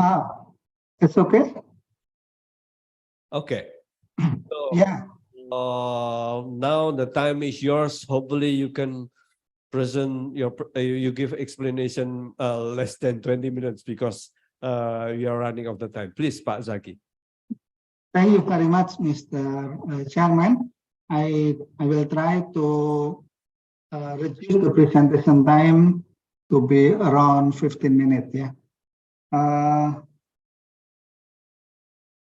I would like to discuss about the keynote on modular SDGR. Yeah. Basically here, myself and this Fitria Miftasani is our doctoral student. After graduated, he worked in Batano nuclear unit of BRIN. Yeah.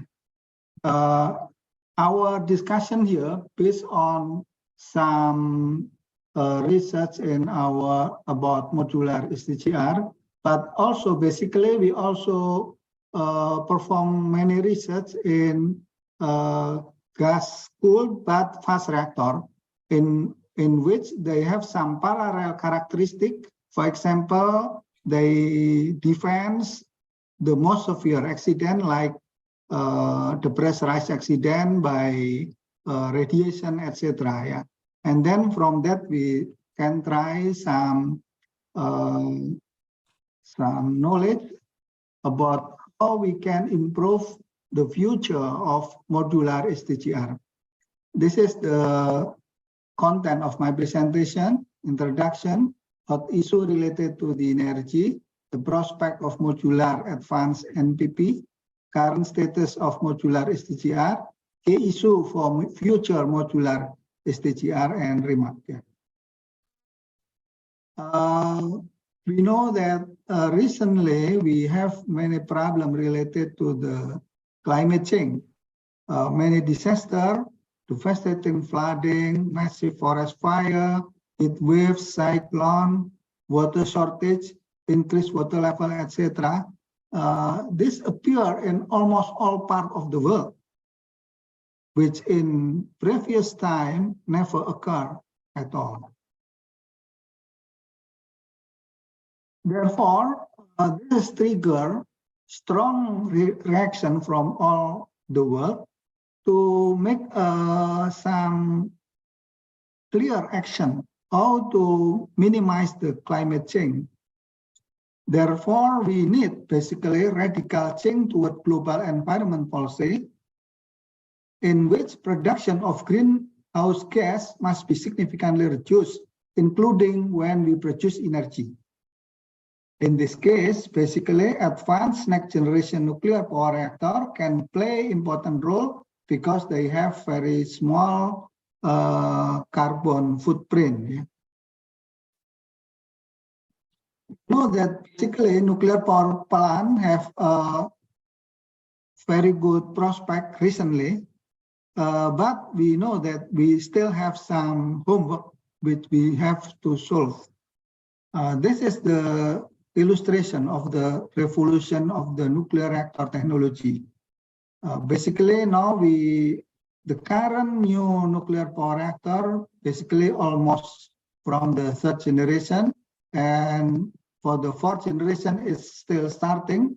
You know, for example, STRPM is one of example of the generation 4 now in operation, and maybe we hope in the near future can be commercial. About the dynamic of nuclear power plant prospect, we still remember around 10 years ago when Fukushima nuclear power plant accident occurred, the prospect of the nuclear power plant dropped to the lowest position. However, about 5 to 10 years after Fukushima nuclear accident, the climate change issue gained very strong attention from the world society. Therefore, nuclear power plant then regained the prospect in their role to reduce greenhouse gas emission during energy production. The further stronger issue is just when the current political dynamic, including the war between Russia and Ukraine, which caused energy crisis, push further nuclear power plant into their best prospect. However, some important homework for nuclear power plant must be solved. The first problem, homework, we should learn from 3 Mile Island, Chernobyl, and Fukushima, so that our next generation modular reactor will never have similar fate to the Fukushima nuclear accident when they have a hypothetical situation. In this situation, safety margin should be designed that any successive fatal error should not trigger major accident, which like 3 Mile Island accident, Chernobyl, or Fukushima nuclear accident. All activity must be controlled to be negative and small. Standard containment must be used to mitigate, and maybe need some improvement here. Large positive excess reactivity during NPP must be avoided, and inherent safety system must be applied to avoid severe accident. Inherent safety, we also should make sure that our passive safety system is robust enough to meet severe hypothetical accident. For example, we can make passive air circulation around the reactor, but we have to make sure that during, for example, very severe earthquake, the system still robust and it still can work, not broken also.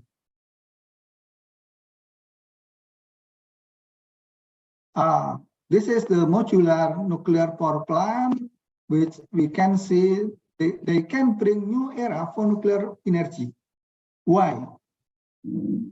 One of the most important prospects of modular nuclear power reactor is factory production.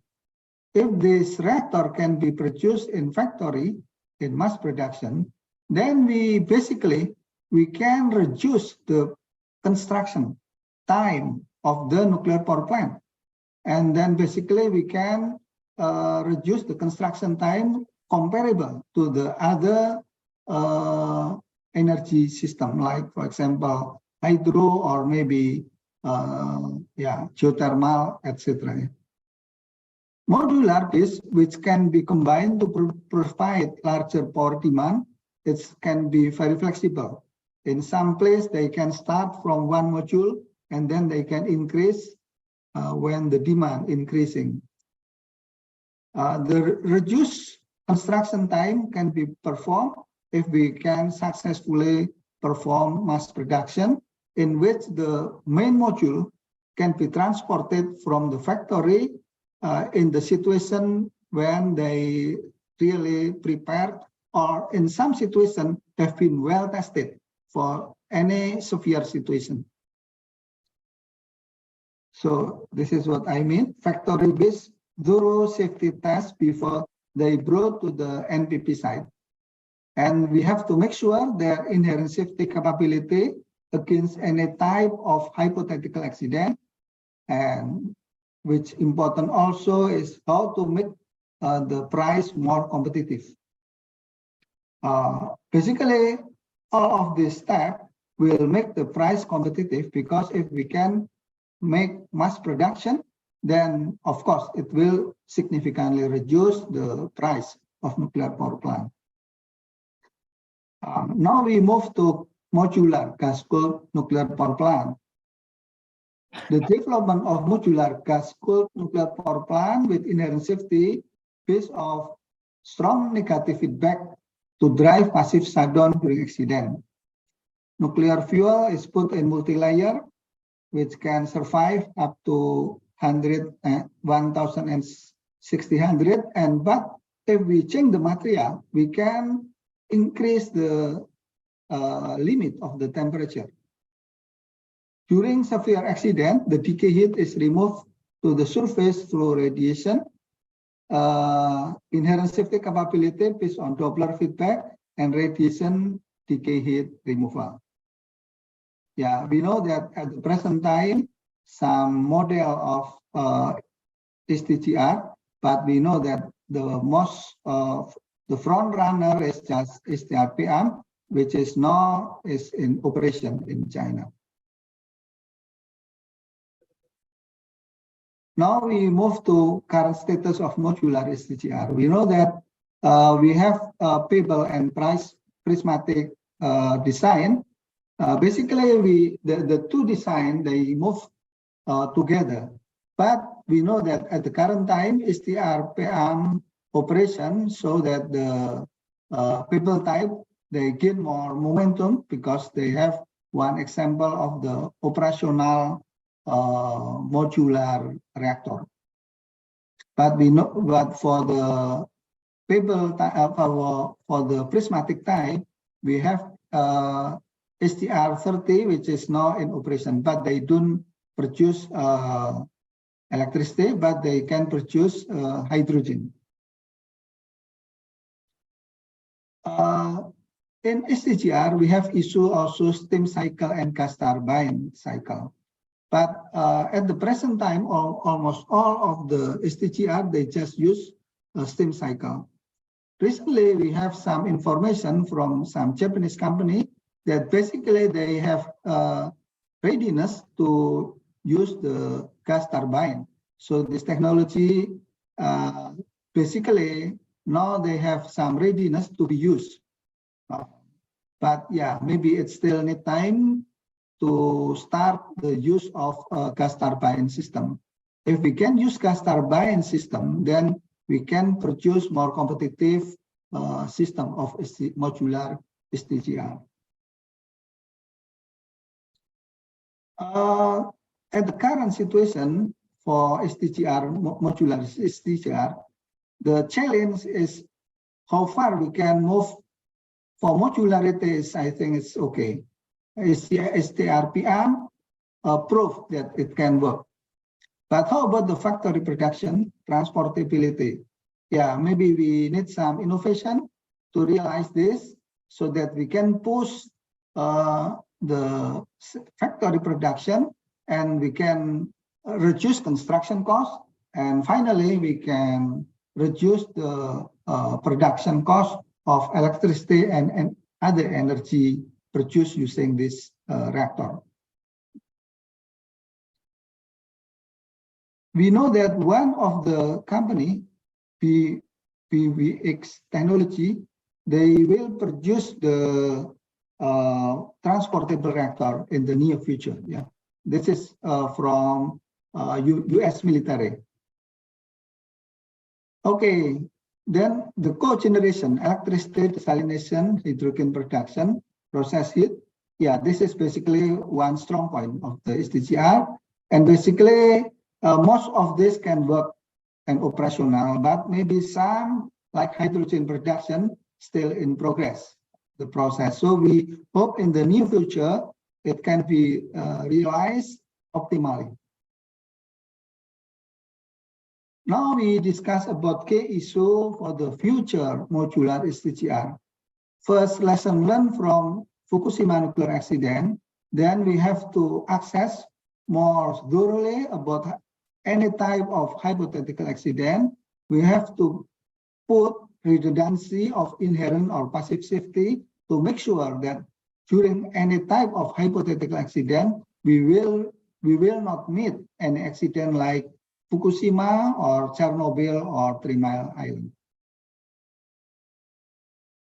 Another issue is just economical competitiveness. We have to make sure how to make production costs competitive, to reduce the capital cost, construction time, etc. Another issue is just how to use thorium. We know that our nuclear natural resource, the majority just in the form of thorium. This stock in the natural is much higher, 3 times more than uranium. So we have to make sure how we can use this thorium. So at least we have to make high conversion reactor, or if possible, we should make thermal breeding using thorium cycle. And also we have to solve how to solve the waste problem from this modular SDGR. And we have also to address non-proliferation in order we can solve any homework still exists in the modular SDGR, so that this reactor in the future can be very, very competitive and don't have any problem for application in wide area. The next issue, we have to make superior safety, high reliability, terrorism anticipation. For example, for pipe break, one of the most severe accident is the depressurized accident. If the pipe break in the cooling system, and then we will meet the most severe accident. For example, the anticipation of the giant earthquake. Maybe we can consider the step conducted by the designer of the smart reactor. They try to make the system integrated, and they try to make the pressure inside and outside the pipe to be roughly similar, so that the possibility of the pipe break become very, very small. Maybe we need to move to such step for minimization of the possible severe accident in modular SDGR. And another issue is just for flexible utilization, we need to make load follow capability. But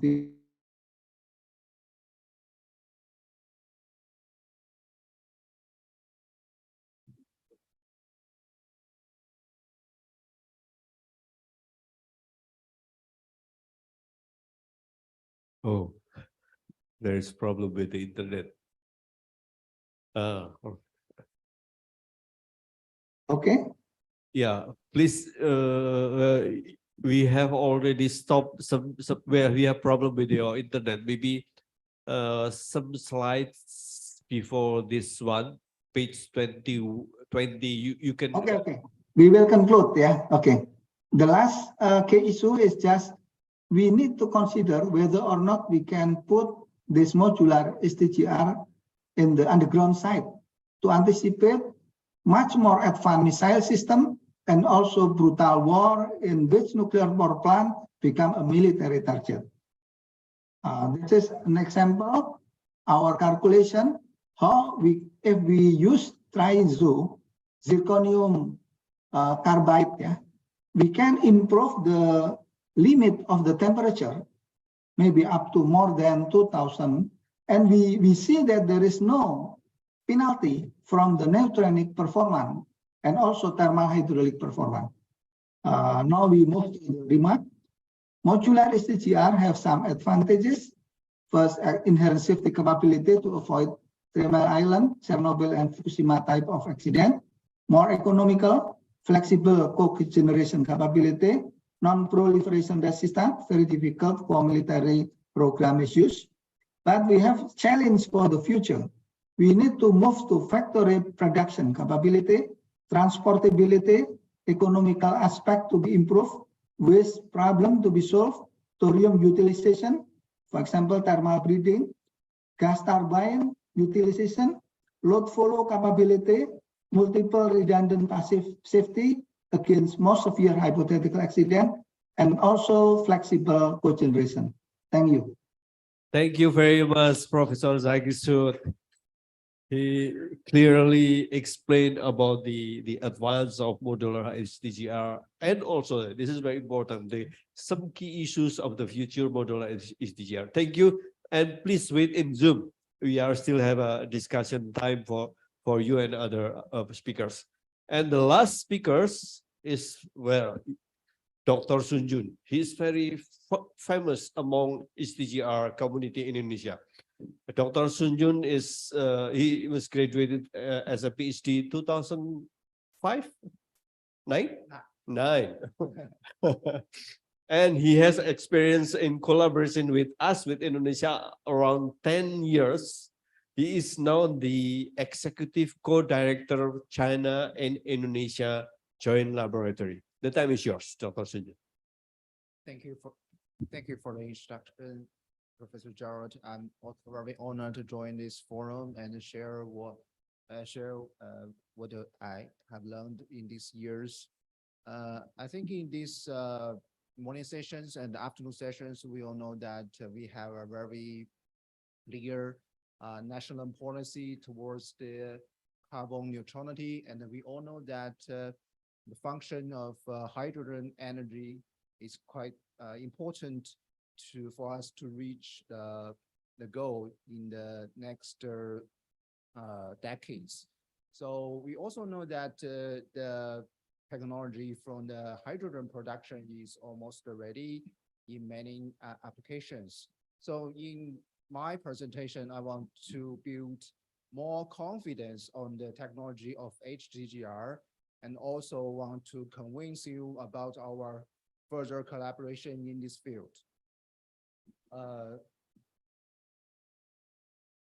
This is my outline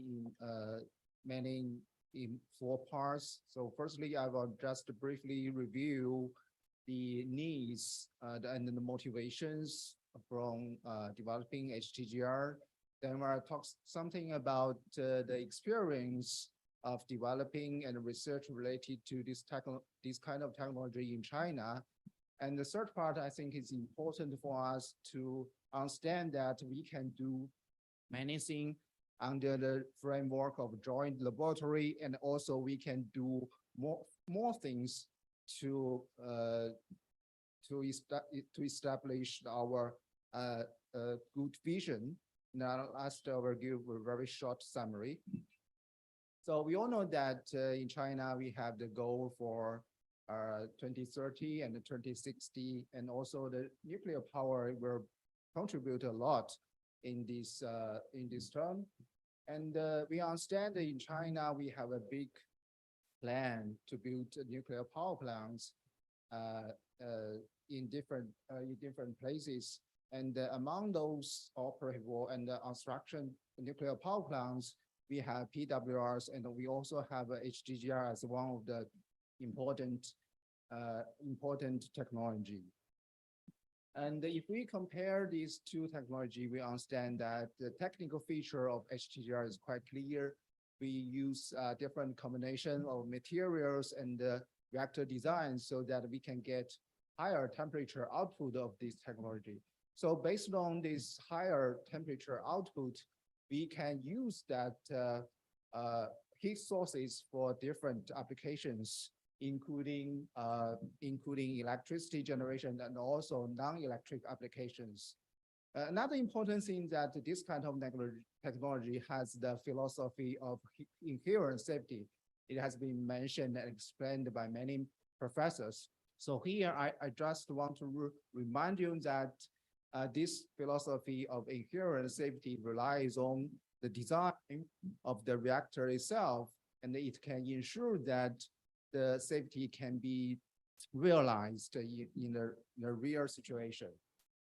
So in China, we have spent more than 40 years for the research and development of this technology. We get full support for the central government. We have more focuses from the leader of our country. And also we have generations of experts from the seniors to the younger ones.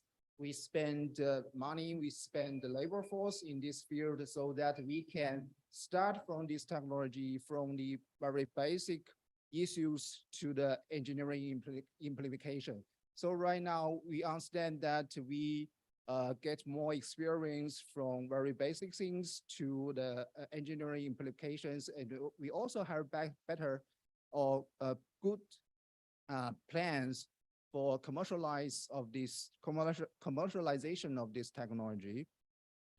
And in China, of course, the mainstream is there, the water reactors, but for HTGR still has its own roles.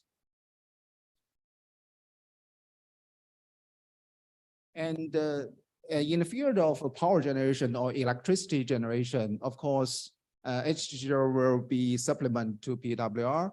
And also, since the main parameter of this technology is quite similar to fossil plants or coal-fired plants, so that it is possible for us to replace or to repowering some of the retired coal-fired plants in China.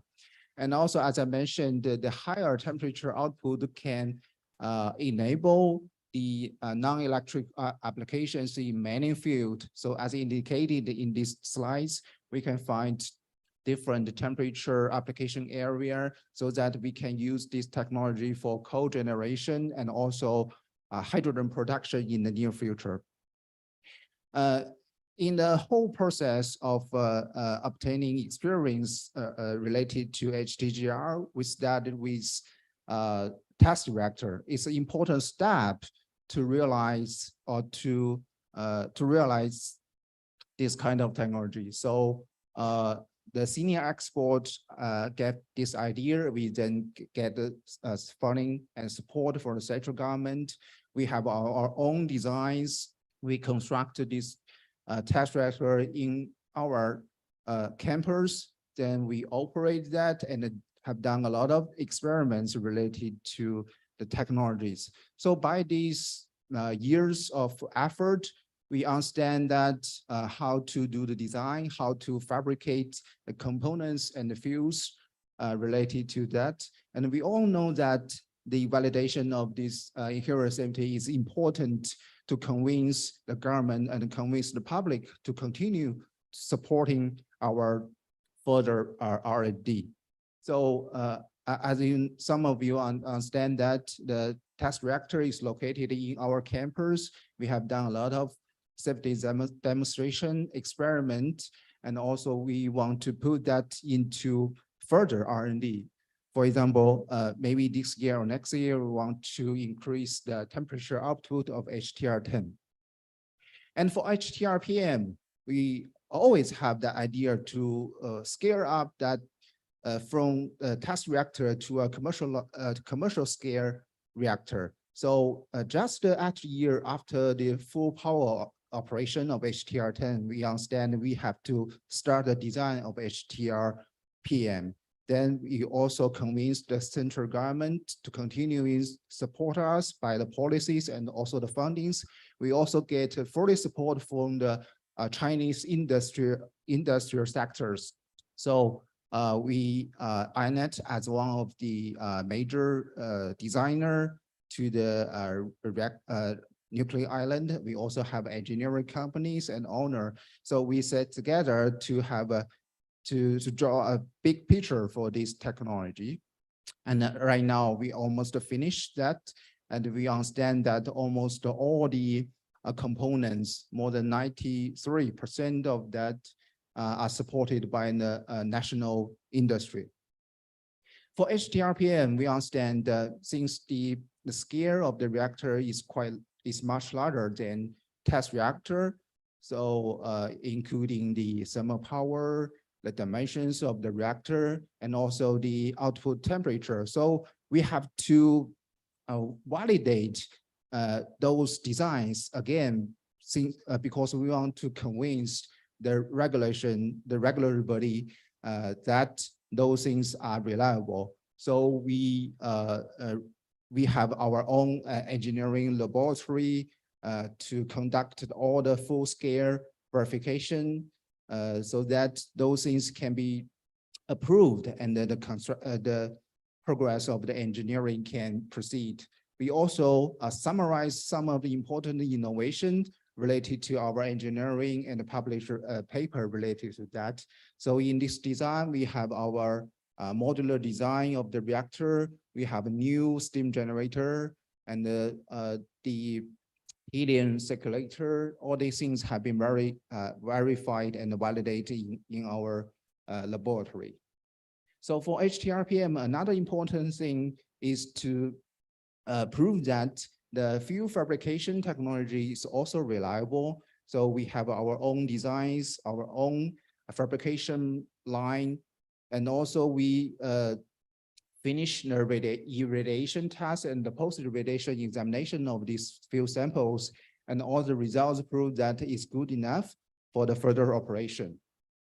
For HTRPM, we started early in the year 2000, and then we get approved at a very strong support for the central government. We started the construction of nuclear island after Fukushima accident. After years of effort, right now we have reached many milestones. So during the year of from 2060 to 2090, the main things is about the installation of the important components. And after that, we continue with the commissioning stages. For example, we started the cold test 2 years ago, then we finished the hot test. And after that, when we get operational permit from the NNSA, then we load the first fuel and start the loading fuels and also the experiments related to the power operation. So in the year of 2021, we have many milestones related to the two reactor modulars. For example, in September 12th, 2021, the first reactor reached criticality, and 2 months later, the second reactor also reached criticality. And in the same year, by December, we try to connect the reactor with the secondary system and also electricity generation system to generate the first degree of this nuclear power plant. It's also important for the whole test of the nuclear power plants. And after that, in the year 2022 and 2023, we still have many experiments to proceed. We want to finish the commissioning phase and the planning for the full operation later.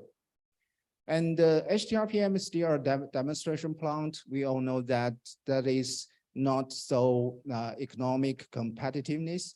So we have to scale up. We want to enlarge the power output of this technology. Then we have the idea to add more reactor modulars into one nuclear power plant. Then the idea of HTRPM 600 is coming out.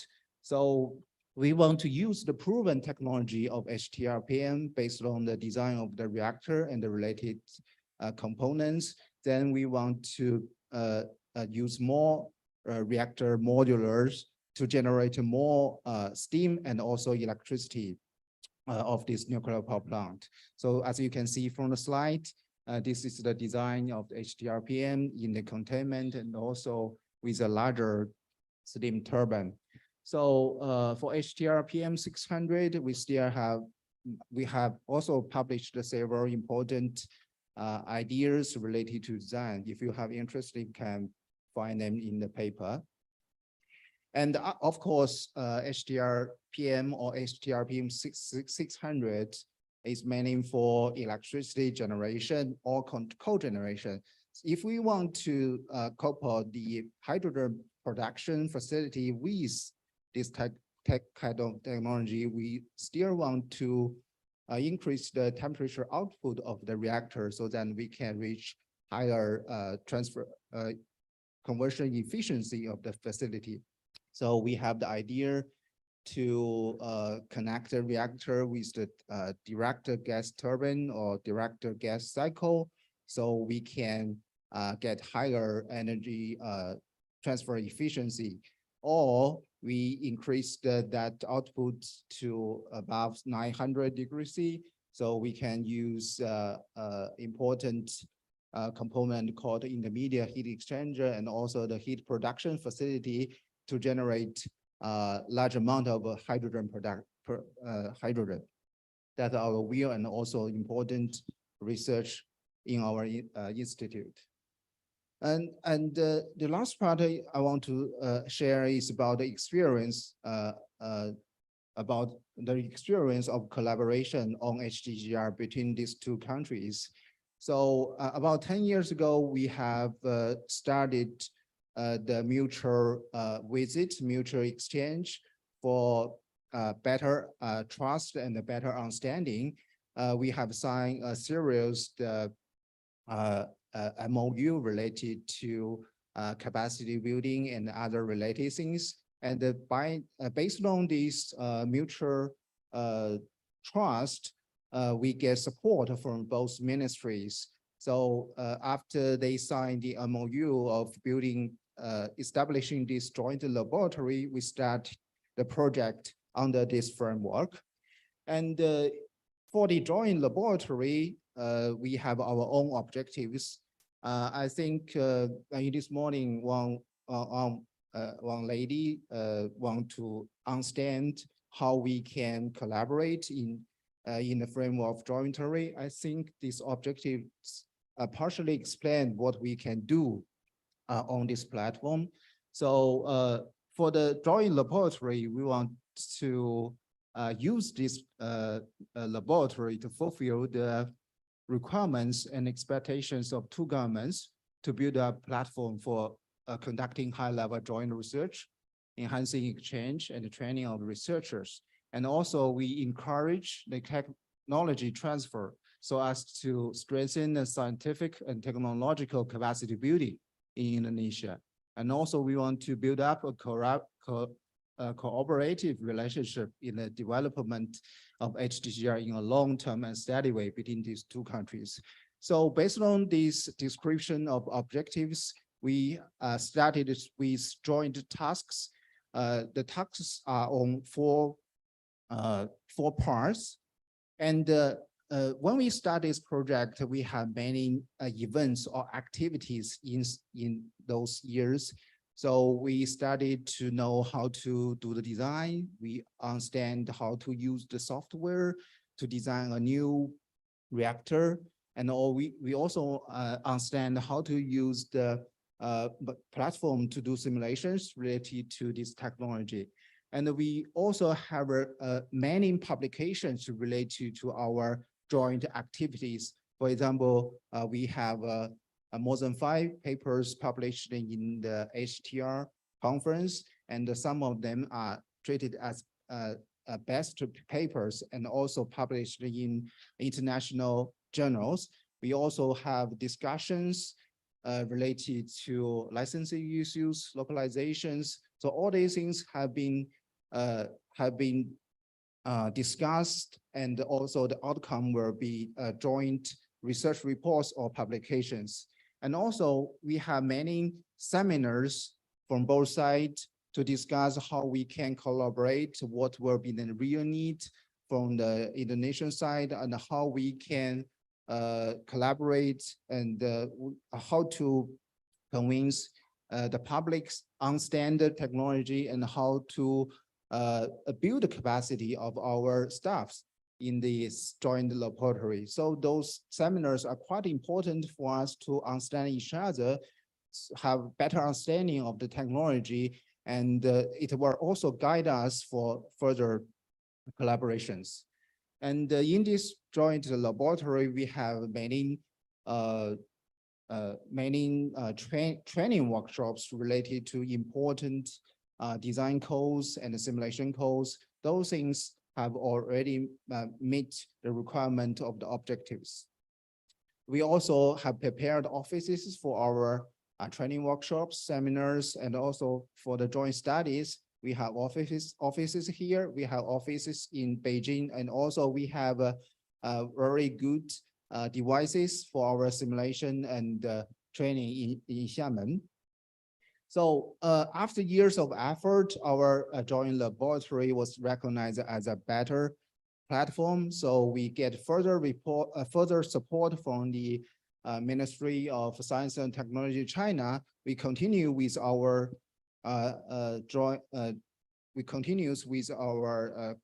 collaboration in the framework of Belt and Road Initiative.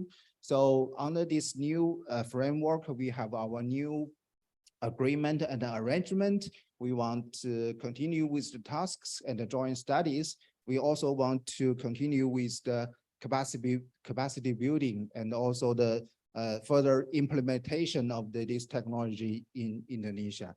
So those future tasks will be discussed in the following 2 days new seminar. So a very short summary about what I said in this presentation. And we all know that the modular HTGR technology enables the inherent safety and the high temperature process heat applications. Contribute sustainability and of energy and the environment, and also it will help to realize the goal of carbon neutrality in both countries. And in China, we have experience of more than 40 years efforts in this field. And of course, this concept has become true from paperwork. So I think if we have faith, we have continuous work on this field, this technology can be realized in different countries. And also we have faith to continue the collaboration in this joint laboratory, and then we want to do more in this effort. So thank you so much. Thank you very much, Dr. Sunjun. Yes, I think it's very informative. He showed us the history of HTGR and also the prospect of the future HTGR in China, and also explain again and again what is the importance of joint lab China and Indonesia. I think it's very important. Thank you. Thank you very much. So we have already finished for the 4 speakers. I think I will delay the souvenirs discussion time first, then after that, the souvenirs. We have 4 speakers, and hopefully Pak Zaki Sud still in there. If you have any questions, you must make questions. This is dialogue forum. If not, this is not the burden of the moderator to ask everyone.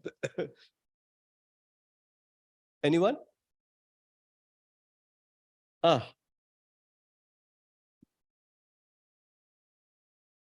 Enggak usah ya. Berapa menit ini? 20 menit ya. 20 minutes. So first, Bu Erlan, and then Pak Lambo.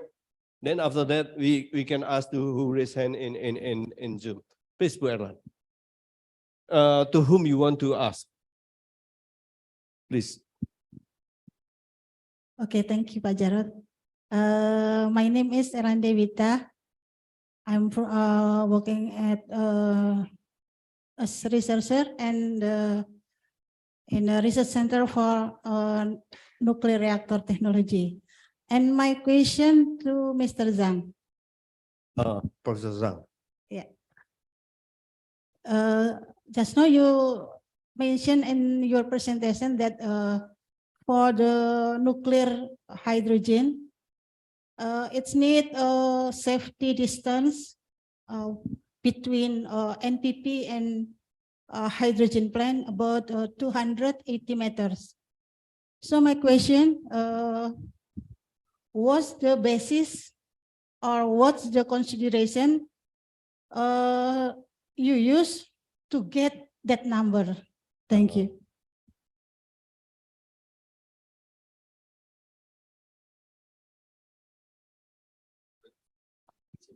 Yes. Thank you.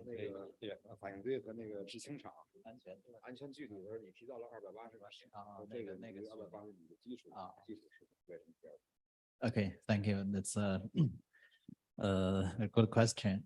And just as I mentioned, we use some software to calculate the dispersion of hydrogen, and we take overpressure 10 kilopascal as a standard.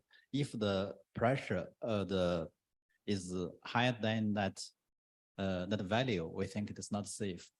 And after our calculation at the serious accidents, for example, with a higher leakage opening with the window, and we simulate the dispersion of hydrogen, and the hydrogen will disperse along the window and disperse to different directions. And we after our calculation, we find after maybe 280 meters, the overpressure is lower than the standards. So in that case, we think it's safe. And we also simulate some case. For example, we set a barrier wall between the reactor and the chemical reactors, chemical plants. And in that case, the hydrogen will be blocked, or the direction of the dispersion will be changed. In that case, the distance could be shortened. It's okay? Okay, is it okay, Puerla? Yeah. Are you use software for? Yeah, we use actually a commercial software, a kind of CFD software. It's called Influx. Influx, the name of the software. Yeah. Okay. Okay, thank you. Then thank you very much, please. Oh, okay. Okay. The second question from Pak Lambo, to whom you want to ask. Yeah. Thank you. My name is Lambok. I'm from the Reaktor Engineering Laboratory.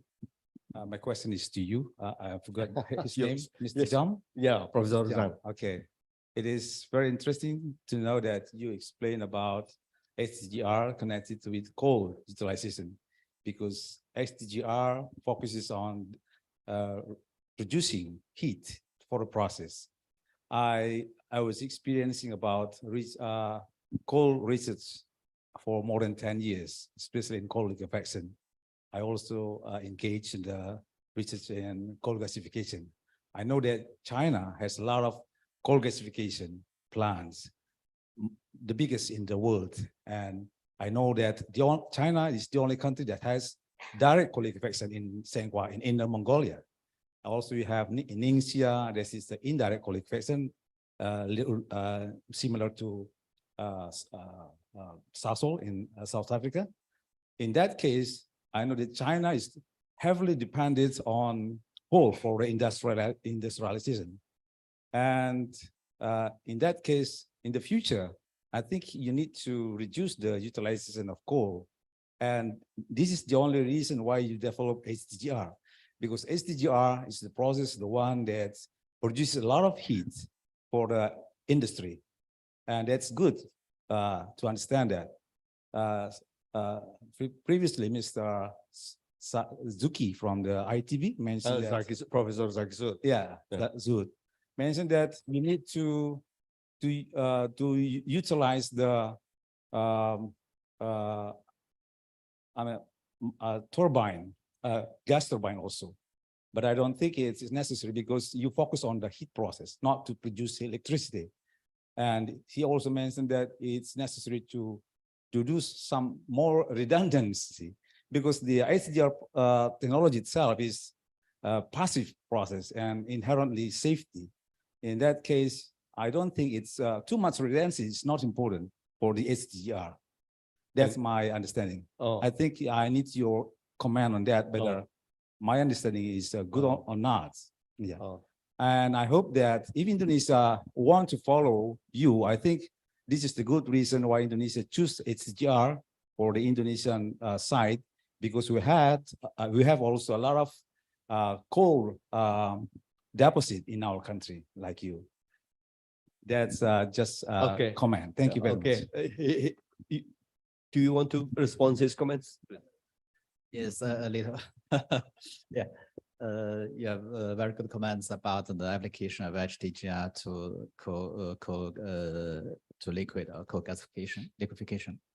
Yeah, as you know, in China we have the biggest, yes, in Ordos. Maybe you know that. That is, I think the process is very similar to that of the Salah process. But I think Chinese people developed the technology by themselves.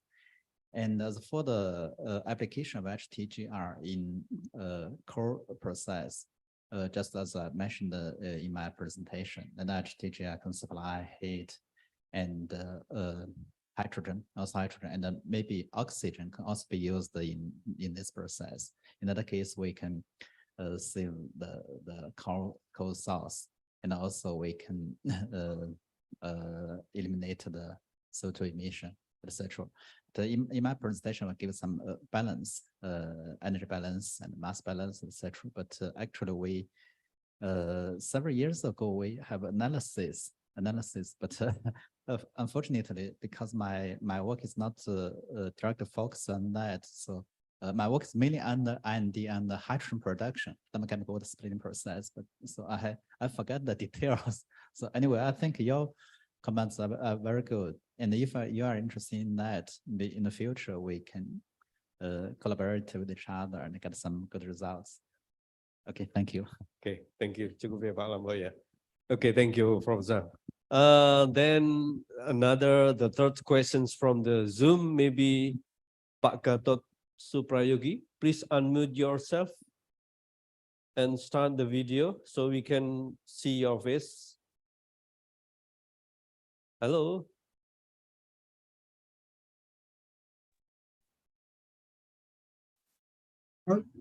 Yes, please. To whom you want to ask? Please. I'm just, thank you very much. I'm Gatot Suprayogi. I'm a student from Reaktor University. Oh, okay. But at the moment, I'm stay in Papua. I'm interested about the opportunity about our country to introduce the nuclear power plant. So, according the opportunity to our country with the government regulation or our society with our community about afraid about the Fukushima accident. So, what kind of the government or we are academics to make sure to implement this propose this nuclear power plant to our community. I think that's I want to ask what kind of the regulation or the government planning or we are from the academic to introduce to our community, our society. That's all. Okay, thank you, Pak Gatot Suprayogi. Maybe Professor Gizut can response his questions about the government and maybe the societies doing for our future nuclear power plant, please. Okay, thank you very much for your question. I think we need some step and a collective movement in order that we can make sure the government and our society to move to the nuclear power plant. For the current time, our job is much less better. We need, basically, current situation is conductive and a good situation to propose nuclear power plant. And even some of top politicians, they eager to drive nuclear power plant, which I have mentioned. This is because all of the world now understand that there is no safe escape from the climate disaster without nuclear power plant. So we know that almost all of the country, even Japan, with their last severe accident, they now move aggressively to nuclear power plant. So what we need to know to perform at the current time, first we should move forward with regulation. For example, in the previous time, we have some regulation which become handicap for nuclear power plant. They say nuclear, the last nuke option, etc., etc. So we have to drive then, etc., to make better regulation and regulation which make a clear target. For example, at that time, nuclear should be built. Second, we should select nuclear reactor which is clearly safe. So, for example, if we select STGR, it's clear that this type of reactor, they are very, very strong in safety aspect. So we can give guarantee that this type of reactor, they have very, very small probability to appear accident like previously accident like 3 Mile Island or Chernobyl or Fukushima reactor. So basically we have to move parallel. The third one, we have to move so that there is some company or BUMN, they want to spend some of their capital to give to make sure that the reactor can be built, because without any capital, the reactor cannot be built. At the present time, we know that some ministry, they try to give some money to the BRIN so that BRIN can try to build some demonstration plant. This is one alternative. But we can also try to drive some BUMN like PLN. Maybe they can try to build their own modular reactor, small reactor, 100, for example, in Kalimantan, etc., so that we can move in parallel movement. Thank you. Okay, thank you, Pak Zagisud. I think I would like to add some comments, short comments. The government recently, this is a good news, that talk about and explain about we cannot avoid to use nuclear power plant to combat the climate change. This is a good news. In the previous few years, it's very difficult for the Minister of Energy Mineral Resources to talk about nuclear energy. But recently, he talks a lot about this possibility to use of nuclear energy, even to accelerate the construction and the operation of nuclear power plant. Thank you, Pak Gatot. Thank you. Still, we have time, 5 minutes. Pak Yus, Pak Sudi, 2% short questions.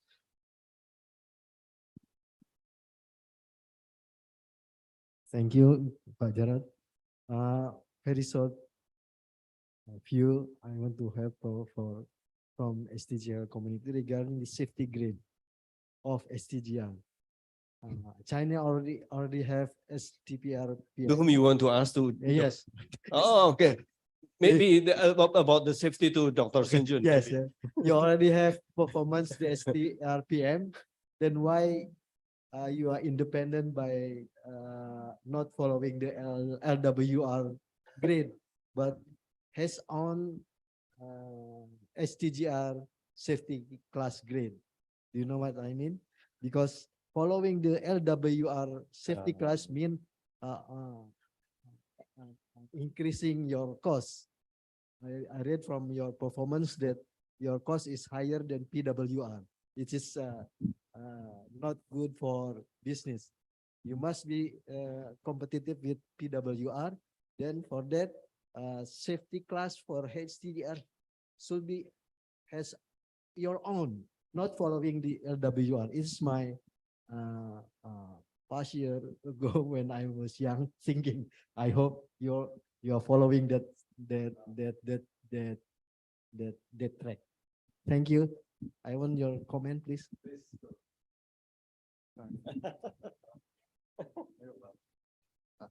Thank you for your comments. I fully agree with your idea. So right now, when we want to realize the commercialization of HTGR in China, we have to use this idea to lower the cost.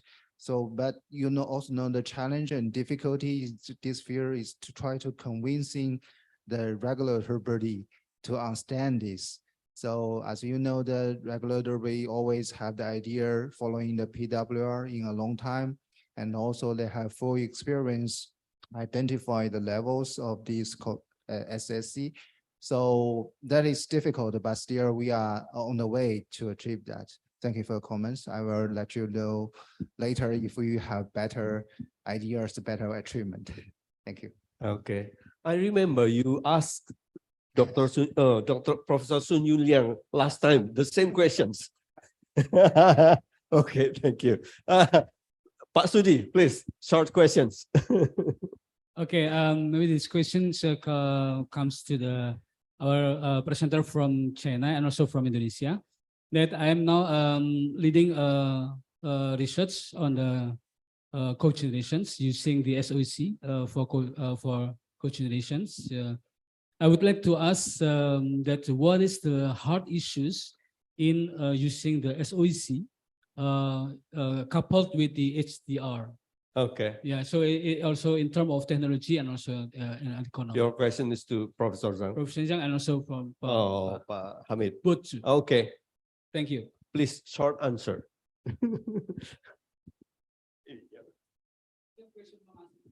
Okay.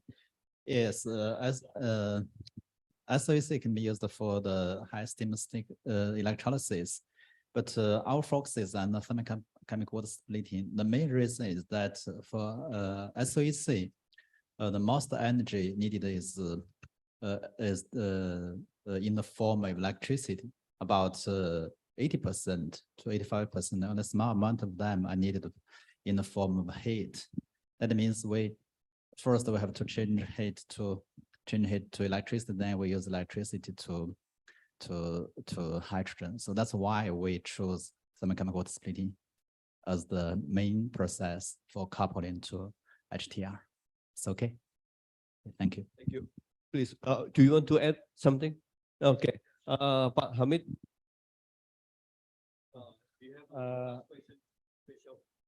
Thank you for the questions. In my opinion, solid oxide electrolyzer cells, it's still in the process to be developed. So this is in the still prototypes, what I mean. And the research is still going on, especially in our research groups. We conducted the materials, ceramic to be as electrolyte for the electrolyzers.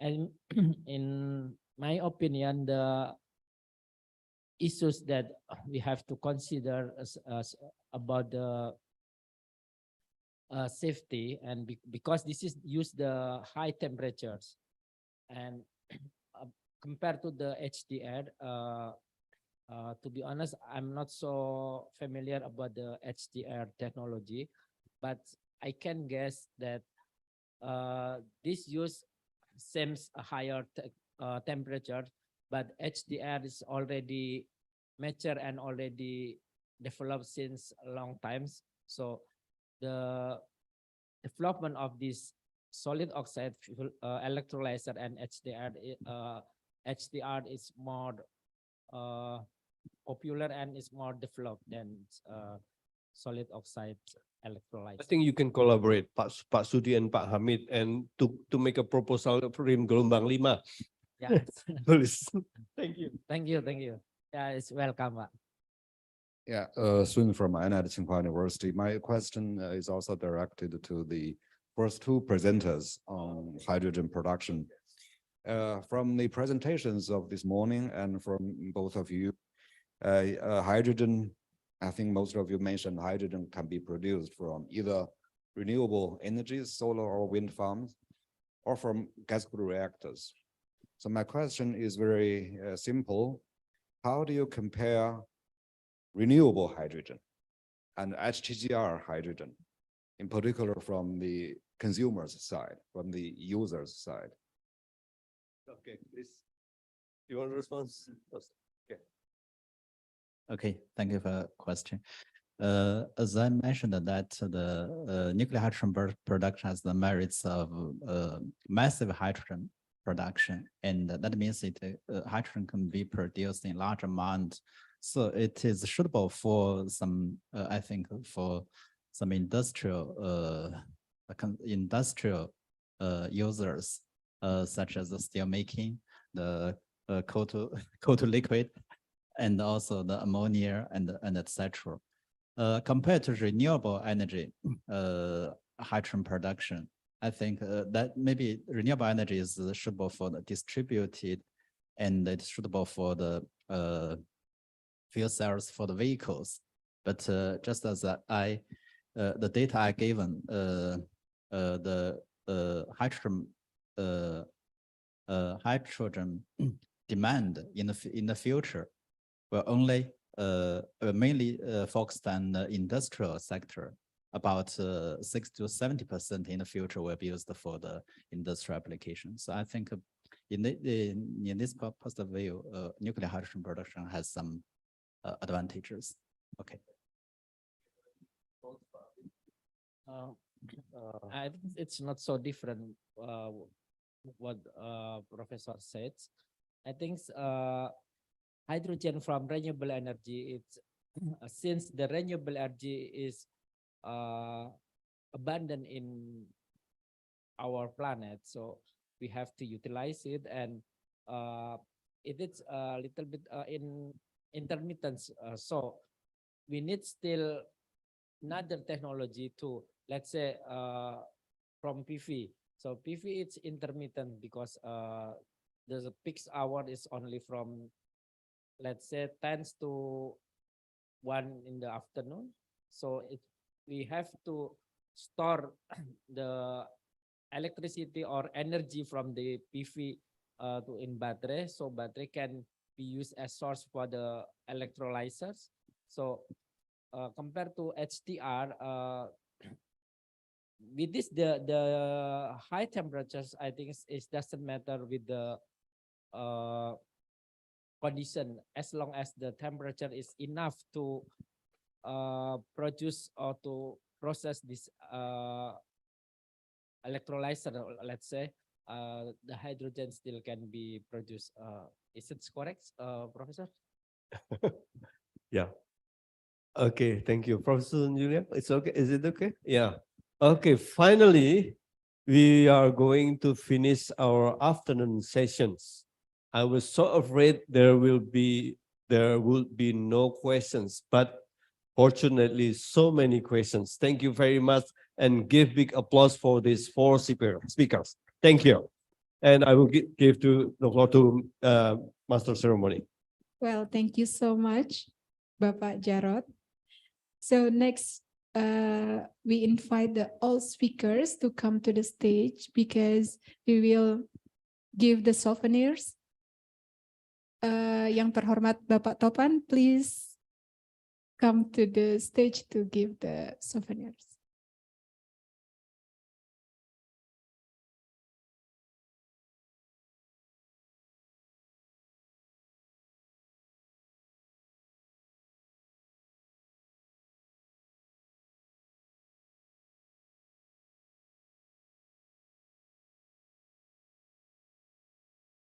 Lagi.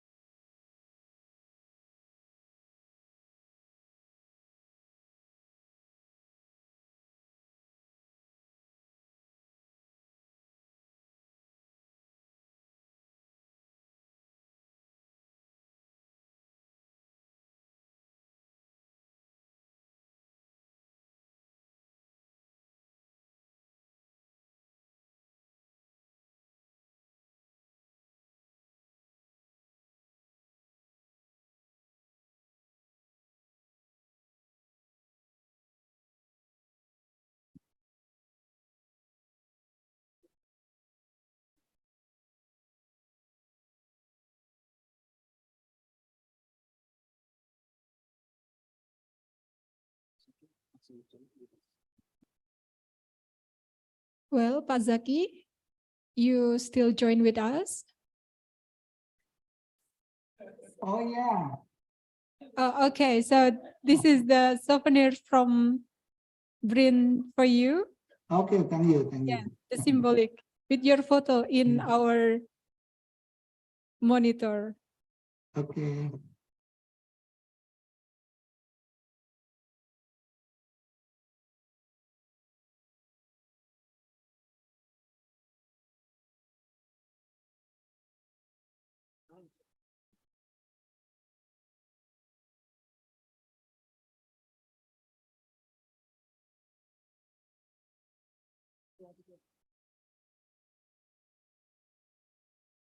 Well, big applause for all the speakers.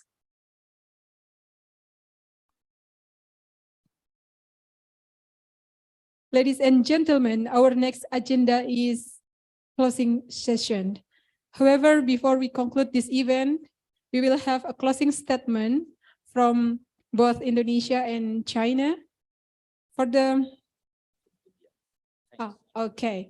From the Chinese side, we will have Professor Sun Yuliang. Yeah, please.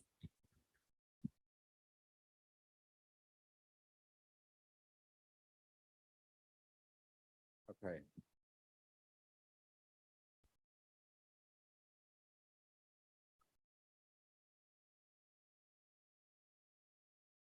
I think it's a very long but very interesting and beneficial day.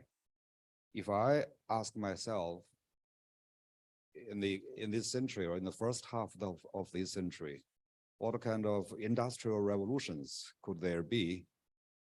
I would firstly think about IT technology or AI technology. But the second example, the second sector I would think of is energy sector. And in all of these two sectors, actually, I think revolutions are taking place. In the energy sector, it concerns how energy are produced and how they are consumed. And in our forum today, a lot of information concerning these aspects are provided and shared about the energy production and consumption, like renewables, hydrogen, and nuclear. And these are the key focuses of this forum. The keynote speakers also provide many insightful views and perspectives about the future development of energy economy, where carbon dioxide emission reduction is the main context. We have seen from presentations from Indonesia and China that these revolutionary technologies are not only principles, they are not only theories, they are not only on the paper, not only visions, but they are actually taking place. There are real actions being taken in both countries. In particular, when I remind myself about the hydrogen research and demonstration projects, advanced reactors also. The exchange of about these topics, I think, can inspire ideas of cooperation between our two countries in these areas. The questions in the morning and in the afternoon reflect this fact. There are questions about how could we possibly on hydrogen production, on advanced reactors, on carbon emission reduction technologies. So I see this as an inspiration from the forum to the audience. And this is just the intention of us as organizers of this forum. And as you know, this forum is organized by the China-Indonesia Joint Laboratory on High Temperature Gas Cooled Reactor And as a representative from the Chinese side, I would like to thank really the keynote speakers, all the speakers from Indonesia and China for giving such wonderful, insightful presentations. I would like to thank the audience for your participation. And last but not least, my sincere thanks go to our counterpart, the ORTN of BRIN, for providing these excellent facilities, for performing the excellent organizational work. And in particular, my thanks goes to Dr. Rohadi and Dr. Saif for their excellent leading and coordination effort. Thank you again.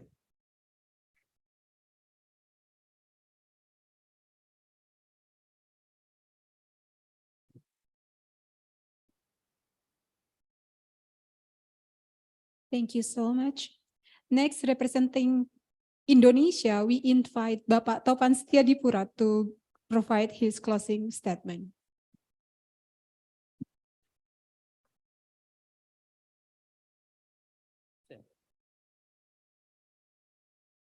Okay.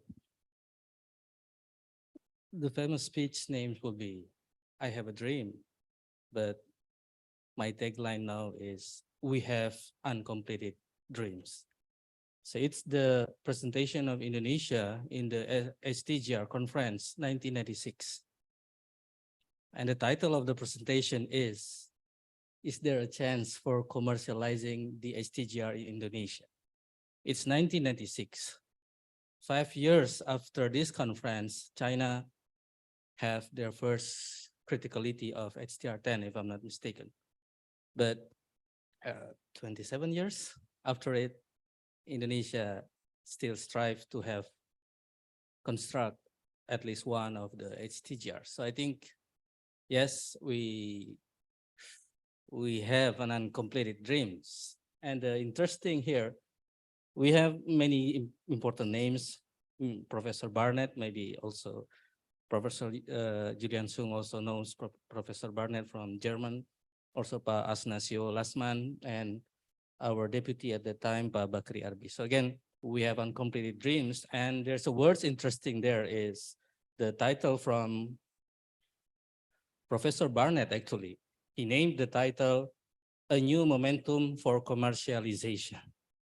A new momentum for commercialization, and it is said 1996. So what I'd like to point out that what we've done today is actually to magnify the momentum. We have the momentum in the beginning. In the morning session, the presenter from the Ministry of Energy and Mineral Resources mentioned about the 17,000 of Indonesian islands. So it really fits with small modular reactors. That's one momentum. And we have climate changes, and it is said by Professor Zaki, it is impossible to save from the climate change if it not include nuclear. So there's another momentum to use. And of course, today's also reflect a great momentum of collaboration.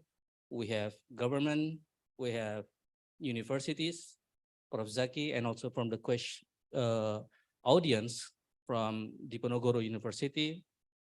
Thank you for joining us. So we have university, we have government, we have industry.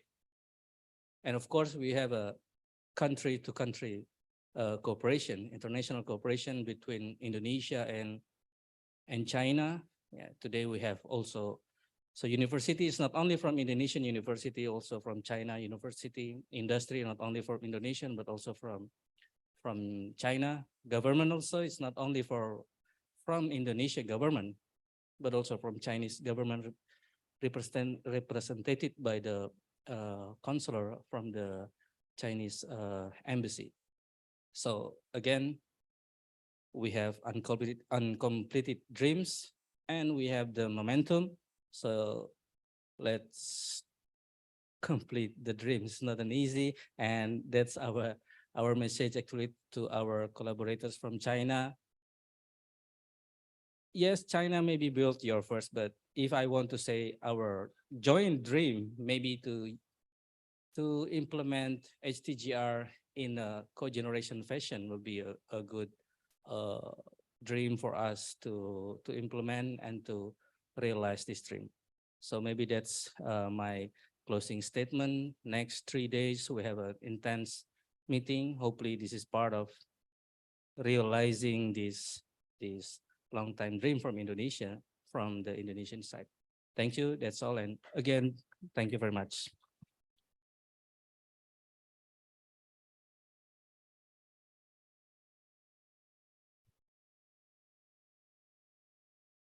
Thank you, Bapak Topan Setiadipura.